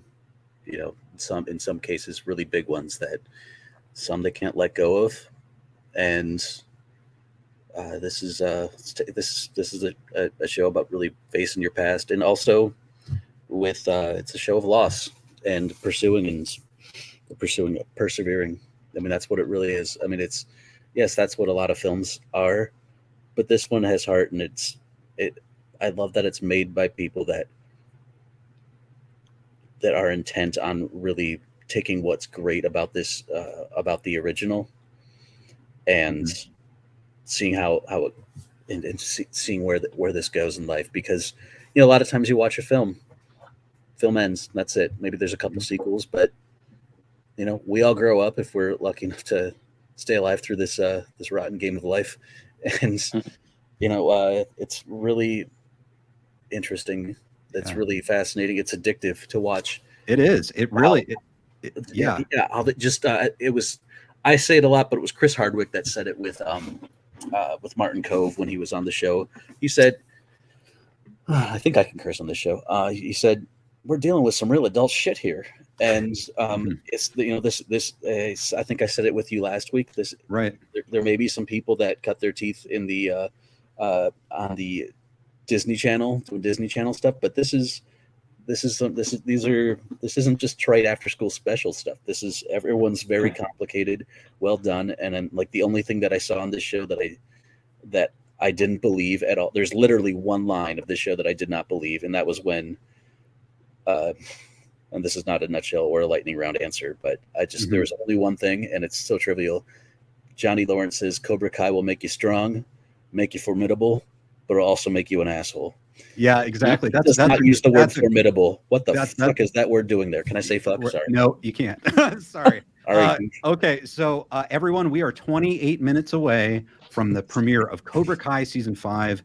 Stay with us. We are counting down. We're going to have a new guest in just a second. Before that, I want to get to Christine because this is an interesting question for her because Terry Silver would be her favorite aspect of Cobra Kai Season 5. What is your favorite part of Cobra Kai aside from Terry Silver? Something that kind of hits at the heart a little bit, not to sound melodramatic or emotional or anything, but the idea of like the suffered or the people that have suffered kind of redeeming themselves. Just this idea, kind of goes on the notion that was mentioned earlier about, people that have made mistakes and they've done wrong and they're trying to kind of make amends for it in a way. I think for me, because I've come from that sort of background of somebody that was the underdog, somebody that was bullied, somebody that didn't, fit in, kind of like with, Eli and how he becomes the Hawk character, somebody that kind of came from nothing. So from like the bottom to kind of like changing himself and realizing his strength. So I kind of like that dynamic of Cobra Kai. Or like even with Dimitri, for example, ended up being the best friends, but just, somebody that nobody believed in kind of becoming something. So it kind of goes along the lines of like an underdog achieving something unthinkable.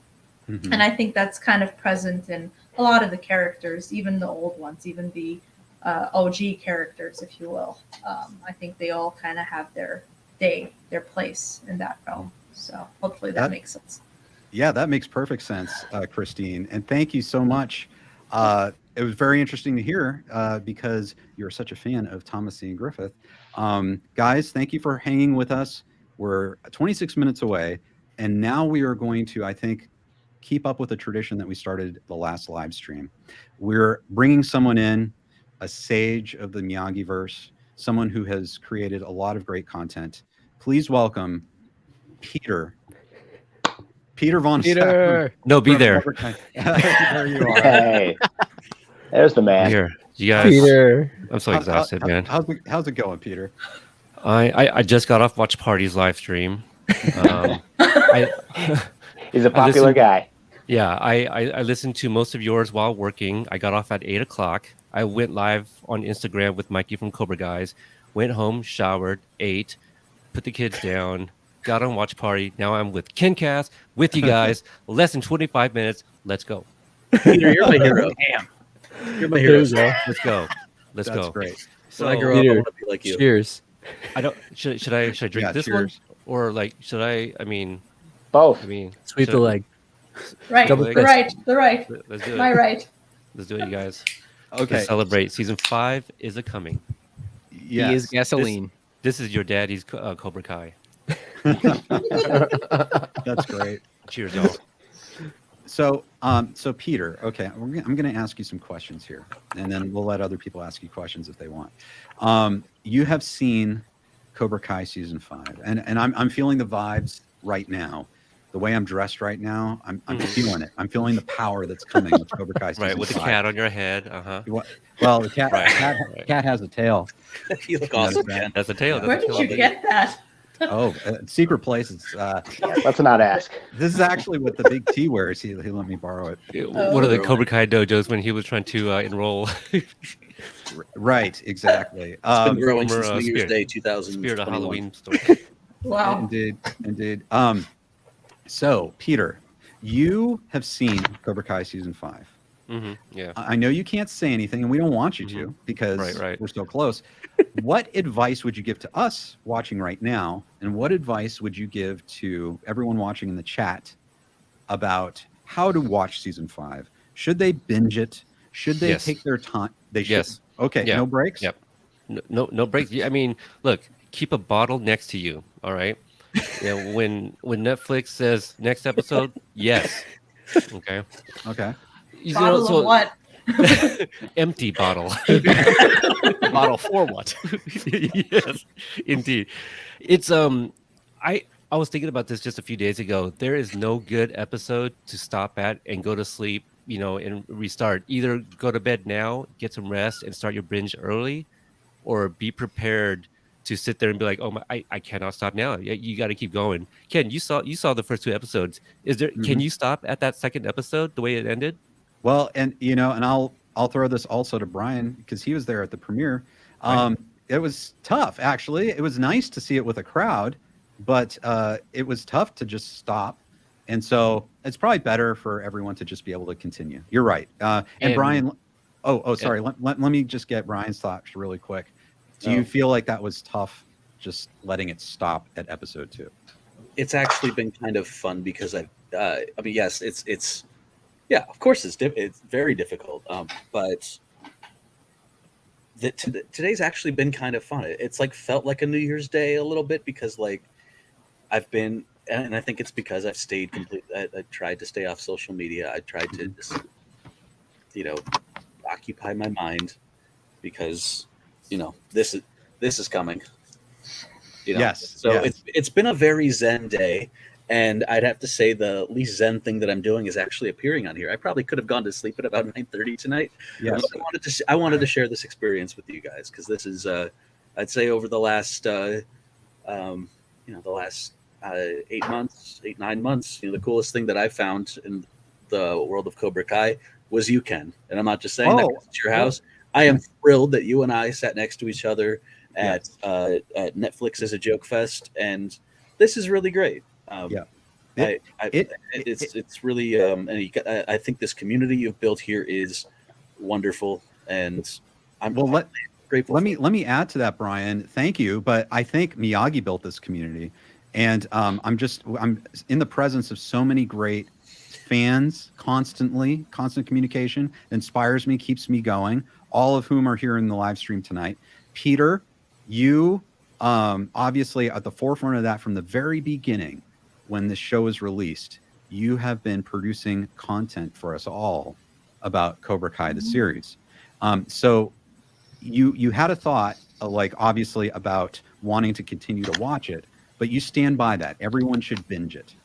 Yeah, absolutely. And if you even decide, okay, one more episode 3 is nuts, y'all. When the way 3 ends, you're like, I can't stop there either. You got to keep going. What about episode 4? Is episode 4 good? Every single episode is good. I'll just stop. Anybody read my non-spoiler review? Yes. Yep. Okay. It was awesome. Thank you. And did I give any details at all? No. I only talked about the season. I mentioned John, Josh, and Hayden took a back seat in writing and directing, but their fingerprints are all over it. You're gonna get your staples of badass lines, but even more badass lines. I just told Watch Party on his stream, season 5 is going to be the most quoted season. There's great dialogue. There's great one-liners. It feels like an actual sequel to the 3rd movie. You can call it Karate Kid Part 3, Part 2, or you can call it the Karate Kid Part 4 because the next Karate Kid is still the next Karate Kid. There's no number.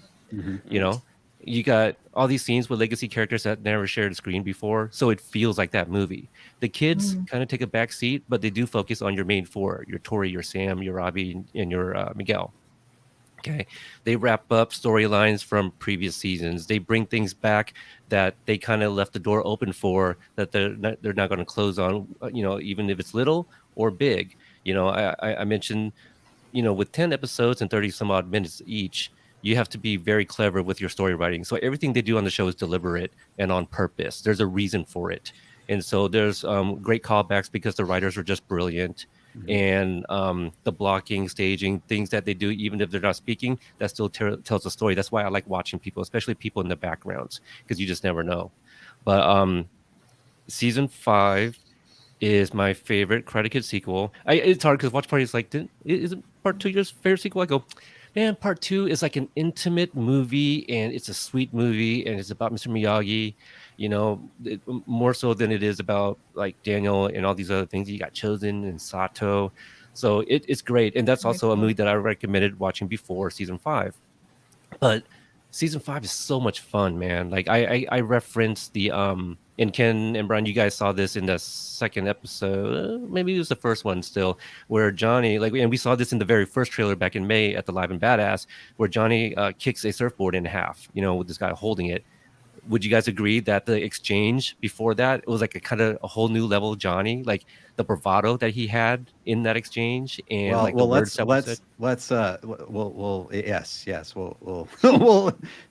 keep that on the queue. But I agree. I bring it up because you see it in the trailer. That's it. But I'm not gonna say what is said. Yes, but yes. Just it's I would agree. My one word description for season 5, because that's a game that I apparently like to play, because last season I called it growth. This season is maturation. A lot of our characters are maturing, and so you will see. So it's not necessarily just character growth, but there's sequences where you're going to be like, okay, well, I've seen 4 seasons of the show before. I already know how this is going to go. But no, the characters have grown, so it's going to go a different way. And you're like, oh, well, I didn't expect that. And so, yeah, there's just a lot of great, sweet moments. I mentioned that in my review, there's a lot of like funny moments and heartfelt moments and all that. But then with that levity, the comedy and all that comes your pain and your heartaches, so you'll have that too. And sometimes they're in the same freaking scene, so and that's Cobra Kai for you. That's great. Hey, Drew, do you have any questions for Peter? Peter, you first off, I don't know how you're still awake right now, and it's amazing to share the stream with you again. Like last year was the time that we last year was the first time we talked about a lot of this stuff together, and it's awesome to be here with you again. And I was gonna ask you, but I think you answered it. But is this your favorite season overall? I asked you that last year too, and I think you said, I forgot what your answer was, but this year, is this your favorite season of all of them, of the 5 that you've seen so far? 1 is still hard to beat because it sets everything up, right? I kind of cheated on Watch Party. I said, it's really 1 A, B, C, D, E. Like it depends on my mood. What do I want to watch? 5 has got to be the most fun, but also some of the sequences is the most intense thing we have seen thus far. There's things that we haven't seen in the movies that they're doing on this show in this season now. You're just like, whoa, I didn't expect that. But it feels like a movie. They got that Netflix money. People are doing predictions, and I'm sitting there laughing. I was like, oh man, like I wish I could kind of correct or amend the way they're asking that, to kind of help people out. Maybe they can guess correctly. Even in my group, I'm using like the double horn emojis on my mods. Mike would know about this. I'm hating it up in the group there. So he's been trolling us for the past 2 weeks. Shenanigans. I have been. I learned from the best. So just having some fun, but it's I know people are like, well, you got to see it. I was like, yeah, but that doesn't make it easy on me. Like I want to talk to people. Like Cody was on here earlier talking about how he was up all late and he had like work the next day. Me and him, we were I was actually 1 episode ahead of him watching it with my 10-year-old. And so like I'm like I would pause. I'd be like, okay, where you at now? And then we would just like text, and he's like, oh my god, I can't believe this. I go, I know, right? I go, wait, what episode are you on? I go, okay, actually I'm ahead of you, so I'll wait until you get to that episode to hear your reaction about this. And then I'll wait 30 minutes later. Oh my god! I go, I know, right? Like it's, I'm glad that some of the other content creators finally got approved, but it's unfortunate because since they are content creators, they are busy creating their own content as well. I reached out to every one of them asking if they wanted to collab, and everyone was busy. So, but at the very least, I got my full spoiler review all recorded. That will be ready tomorrow morning. Oh, great. So if you guys binge and decide to go to sleep, you'll wake up, it'll be there. It'll be on the YouTube channel and on the audio podcast.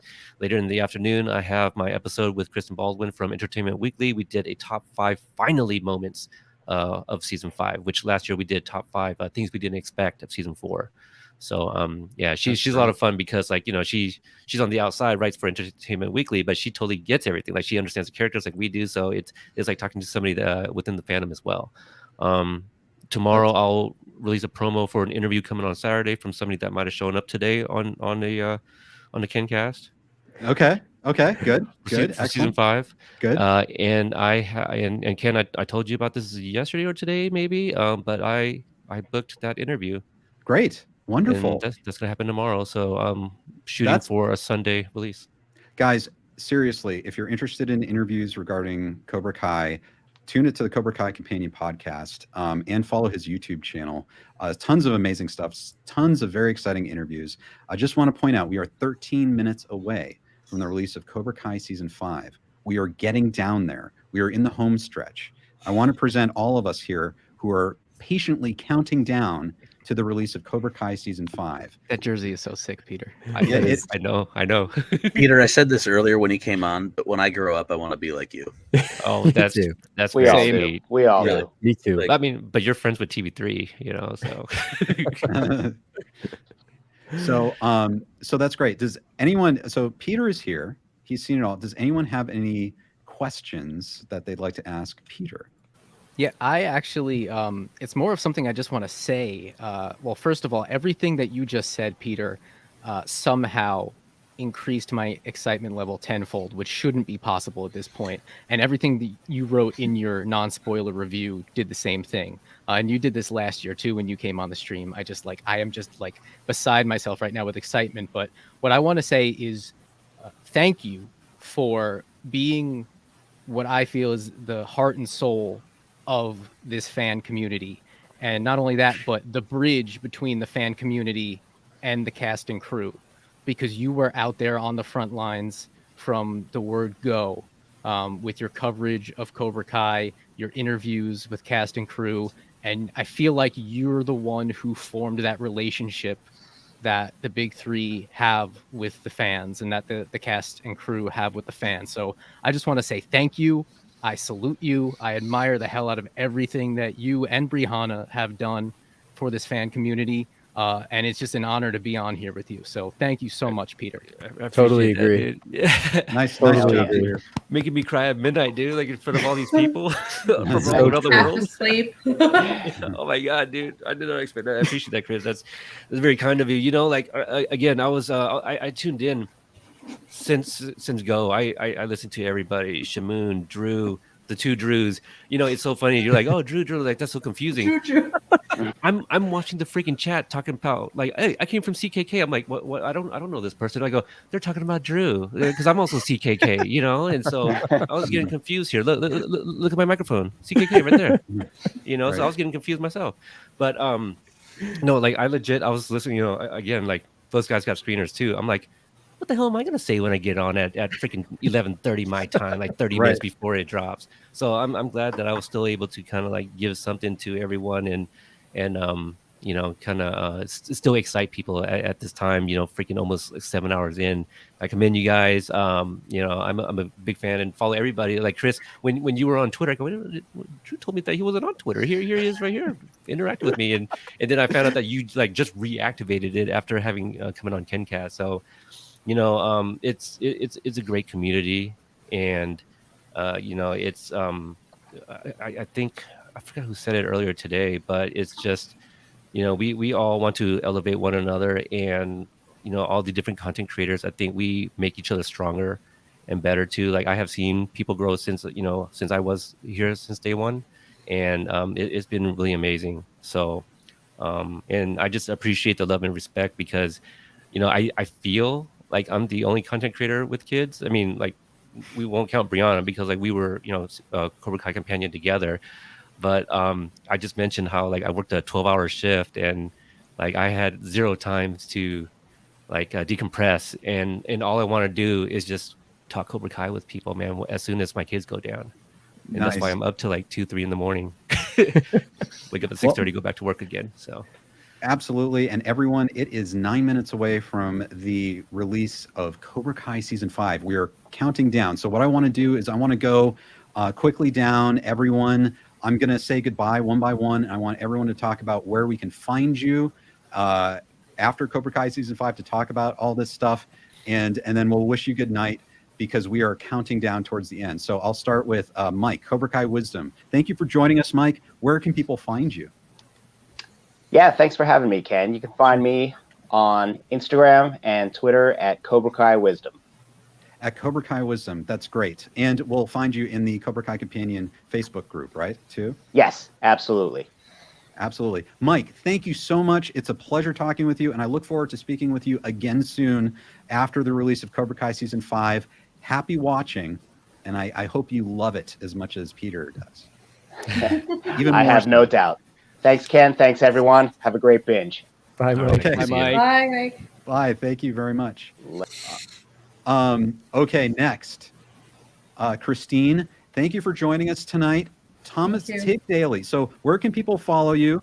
And Tig Daily on Twitter, right? Yes, Tig Daily on Twitter. It's pretty much the only place.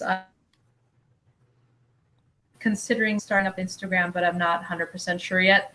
So as of right now, it's just Tig Daily on Twitter. I should. Okay. Yes, Do it. I Do think it. so. Do it. Guys, what she does every day, it's like what the handle says. Every day is something about Thomas Ian Griffith.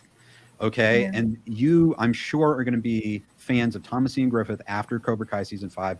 I can tell already. Definitely. So follow her on Twitter and any new social media accounts she starts, because it is that amazing dose of Thomas Ian Griffith that you will get every day.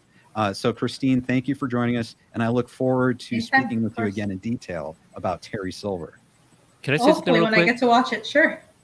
You guys are like the triple threat for like Terry Silver fans. You know, between you, Drew, and Ken. Like you guys are like the three to follow. Yeah, for like all things. Not only Tig, but also Terry Silver. So everyone should Thank definitely you. follow the three of you guys. Yeah. Thank you. And honestly, thank you, Peter, for all that you do and the support that you give me, because it's tough. You know, I'm not a content creator. I'm not a YouTuber. I'm like somewhere in between. So any support is just really awesome for me. Thank you so much. No, absolutely. And Christine, enjoy Cobra Kai season 5. I have a do. feeling you're gonna love it. I can't wait. Yeah. 2 days. 2 days. Yeah. I just Good. want to know who wants to go live somewhere so we all can kind of just watch a couple of episodes together or something. Yeah, I think Watch Anytime, Party. I'm free. I think Watch Party is doing something like that. I think he might be doing that yeah. with Brianna, actually, now that I think about it. Oh, maybe so. Maybe I so. think so, yeah. Well, Christine, thank you so much for joining us. Of course, And anytime. yeah, and we'll talk after Cobra Kai season 5. Thank you for joining You us. got it. Christine. Thank you. Bye. Thank you. Okay, next, Brian Fishback, journalist, expert on the Miyagi-verse and Cobra Kai season 5. Guys, we are 6 minutes away from the premiere. Brian, Yes. where can people find you? We can go to brianfishback.com. That's the hub for everything me. But if you're going to pick one place to follow me, I'd say go to Instagram, Brian F. Yeah. That's Brian F. Y-E-A-H. Just want to say real quickly, it's been a real privilege to be here. Really grateful for Thank this you. community, for the series. And I don't know if this came up at all, but my favorite character, my favorite Cobra Kai character is still Mr. Miyagi, because Yeah. he's still very much there, and He's great. he's been gone since 2005, but he's still very much there. And a lot of times when we lose people throughout life, this is a chance that we get to see them again. Yes. And I'm looking forward to doing that. But until then, grateful for all of you content creators. I know it does not come easy to do any of this. You guys done great. Appreciate you for letting me into this wonderful place. Absolutely, Brian. Grateful. Thank you so much for joining us. And find Brian. We're going to talk to him again in the future. Enjoy, Brian. Enjoy Cobra Kai season 5. Okay, guys, we are 4 minutes away from the release of Cobra Kai season 5. Chris, where can people find you? Oh man, I'm so excited. You can find me on Twitter at CMStrikeAudio. You can find the new cover of Awake the Snake that I just put out today on there, as well as future covers. But Ken, congratulations on this. This is something that not even Netflix themselves could have pulled off the way you pulled it off. So salute to you. You are so awesome. Drew, it is always such a pleasure just to be on with the two of you guys, and to now be on with Peter as well as everyone else who was on here. This has been so much fun. I couldn't think of a better way to kind of count down the hours than to do this. So thank you so much for having me. Thank you, Chris. And we will look forward to speaking to you about Cobra Kai Season 5 after the premiere. Enjoy the show. Thank you, Chris. Thank you. It's Enjoy, guys. Thank you. Okay. To well, what Chris guys, was saying, if this was run by Netflix, this live stream of yours, Ken, it would have been spoiled. Yeah. Yep. My goodness. It's an interesting strategy they had this year, isn't it? So, okay, guys, we are 3 minutes away. Drew, what are you feeling? I'm trying to decide whether I want to do what Peter said, go to sleep and try to wake up and watch it, or just watch it. But it's almost 3 a.m. here, and I'm trying to make an educated decision as a father as well, having a kid too. You took the day off. I heard you said you took the day off. I did. And your wife knows that it drops tonight 3 a.m. Yes. Is she willing to take care of your daughter and let you sleep? I am a very honored man. I have the best wife ever. She's super supportive, and I think she would, but I don't know. I'm not sure how I would. No. I heard that first part. Stop it before the but. You know that she would. I'm so excited, guys. She knows how much this means to you. It's Terry Silver. Yes, guys. It's Terry. 2 minutes. It's Terry Silver season. And on that note, Peter, we're 2 minutes away. What words of wisdom, what would you say to the fandom right now? Everyone watching this who's about to watch Cobra Kai Season 5, what would you say to them? Keep tissues next to you. Hurry up, go and use the restroom now. Okay. If you have anxiety medication, keep it nearby. Mm-hmm. There is some very intense sequences where you're just kind of like, please, no. I'm curious to know what Cobra Kai kid Drew was talking about, where he said there's a point where he almost like quit the show. I want to know what that one was. I'm we'll curious. Ask him. We'll find out tomorrow. Yeah. Because I'm curious, because I was like, what? Why? But let the show rip your heart out, because you're gonna love it for it. Oh my gosh. I didn't spoil anything. So okay, the tissues thing. Saying. That almost makes me think it's going to be 1 minute, guys. We're 1 minute away from being able to watch this on Netflix. 1 minute. Drew, do you have questions for Peter in this moment? Maybe last question for you, Peter. Am I going to have to update the Terry Silver action card? He had a 4 for hideout and a layer and a 5 for henchman. Do I have to up these to 5s? You might have to. Yeah. So I thought you were going to ask me about the image. Because that too. There is a frame in season 5 where when I saw it, I immediately thought of you two, and I go, "Oh my god, that is like, you guys know that account, One Perfect Picture or something like that." Yeah. Or there is a great moment of Terry Silver where I'm just like, that's a beautiful shot right there. If you just pause it, screen capture it, it's going to be on everybody's background on their computers, phone even. We'll have to update the card. We'll have to. You're gonna have to update the card. Yeah, Season it's a 5 beautiful shot. You're getting me so hyped, Peter. I'm so excited. That's great. All right, everyone. I'm sorry. It is midnight Pacific time. It should be now available on Netflix. So if you want to watch it right now, go watch it. You have stuck with us this entire time. The LFG. Marathon, we have crossed the finish line. And I think we've done quite well, Drew and Peter. So that is the announcement. If you want to go watch it right now. And we'll have some wind down conversation here if you feel like you need to just, cool down a bit before heading into this series. So, ooh, that's a beautiful picture. Go to Netflix. Go to Netflix. Is and it a look at all spoiler? the pictures. No. Just the images, because the screeners they gave us working in progress and like no images at all. And so now they updated it with pictures finally. So I'm finally getting to see the pictures on Netflix, and they're really awesome. Is this the trailer that shows up? No, like when you pull up Netflix and it shows you like all the covers for like, what's popular right now. They finally updated, because for me it was just Cobra Kai and text, and that's it, a blank screen. So now they have posters, and now they have thumbnails on the episodes, because the episodes all said working in progress, just text. So now they actually have pictures, and pictures look okay. They don't give anything away. They show characters obviously. And some of these you've probably seen in like trailers and stills, so they did a good job not making it too spoilery based on this. I would just advise, don't read the descriptions because you just go into each episode blind. Just take it that way. That's my biggest advice there. Oh, you mean so don't? Okay, so don't read the I think- descriptions. Yeah. Just this is it. look at the title, look at the runtime, but don't read the description because it gives you an idea what to expect. Don't know what it's about going in. Just watch it. Man, wow, get me pumped, Peter. Yeah, I'm getting hyped. Cheers, cheers, Drew. Yeah, there you go.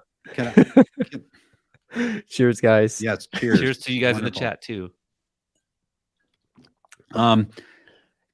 All right. Hey, I to you guys. I've only been here for 30 minutes. This is what 7 hours now, which is like we were joking it was 2 hours more than last year. Next year we'll have to do a 9-hour stream. So yes, I'll come in again for the last 30 minutes. Yeah, guys, I'm feeling surprisingly sane right now. I know. Yeah. I don't feel tired. I gotta tell you, like I really don't. You're one with Terry Silver. I am. I think I'm gonna have to watch it like this. You have to. That. Yeah, you have to. Why waste time taking it off and just go immediately straight to episode 3? Right. And then when that episode ends, you're gonna text me like, Peter, you were right. I can't stop at 3. I can't stop. It's every episode's Pringles. Oh man. Yeah. That's wonderful. Well, guys, now I'm questioning. Do I want to edit those episodes or just start rewatching again? Start my fifth round of watch. Have you found that with each rewatch, do you discover something new every time? Every season. Yeah, absolutely. Yeah. And I just Joel Nova, he's become like one of my favorite directors. Like I said, TB3, they all took a back seat and everything, and Josh Hield was one of my top favorite directors of the every season. But episode 2 is my favorite. The finale is the best finale of any season. Wow. Mm-hmm. Wow. Yeah. Wow. It's intense. That's crazy. Man. That's intense. something.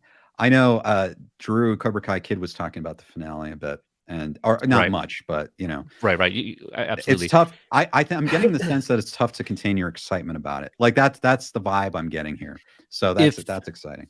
If season 5 was 2 movies and it came out in the 80s and 90s, it'd be one of the best action. Like, hey, remember Cobra Kai Volume 1 and 2? Oh my God, that's one of my favorite movies. like Drew and Badway wouldn't be able to cover it because it's so damn good. Like you can't cover it on your show. Like like we hate movies, or not we hate movies. What's that one that we were talking about, Drew? Yeah, it's that bad. Yeah, it's that bad. Like it'd have to be it's that good. Right. They had a few of those episodes. Yeah, they did. But yeah, it's like if you look at it like a great 80s and 90s action flick, you're gonna have a hell of a ride. That's so awesome. Right.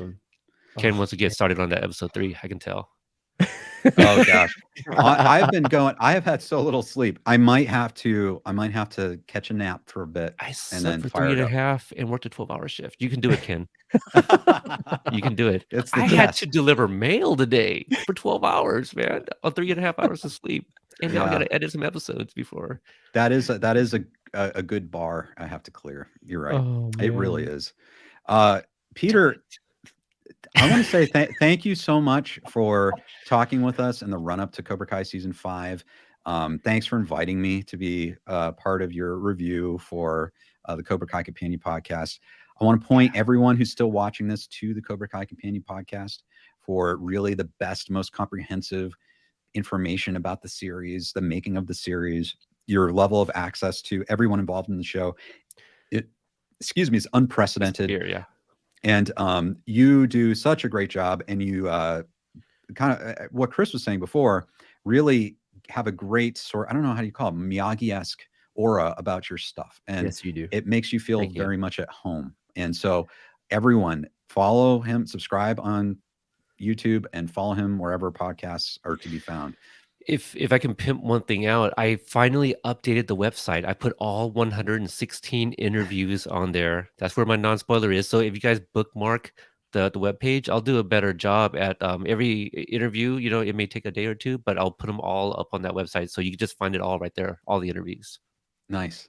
Oh, that's great. That's wonderful. No mercy, guys. No mercy. Well, thanks for joining us, Peter. And I can't wait to talk about season 5 with you finally. Yes, later. yes. It's a pleasure to be here with the both of you, Drew and Ken. I respect the hell out of you guys, and Ken, like I'm never gonna forget like what you did for me at Paley Fest. So Oh, yeah. like I'll always Pleasure. be there for you, whatever you need. Pleasure. My pleasure. Yeah. It was fun. Once in a lifetime experience. So it was great. I hope there's more to come, man. That would be I hope. amazing. I mean, Please, like, please let me hopefully know. there's another Paley Fest next year. I mean, I got your number, you know. Yes, It's indeed. so cool. It's so cool to talk to both of you guys, and I just think about the first time that Peter, you and I chatted, and we talk a little bit on Twitter or whatever through social media, but like just getting a chance to talk to you last season, you know, it's season 4 premiere, and hearing your thoughts, and like you just got me so excited to watch the show. And like I echo everything that Chris and Ken have said. Like you're so hardworking. I know you have a family, and like I understand how that is. And man, it is tough, but you're doing such a good job. And I just want to say thank you as well for all of the great content that you're putting out. And if you guys are not subscribed to Peter, you need to do it. Like your non-spoiler review, I read that, and that was like the only thing I was looking at content wise, because I knew that you would do justice to it without spoiling anything. And it got me so excited without seeing anything, you know, that was like directly related. So just thank you for everything that you're doing. And you know, it's just awesome to connect with you, and same with Ken too. Like you guys are the best. Right. So thank you. Absolutely. I know Ken wants to go, but Drew, if you want to like FaceTime and watch the first episode together, text me. Let me know. I'm going to be up at least for a couple hours. Let me know. Let me know if you want to watch that together over FaceTime. Thank you. Thank you, Peter. And I look forward to talking to you soon. Yes, absolutely. All right, you guys. See you Bye, guys in the Peter. chat. See you guys. You can sign off. Okay. We'll see you guys. Bye, Peter. Bye. See you, Peter. Oh man, Drew. 7 All hours right. in, my friend. We did it. And everyone watching right now, thanks for hanging with us. We've gone over 7 hours today. And Man. it's kind of hard to believe that it's released. And so I don't know. It's good to see you guys. Yeah, it's out. It's out now. So everyone can go check it out. Do you have any final words, Drew? Just thank you, and thanks to everyone that hung with us here. Like this was so much fun. And you know, I know it was 2 hours more than last year, but it felt faster than last year for whatever reason. Like this was just a lot of fun to hang out with everybody. We've said it, this community is awesome. We had so many great guests today, and you know, just thank you for letting me be a part of this, and thanks to everyone that is out there in the chat playing along. We had a fun with trivia. We had awesome time talking to all the different people. Sean Kanan, William Christopher Ford, like so many people. I can't even name everyone because there were so many great people that chimed in. But yes, you know, thank you to you, Ken. Like your channel is amazing. You're doing such amazing content. You know, this is a great community that you've built, and thanks for letting me be a part of it. And amazing Terry Silver costumes. Thank you very much. And Drew, thank you for joining me this entire time. Always an amazing talent, genius when it comes to Terry Silver and movies. You are always a great contribution to KenCast, and everyone who's watching right now needs to go listen to you on the Last Row podcast. Go follow the Last Row podcast on YouTube or Spotify, Apple Podcasts, everything. It is a great podcast. You'll love listening to Drew and Badway, who was on the show earlier. And yeah, I agree with you. Like, what a wild night. We had everyone from Mark Kerr to Cara AnnMarie to Sean Kanan to So William many Christopher people. Ford. We had Shimon, Cody, Strike First Media, Cobra Kai Kid Drew, and then everyone else. It was really an amazing night. And I'm honored to share it with you, Drew, and I'm honored Thank to you. share it with everyone else who's been watching this whole time. So I hope that everyone is in a great mood to watch Cobra Kai season 5, and I hope everyone has a ton of fun. And Drew, do you want to say anything else to the people watching? Yeah, I'll just say, you know, I hope you guys enjoy it. We've waited a long time for it. I know a lot of the fans out there, you know, we don't know what's going to happen. Hopefully you've been able to avoid spoilers. I feel like I have. Mhm. Hopefully you have too. And even if it has been spoiled, hopefully the ride is still what you expected. And you know, I can't wait to continue to talk about this with everybody after we have a chance Yes. to watch it, digest it, and man, I'm just so excited. And I feel like I need to sleep before I watch it. Otherwise, I don't know. Even though I'm so amped right now, like Right. I don't know. I'm not Right. sure what I'm gonna do. Yes, I know. Well, maybe we should call it and let everyone else go watch the show. Here, I'll need this. I don't know how my hair's doing, but see, now I look more like Dracula. I was just gonna say you look like Dracula, but you also definitely look like an evil businessman because you've got the black turtleneck with the jacket, and Yeah. I mean it's Terry Silver-esque, right? Like it's young Terry now. Yes. Young Terry. Yeah, young Terry. Terry's reverted. Yes. Yeah, there you go. Well, Drew, like always, it was a pleasure, and it was wonderful Thank you. spending over 7 hours counting down to Cobra Kai season 5 with you. And Count me in next year. yes, my best to you as you watch the show or sleep, whatever you do. Thank you. You too. It's been a pleasure. Thank you guys. so much. Thank you. And everyone watching, thank you. Go watch Cobra Kai season 5. We hope you love it, and subscribe to this channel. There'll be more content coming out in the future. Thank you, and have a good night. Thank you for joining us tonight. And we look forward to seeing you next time on KenCast.